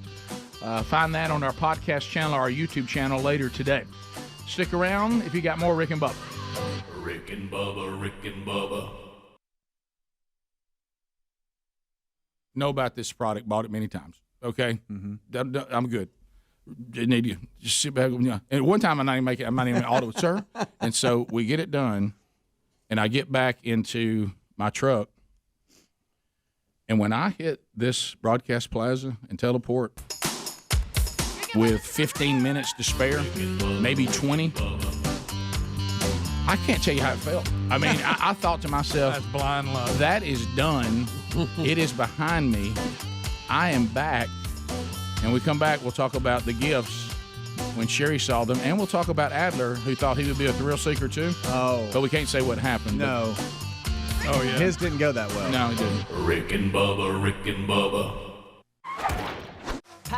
Rick and Bubba Show. Thanks for being with us. Will and Meek is still spend today or tomorrow on the program. So we were talking about being a Christmas gift getting thrill seeker. I was able yesterday to successfully get 6 gifts in less than an hour, and get back with really. And Adler, you're my witness. I had time on the clock. I mean, it really wasn't even close. But see, Adler had told me that he too. We both said, and I even called him as we were leaving. We're living on the edge. Because we both had to be back here at a time, but we knew we had some time that we were just going to be sitting around. Yeah. That why not use that time to make something happen? Right. Okay. But you roll. And so I come back expecting to be by myself, because I got back so early, it wasn't even close, and I thought Adler would press, and all of a sudden, I walk around the corner, and Adler's back before me. And I thought, man, you really got it done. He was back way before you. Hey, where were you going? Yeah, the phone call, Rick, when we're both running, in between show and Bible study, that phone call, I think, was dancing on Mojo a little bit. I know. It was almost like you were like, can you believe it? We're doing this? I was like, we're living on the edge, brother. Yeah, and I was like, let's feel it. And I think, oh yeah, I've timed it down. I should be back, 15 minutes to spare, but we'll be good. And then you were like, you shouldn't have said that. And I was like, oh my goodness, I should not have said that. I know. And thankfully, it didn't seem to affect me, but I'm afraid it did. got me. Yeah, right. It got me. So there was a moment of panic when I started picturing, men sitting in this room, and you and I know we're around. I think I can talk about what I did. Can you? Yeah. That's up to you. That's your call. My wife's, she should be at school at this point. Okay. Yeah. You don't think somebody will tell her? Hey, if you're listening right now, don't tell my wife what we're talking about right now. Just be cool, all right? Yeah, come on, man. Okay. I love how you looked at the microphone when you said that. Yeah. You like almost cross-eyed and stared at it. Yeah. So my plan was to run home. Nobody tell. Run home. No, seriously, I'm being serious. Everybody be cool. This is like one of my few Christmas surprises I have for my wife this year. That I'm talking about on the show. I'm talking about on the show. Nationally syndicated show. I have trust. I trust people. Poor little Adler. To Probably do the right thing. Right. You're trusting like a million people. Humans don't generally screw things up. Right, guys? We've seen guys. they generally are flawless and do the right thing. So I think I'll be good. So plus I got busted anyways. I 100% got busted. Okay. So that explains it. I think I got busted. She didn't act like I got busted last night, but I think I got busted. So my plan was to run home because the place that I take my dog that we take our dogs when we're on vacation. This next sentence is going to hurt so much, but I'm going to let it go. Yeah. Once a year they have Santa come. Oh my! Cut Greg's mic down. No, I can't wait for this. And so my plan was to run home, sneak home, get the dogs, take them to that place, get their pictures with Santa.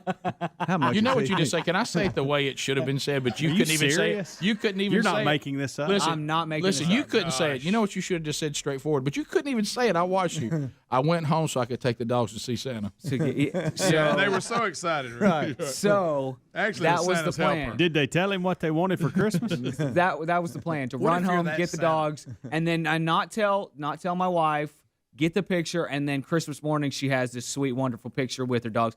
Do I care about a picture of the dogs with Santa Claus? No, I do not. No, well, that's husband. Makes you feel better. If that makes anybody It helped me a lot. think more highly of me. It does. I just That clicked and a you up. haircut, you'd go way up the list. And so that and a haircut. And so I run Dogs and a haircut. So I run home, get the dogs. Franklin has had back surgery, so I have to pick him up. I have to pick him up and put him in the car. So he's still don't struggling. forget that. Yeah, he hates being picked up, by the way. He turns into this weird, snail shell creature, it gets real weird. Arches his back. I'm like, Franklin, that's not what you need to do. Your back is way too long for yourself. Okay. So I get them in the car, and I'm rolling. And I'm like, all right, cool. I am 13 minutes away from this place. Even if it takes 30 minutes, and then it takes me 13 to get back home, and then it takes me 15 to get back here, I'll still have 15 minutes to spare before the Bible study. That is my plan. I'm like 5 minutes from my house. I'm like, yeah.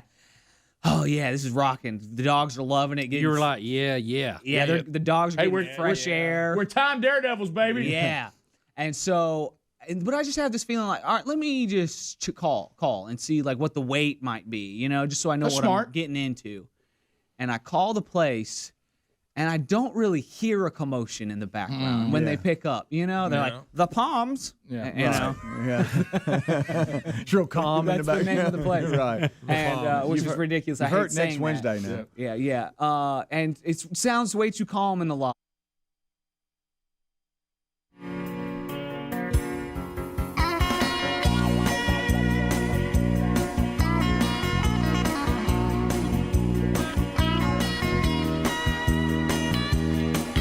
Six minutes past. Ready for another hour. Wonderful Wheel of Canned Meat may happen this hour. We'll see what happens there. Let some of the golden ticket seats spin. We might even let Bones spin. Maybe Bones is hanging out. He's arrived. He's ready to Load up as we head to Nashville, Tennessee tonight for the Long Hollow Men's Conference in Hendersonville, Tennessee. And looking forward to being there with the guys tonight and speaking tomorrow. The Man Church will be set up in the lobby. Come see us. It's an incredible weekend if you want to join us at Long Hollow Church. They said you can still walk up tonight until all the seats are gone. So we got Speedy. We've got Adler here today. We got Helmsy, and, of course, right there sits Bubba. Rick, glad to be here. Thank all of you for joining us in the Golden Ticket seats today. Rick, I tell everybody all we ask is for 5 hours each and every day. Doesn't seem like too much. Reasonable request. So we have a story to start the hour, and this has to come out of your America. I mean, it just...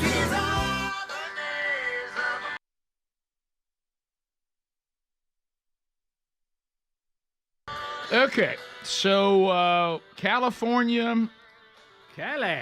At some point you just think, is the weather really that good?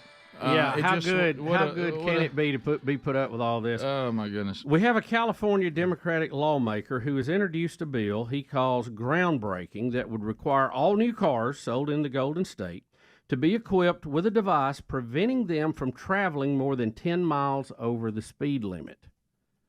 So he's going to hold it to 10 over the speed limit. I kid you not, stay with me, Senator Scott Wiener, a Democrat from San Francisco, introduced this legislation. Is this a Babylon Bee story? Is that him? Because he looks. Yes. Yeah. Is this a Babylon Bee story? Name fits. None of this perfect, is true, right? No, this is true. None of this is true. It's called the Speeding and Fatality Emergency Reduction on California Streets package. You got to have a deep breath before they say that. Are y'all sure? He looks like a Scott Wiener. Are y'all messing with me? No, because sometimes. Is this a story that we thought, well, Greg's not here, we can do it now? No, it's real. You think they call his car the Wienermobile? They may. I'm sorry. Well, you think to yourself, somebody gets called sometimes life just, it's almost too good to you. Yeah. You think, I can't believe these things are all in this story for what we do for a living. This is Scott Wiener.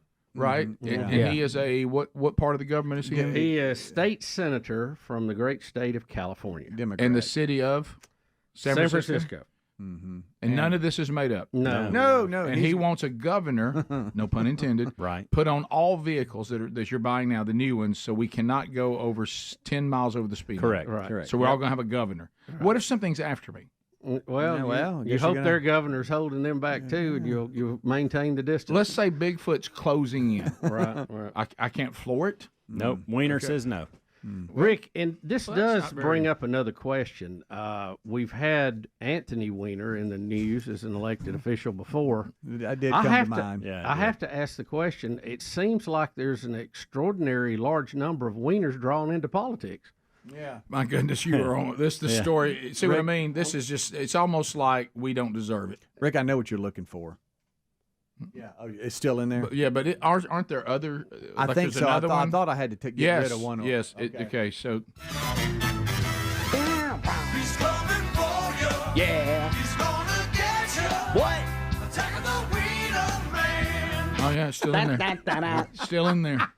That was back when Anthony Wiener updates were necessary. Oh, they were just. I've never met anybody with that name, and to have two in politics, I know. It's kind of strange. But you sure did make a good point. Yeah. Seems like they're drawn to it. I don't know. Oh, I'd love to be an Ostermeyer Wiener. That is what I truly like to be. 'Cause if I were an Ostermeyer Wiener, everyone would be in love with me. What? He's coming for you. Yeah. He's gonna get you. No. Attack of the Wiener Man. All right, so can I we remember when we found that song back during the Anthony Wiener stuff that was going on. You remember the band looked like mummies? I do. I think they were called the Mummies. I think they were. They're like a Halloween-themed band. Yeah. Do we want to let Mr. Wiener speak for himself? Yeah, I don't know Why what not? a Wiener sounds like, but this is what it would sound like. Take a listen. It will require cars and trucks that are manufactured or sold in California to contain what we call speed governors or speed limiters that physically prevent the vehicle from traveling more than 10 miles an hour above the speed limit. It'll still be illegal to go above the speed limit, of course, but it will be physically impossible to make the car go more than 10 miles an hour over the speed limit. This technology exists already.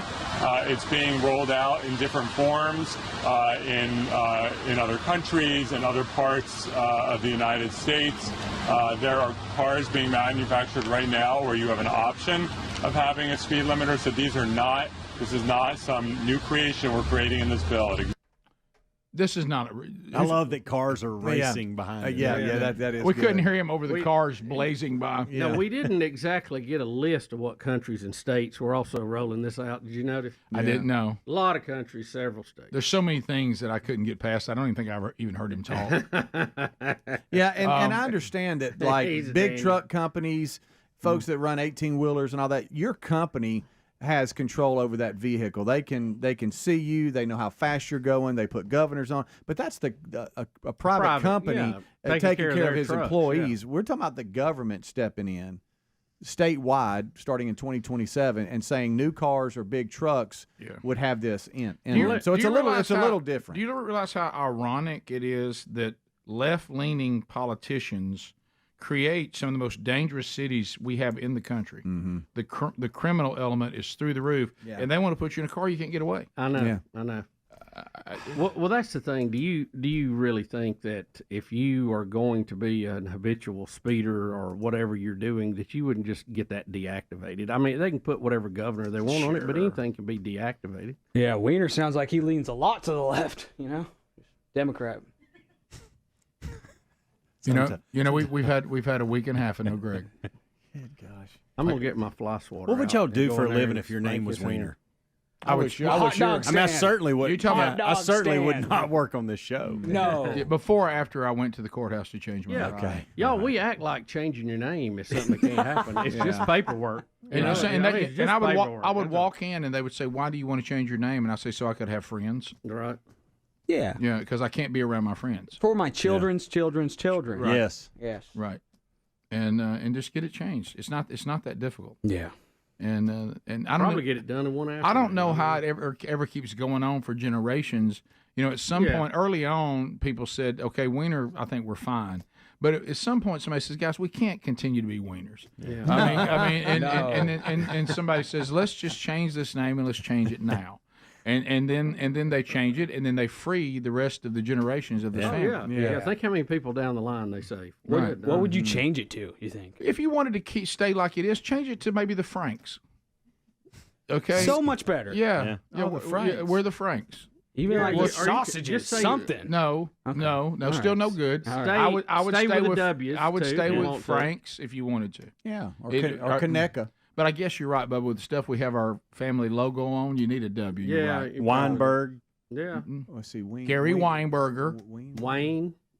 Weiner. What about just take the end? Just go. Weiner's no good. What about Weiners? What about Whalen? What about Weeder? Let's be the Weeders. Let's try to do something Watson. the kids can survive elementary school. Watson. Look, go Wilson, Watson. Yeah, There's a bunch of Watkins. Something simple. What about Washington? What about Weber? Yeah, Washington would be a good one. Washington's more electable than Wiener. Yeah. Yeah. Or Weener, Wiener. No, that's no, still buddy, you're still saying Wiener. No, that's actually worse. That's a good point. That's actually All worse. right, y'all make a good point right now. You don't want to be in elementary school, and the first time the teacher calls roll is Chris Wiener here. You don't want that. No. When you say it like that, and think about me, silly. Rick Wiener. Are you kidding me? Oh no. No. Try to go to elementary school with that one. Yeah, that's tough. Yeah. What about Weaver? No. We can do better than this. Bubba gave us great examples. Weaver would be Weaver. Weaver's good. Yeah. Weaver, like Williams, anything. There's a lot of easy, good W names. Yeah. You got to get fancy. We'll come back. The wonderful wheel of canned meat is next. Golden ticket seat guests who desire shall give that baby a spin. We'll be right back. Rick and Bubba, Rick and Bubba.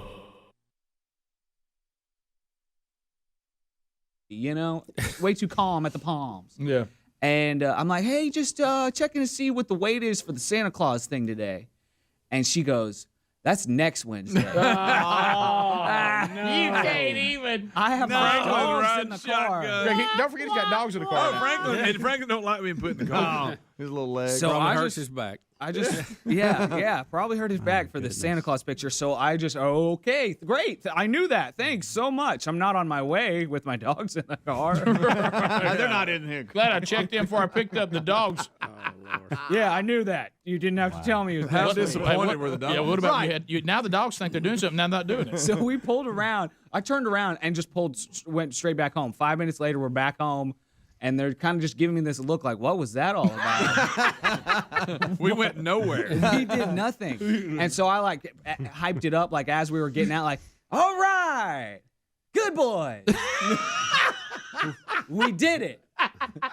Go back in the house and I locked the door up and everything like that. With his back surgery, though, Franklin isn't supposed to be out and loose on his own. He's supposed to be in his room. What? I forgot to put him in his room. Oh. And then the Cooks people came, Cooks Pest Control, and the dogs go nuts when the Cooks people come. I get on our little home camera or whatever, because your dog is barking, and there's Franklin up on the couch, up on the window, just barking at the window. And so I think because of that, my wife beat me home. Franklin was out, so she knew I came home. Top of the hour. Rick and Bubba, Rick and Bubba. The impeachment continues. A bit of a Trump update.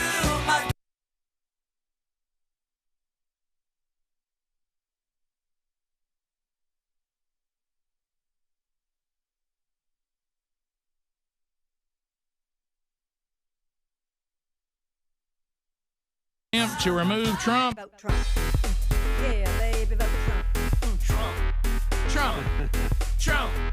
Trump.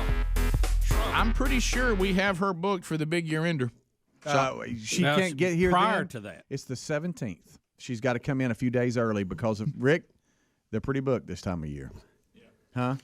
But she's going to be standing where I'm sitting. We're just going to do this right here, Rick, and she's going to be singing her little song. I just right want to here. be sure I have this right, okay? And I'm fine. I certainly understand it, but I have to get this. Hey, listen, how about this? For my therapy, I have to get this out. So I want to be sure I have this right. We show up one day, and there's two people standing out here in the Hall of Death. Correct. We have a CD, hoping and praying we'll play. Oh, damn. Okay. Yep, right here. All right. It is. So we go in and listen to it, and then not only do we take it and start playing it, then people start getting excited about it and they want it. Yeah. So then we're going to bestow upon you the honor of being on the big year ender, and they've come back and said, "Can't do it. Can you accommodate us in another way?" Yeah. Rick, they're booked.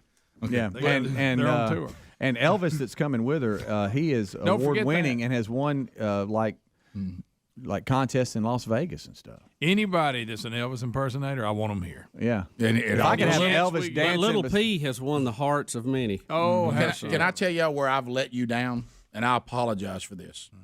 It's totally on me. And I may do something about it. It's a may. Okay. I'm not fully committed yet. You do realize that I have access to an Asian Elvis.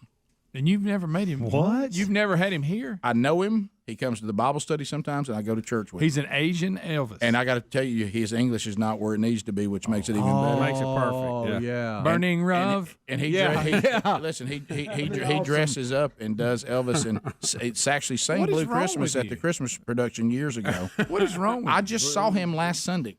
And you, Rick, I you've thought you loved this morning. You've been holding this back for how many years? Too many. I think I might have mentioned it when I saw him perform, but I haven't brought him here. Because I'll tell you this, the Hey, only that thing guy I like talks better like than that. an Elvis impersonator is an Asian Elvis. And here's the thing: he'd probably Now, that's money. Hey, listen. Here's the part that's so You sad. realize Henry Cho played that in a movie. Yeah. Hey, True. let me tell you what's so sad. Revenge of the Nerds. I think he'd be more than willing to come. I think he would want to ask. I want him and the guy that talks like Rocky all the time. I want those two guys in here. Easy now. Let's sprinkle. But Rick, anyway, before we go into that, would you like the tweet today from Donald Trump Yes, concerning hilarious. Greta Thunberg saw as that. person of the year? Bubba, I have gold is what it nobody is. tell me. I want to hear it for the first time right now. And I will quote, "So ridiculous. Greta must work on her anger management problem, then go to a good old-fashioned movie with a friend. Chill, Greta, chill." How dare you? Now, yesterday, Chill from the.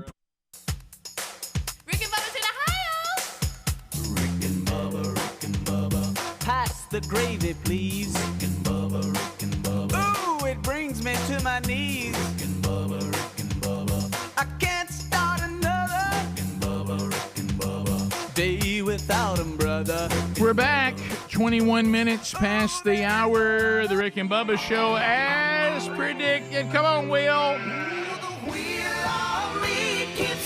Come on, wonderful Will.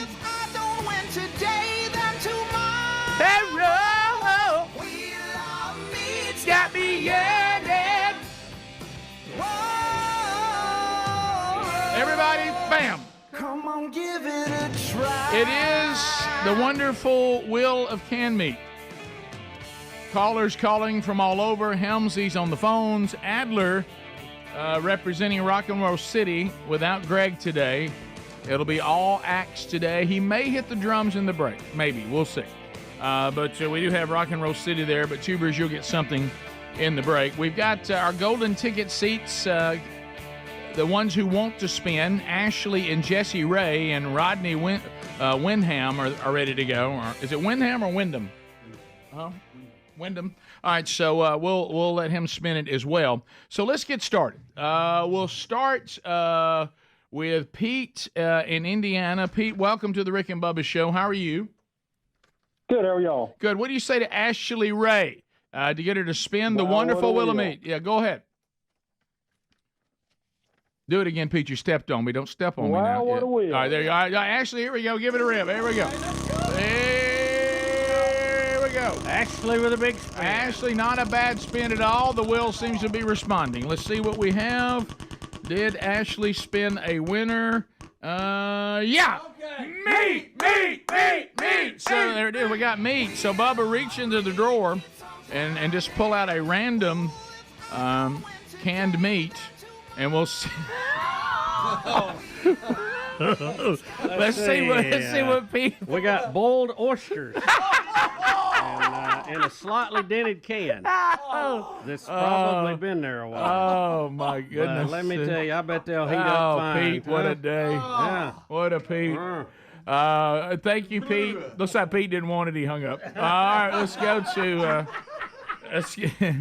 Yeah, Helmsley, he hung up. I guess he didn't want it. All right, so let's go to JR.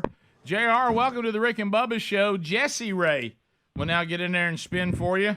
Jesse's standing by. Tell him what you want him to do. Wheel, what a wow. Let's spin that baby backwards. Oh, we went backwards. Hey, yeah! Boy, I tell you, Jesse turned it loose. Oh, I'm going to tell you. Jesse can take that thing out of here. Good gracious. All right, so let's see. A big reverse spin. That's one of the fastest reversals. Let's see what happens here. All right.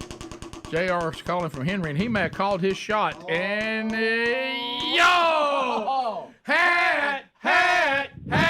Wear it! You got yourself a Rick and Bubba hat. This is the Flex Fit Trucker hat. Really cool hat. I think you'll love it. Let me put you on hold. Get your information to Helmsy, and we'll ship it right out to you. Thank you so much. Yeah, JR, thank you for listening to Rick and Bubba. All right, let's go to Samantha, also in Indiana, and Rodney Whitnam is ready to spin. Rodney is ready. What do you say, Samantha, to get him to spin that wheel for you? Wow, what a wheel. Let it rip, Rodney. All right, Rodney with a smooth approach. Let's go. I like that.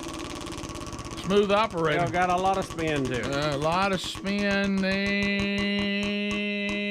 Yeah!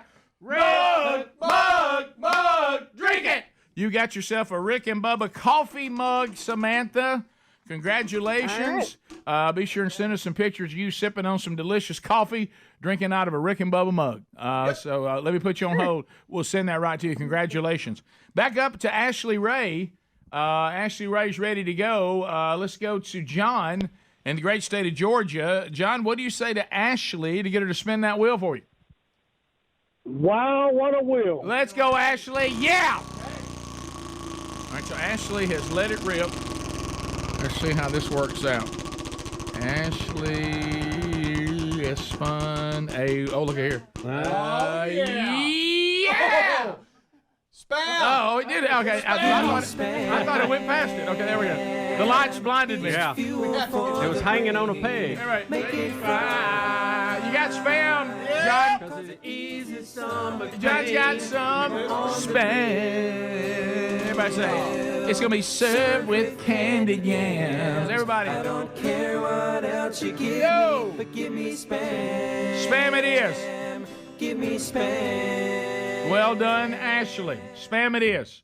Mike is in the great state of Alabama. Mike, welcome to the Rick and Bubba Show. Jesse Ray is back to spin. What do you say to him to get him to spin that wheel for you? Wow, what a wheel. All right, here we go. Let's go. Oh, doing it regular this time. Jesse, take it a little easier on the wheel this time. The wheel seems to be confused, but then catches up. All right, here we go. Let's see what happens for Mike. Yeah! Rick and Bubba! Rick and Bubba! All right, so Mike, what this means is you can go to the Rick and Bubba store. If we have it in stock, you just say, I want this, and then it'll be sent right to you. Okay? Thank you, sir. Mr. Excitement is how my other name. Oh, you really? Because you come in a little calm, right? A little laid back. So, Mr. Excitement, congratulations. Pick something exciting out of the Rick and Bubba store, and we'll send it right to you, okay? Thank you very much. We continue. Let's go to. You think that was a self-given nickname? I think it was, and it was one of those nicknames like when you call someone really large, tiny. Right. Yeah, I love those. Let's go to Asheville, where Liam is standing by. We've got Rodney back up to spin again. Liam, what do you say to Rodney to get him to spin that wheel for you? Wow, what a wheel. All right, Rodney, give it a... Oh, he go back. Oh, well, he went reverse. We're going to go reverse. Okay, here we go. All right, let's see if we can get ourselves a winner here. Rodney is spinning. Oh, Pippin. Not a Pippin. I mean, you can't even have a dog. Pippin, where's Pippin? All right, so I think we can do one more. I think we can do one more, and that'll be Robert out of North Carolina. Ashley Ray spins our final spin. Robert, what do you say? Wow, what a wheel. Let it rip, Ashley. All right, there goes Ashley. Got a good workout on the wheel. She really today. has. You know, this was a surprise for her today. She did not know she was coming here. Her husband surprised her. Here. Yeah. Okay. T-shirt. Wear it. Congratulations, Robert. You've got the Rick and Bubba Can't Have Nothing T-shirt. I mean, hey, you thought you could have something. It looks like you did. So we will put you on hold, get your size. Robert's a dude, so he probably will give us a real size. We have a lot of returns when women give their size. Yeah. They think their size, they're just not quite that sometimes. But anyway, so Robert, congratulations. Thank you for listening. Let's give it up for our golden ticket seats. Yeah. I mean, that's good work right there. Good job. That's good work right there. One of them's still going to win a $50 American Express gift card from Dr. Dudney before we're done. If you're a tuber, Rock and Roll City is nothing but Adler, but he's a one-man machine. He's a beast. He's a beast. Enjoy that on the YouTube channel for your break. The rest of you, we'll take a break, and then we'll come back. We'll wrap up another hour of the Rick and Bubba Show. A couple of segments still to go as the Rick and Bubba Show continues right after this. Rick and Bubba, Rick and Bubba.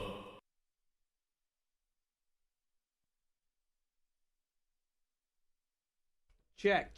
Hey, two. Check. Hey, gang. All right, here we go. This is gonna be a difficult one. If I mess it up, we'll make fun of me if I mess it up. All right, here we go. Yeah, Greg's not here, so it's just me. So I'm trying to do the one-man band thing. If I mess it up, it'll be funny. If I don't mess it up, it'll be kind of cool, but not that cool. All right, here we go. I'm gonna try to loop this. I'm gonna try to loop it. Here we go.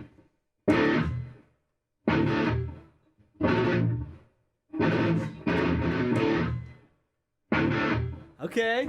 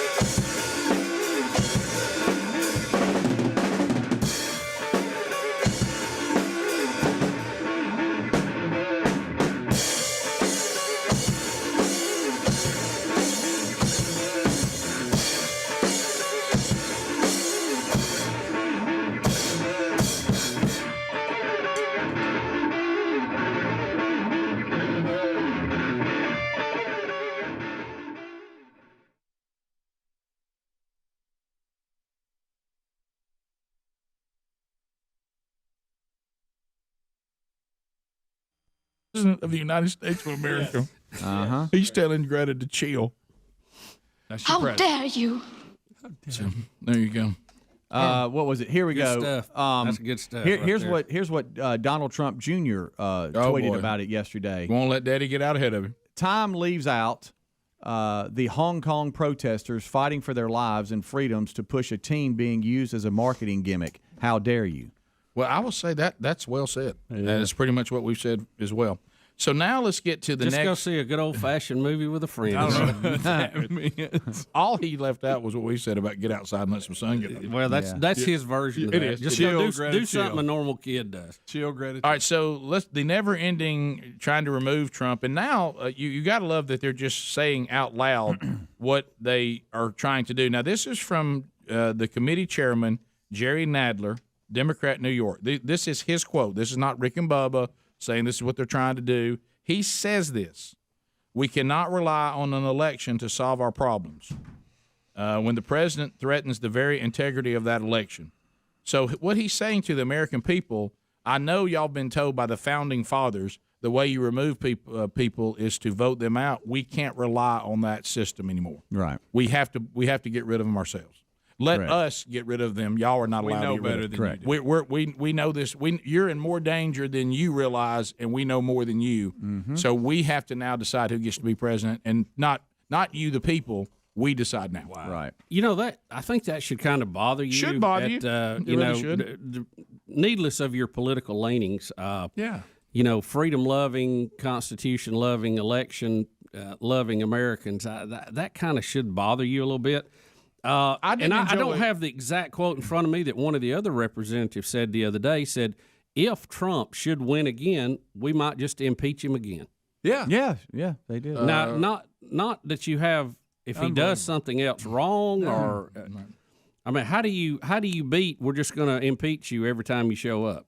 I mean, I don't think really that's kind of what that was for, you know. Bubba, and we're learning new phrases. You know, of course, we learned a lot of them during the Clinton years, but. What is this term? Now the House Judiciary Committee said it's the first phase of a fiery markup process. Yeah, you know, markup is when you start editing the language, how you're going to do it, and it's really comes from marking out words. So like they'll type up something and go, well, I don't like the way that is, and they'll mark out a word or whatever. I mean, that term's used a lot in design or building of anything. So basically what the committee is doing, they've announced they're going to bring two charges, one abuse of power and one basically obstructing justice or abuse of Congress. Abuse of Congress, which is their version of it. And they're trying to decide the language, how they're going to phrase it now. So they're going to debate that now. You ready for some hyperbole here? Here's some of the things that are going on. These are things that are being said by our current Democrats.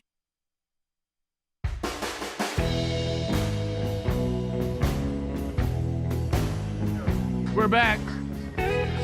Glad to be with you today.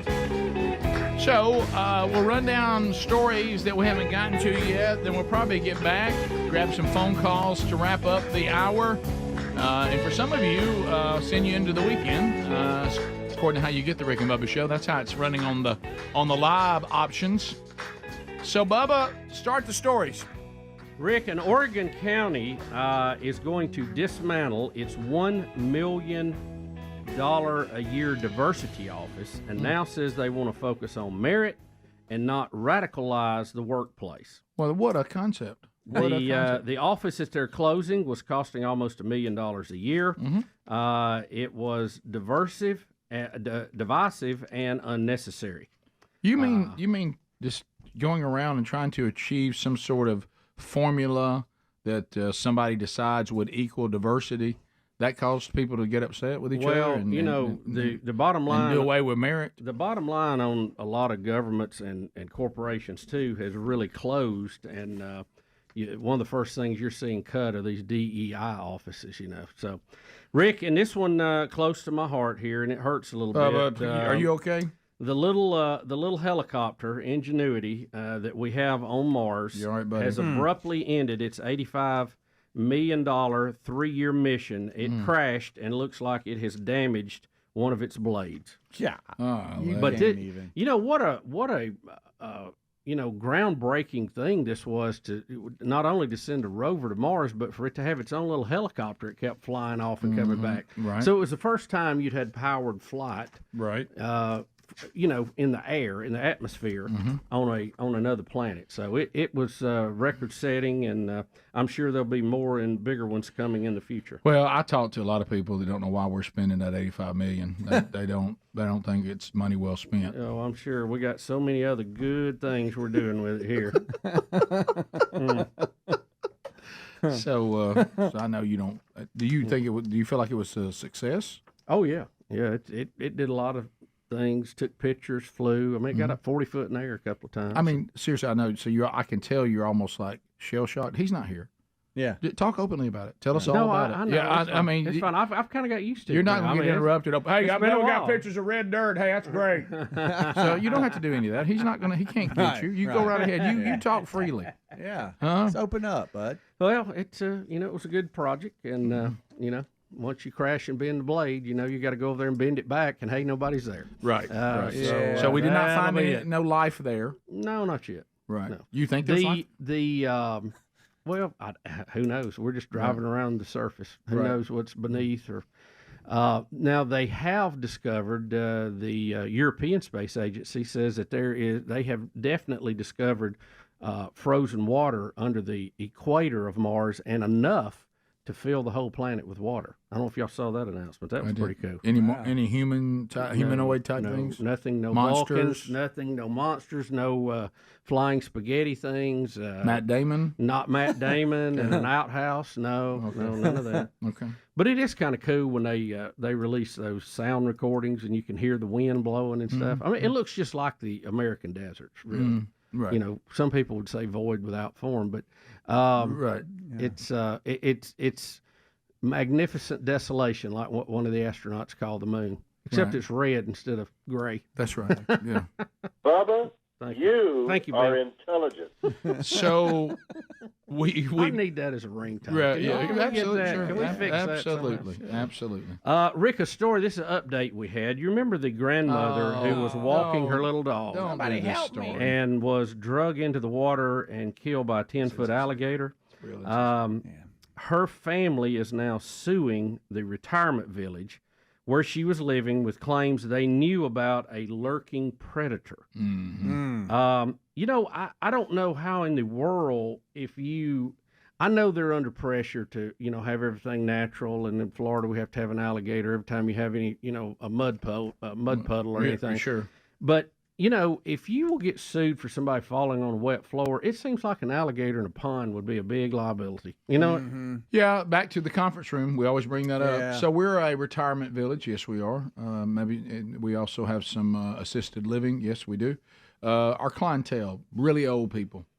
Okay. What do you think about the pond situation? Should we even have a pond? Well, you're right. But it's just going to be kind of a walking area. Just give them a nice little something over there. View. All right, I'm concerned Little about the fishing pond, just a pond in general with older people. But it has an alligator in it. Does it? Does it? Everybody, am I the one who feels bad? That kind of a daunting feeling just came over the room. Yeah, old people, alligators, It just seems like a dogs, mismatch, doesn't it? walking dogs that alligators eat. Not real physically able to get away quickly.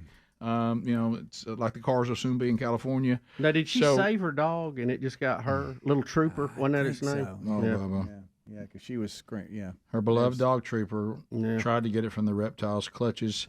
Again, I know how much these little dogs mean to people, especially if they're lonely. But when a 10-foot gator has little Trooper, hey baby, he's gone.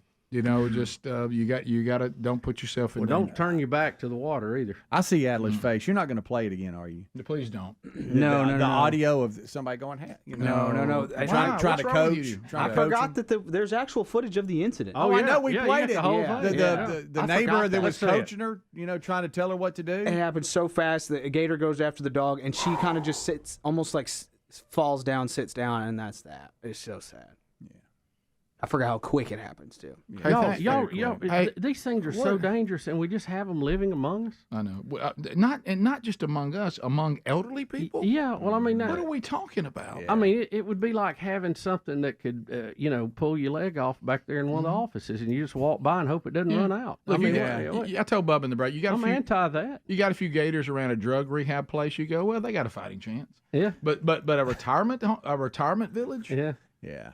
Retirement village? You got to check that. But pond. Rick, in Florida, every every pond has an alligator in it. In Florida, they're just all over the place. Is this the pond? This is this is two things that should never go together. Okay, two things that should repel each other, and that is caution alligators, and then pet walking area. Same sign, same post. If you'd like to use the pointer, go ahead. Look right here. Caution alligators. Do not feed alligators. Pet walking area. It shouldn't be there. Bad idea. Bubba, put the point on the word feed. Put the word on word feed and then on pet. They're the same. Pet. That's alligator. We're just stupid. I mean, we have just become a really stupid society. And I hope the family gets something that teaches somebody a lesson on this. I know. I hope that they have to outlaw having the gator in every pond. That's so I know you have pest control that comes by and they look for your little critters and stuff. And I would think checking the pond with your alligator guy.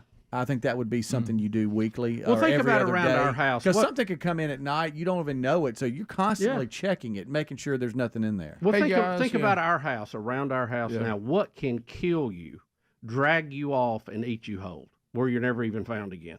Not a big list. You might, you may get a bad squirrel every now and then, or a little rabbit or something. Yeah. I don't know, a snake in the bushes. Maybe a rabid raccoon. But most of them, even if you got bit, it's not going to drag you off somewhere. Yeah, not in Florida. Well, that guy right there. This guy is legit. He's brave, I'll tell you. He is the man. Of course, see, he's not elderly. Right. No. Okay, I think we're missing that crucial part. I don't think it would help, Rick. That's a mean. Hey, that's the way to he's do it dealing right with. there. And that's like a 5'6" footer, and this was a 10 footer. Yeah, he couldn't have done that without. Hey guys, welcome to our Tuesday meeting. We don't like meetings on Monday. None of us do. Let's run a few things. Well, how's our pond? Got a 10-foot gator in it. Anybody think that might be problematic with our elderly citizens and their pets? It seems nice. Yeah. So, do you think we should do something about that? No, let me tell you something. That's the things you're going to have to answer for. Let me ask you this: what's the positive to having one there? What are they keeping beat down that we got a problem with? Beavers? Well, if you want fewer pets. Well, I know, Right, but that at a retirement place, most people are going to have pets, and probably small pets. Can I tell you one service a 10-foot gator at a retirement community would serve, sadly, and it just happened? Apartment availability. Yeah, well, that's what you're looking for. Right.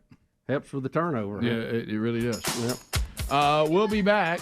866 We Be Big is our number. Unreal. That's a big old gator. That's big. Big and strong. I mean big and strong. All right, phone calls. I know are out there. We got maybe a story or two more we can talk about. We'll hit some of those when we come back. More of the Rick and Bubba Show coming up right after this. Rick and Bubba, Rick and Bubba.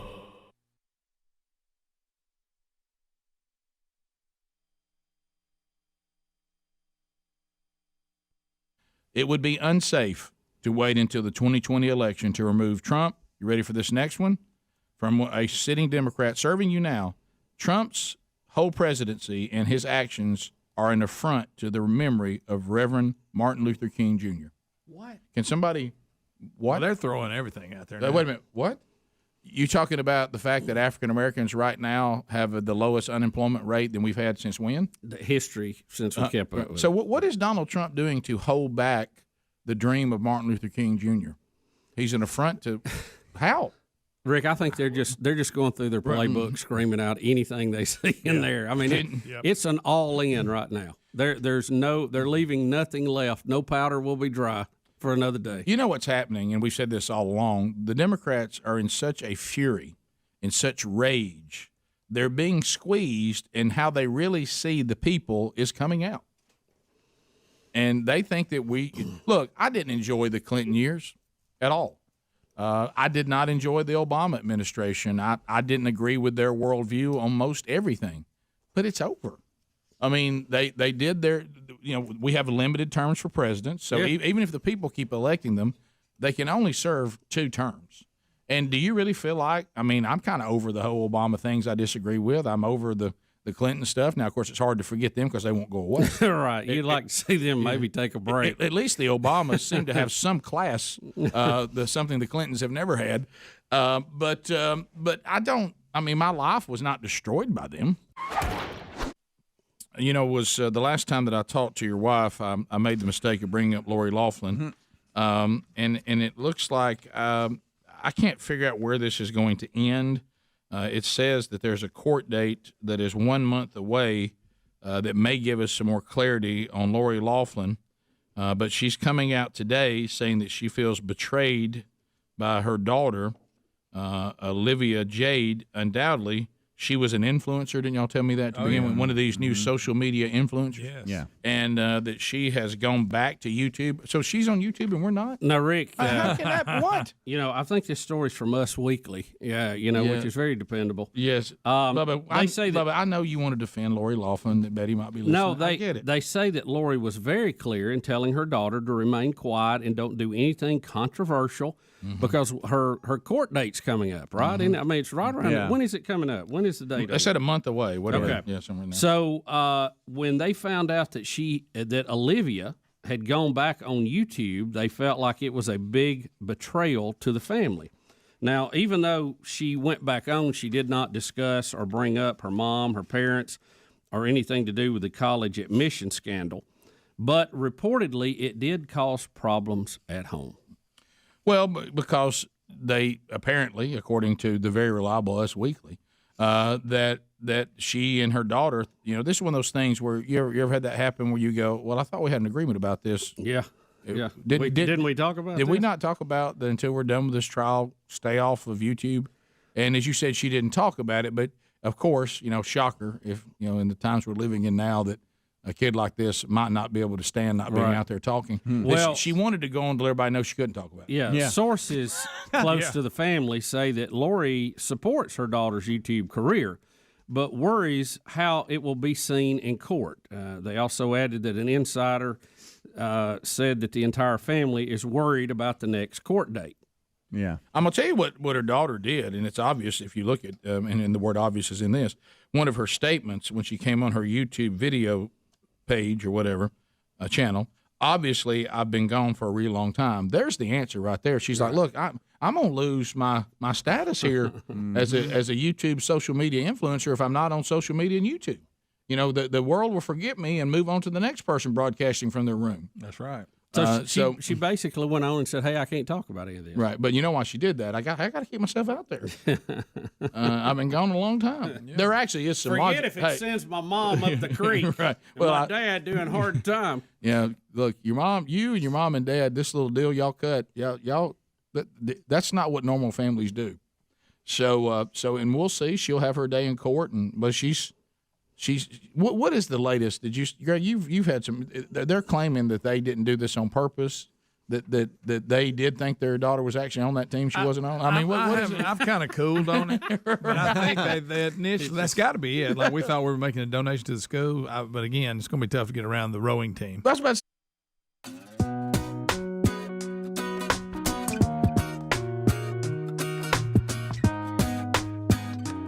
Well, here we go. Wrapping up another hour. For some of you, another day. Others, another week. We are thankful that you are here with us today. Golden ticket seats today.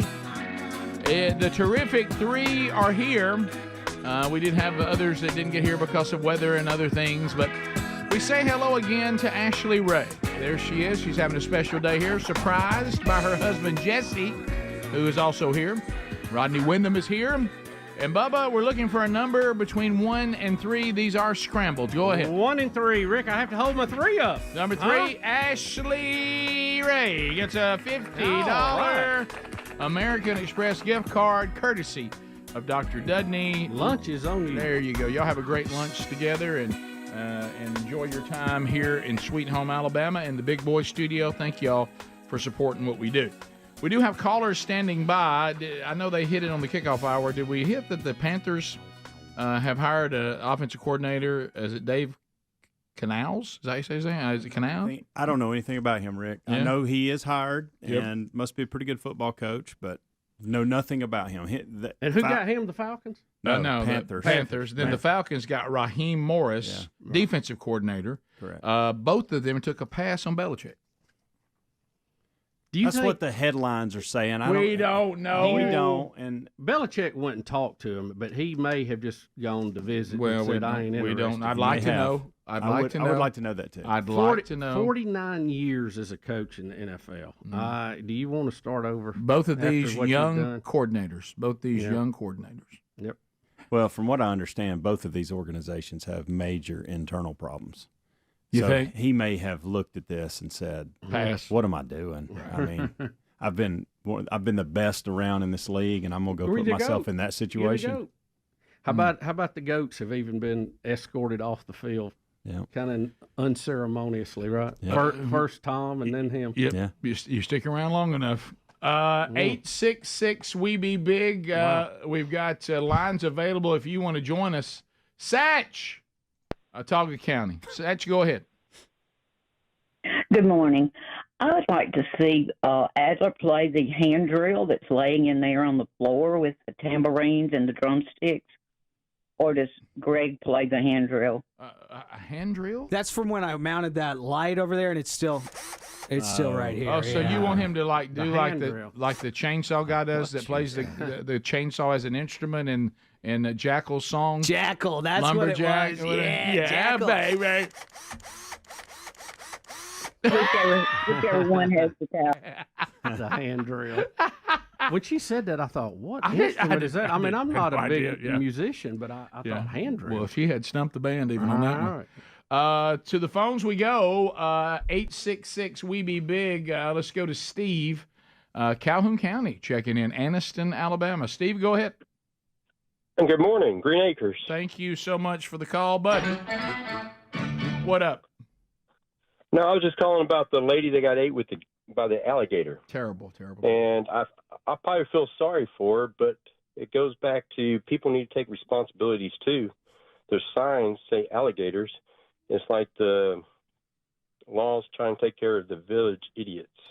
Well, to me, though, do we put she was a alligators nana, though, and retirement communities together? Isn't that kind of stupid to begin with? And then you see what Bubba pointed out with the pointer.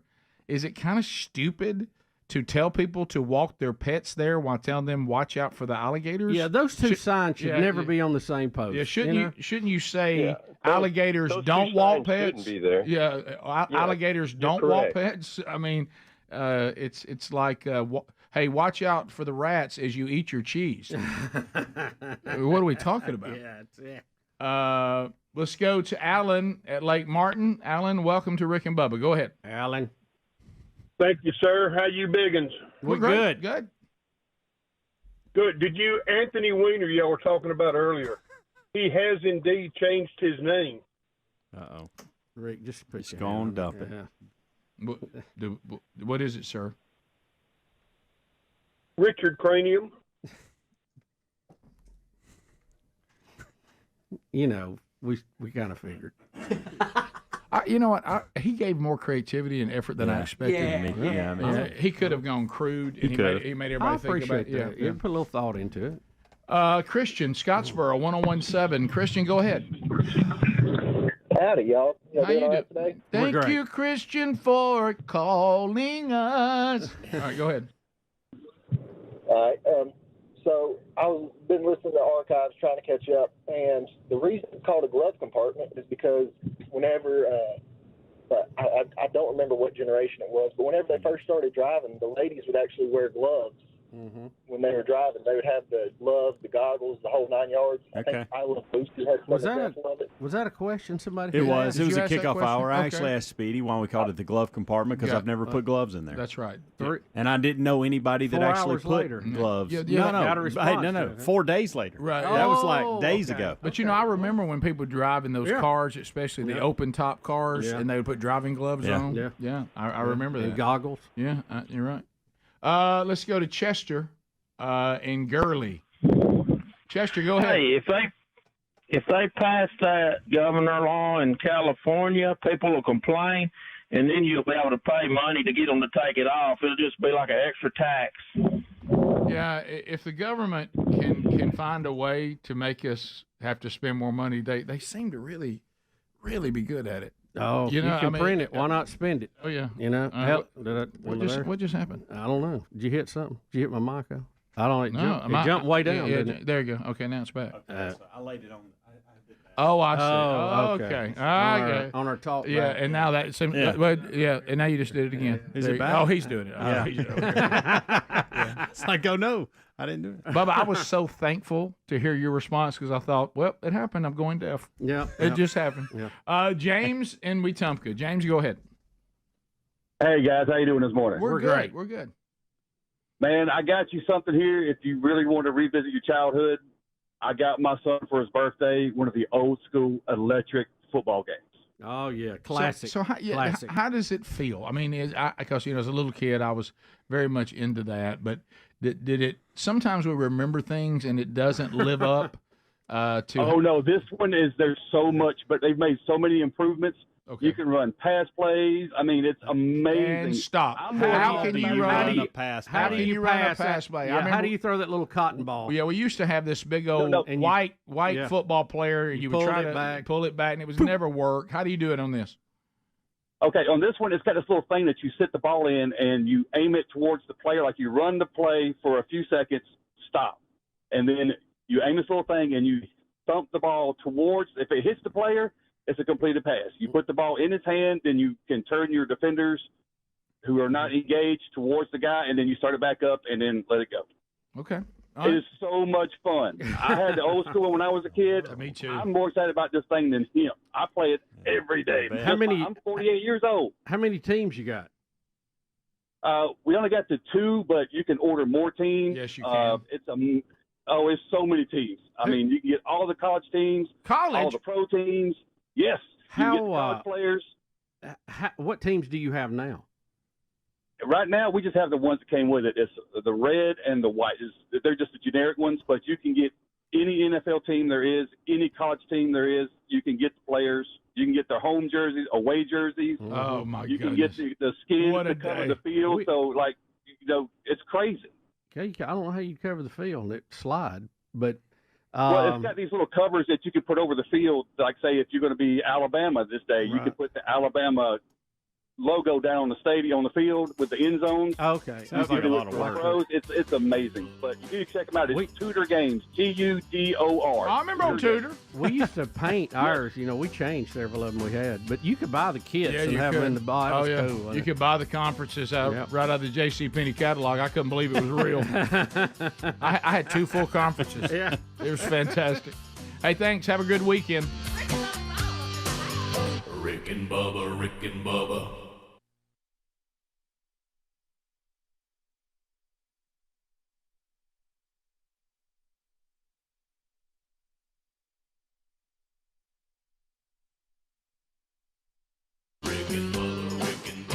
This is the Rick and Bubba Show. Watch more at blazetv.com/Rick and Bubba.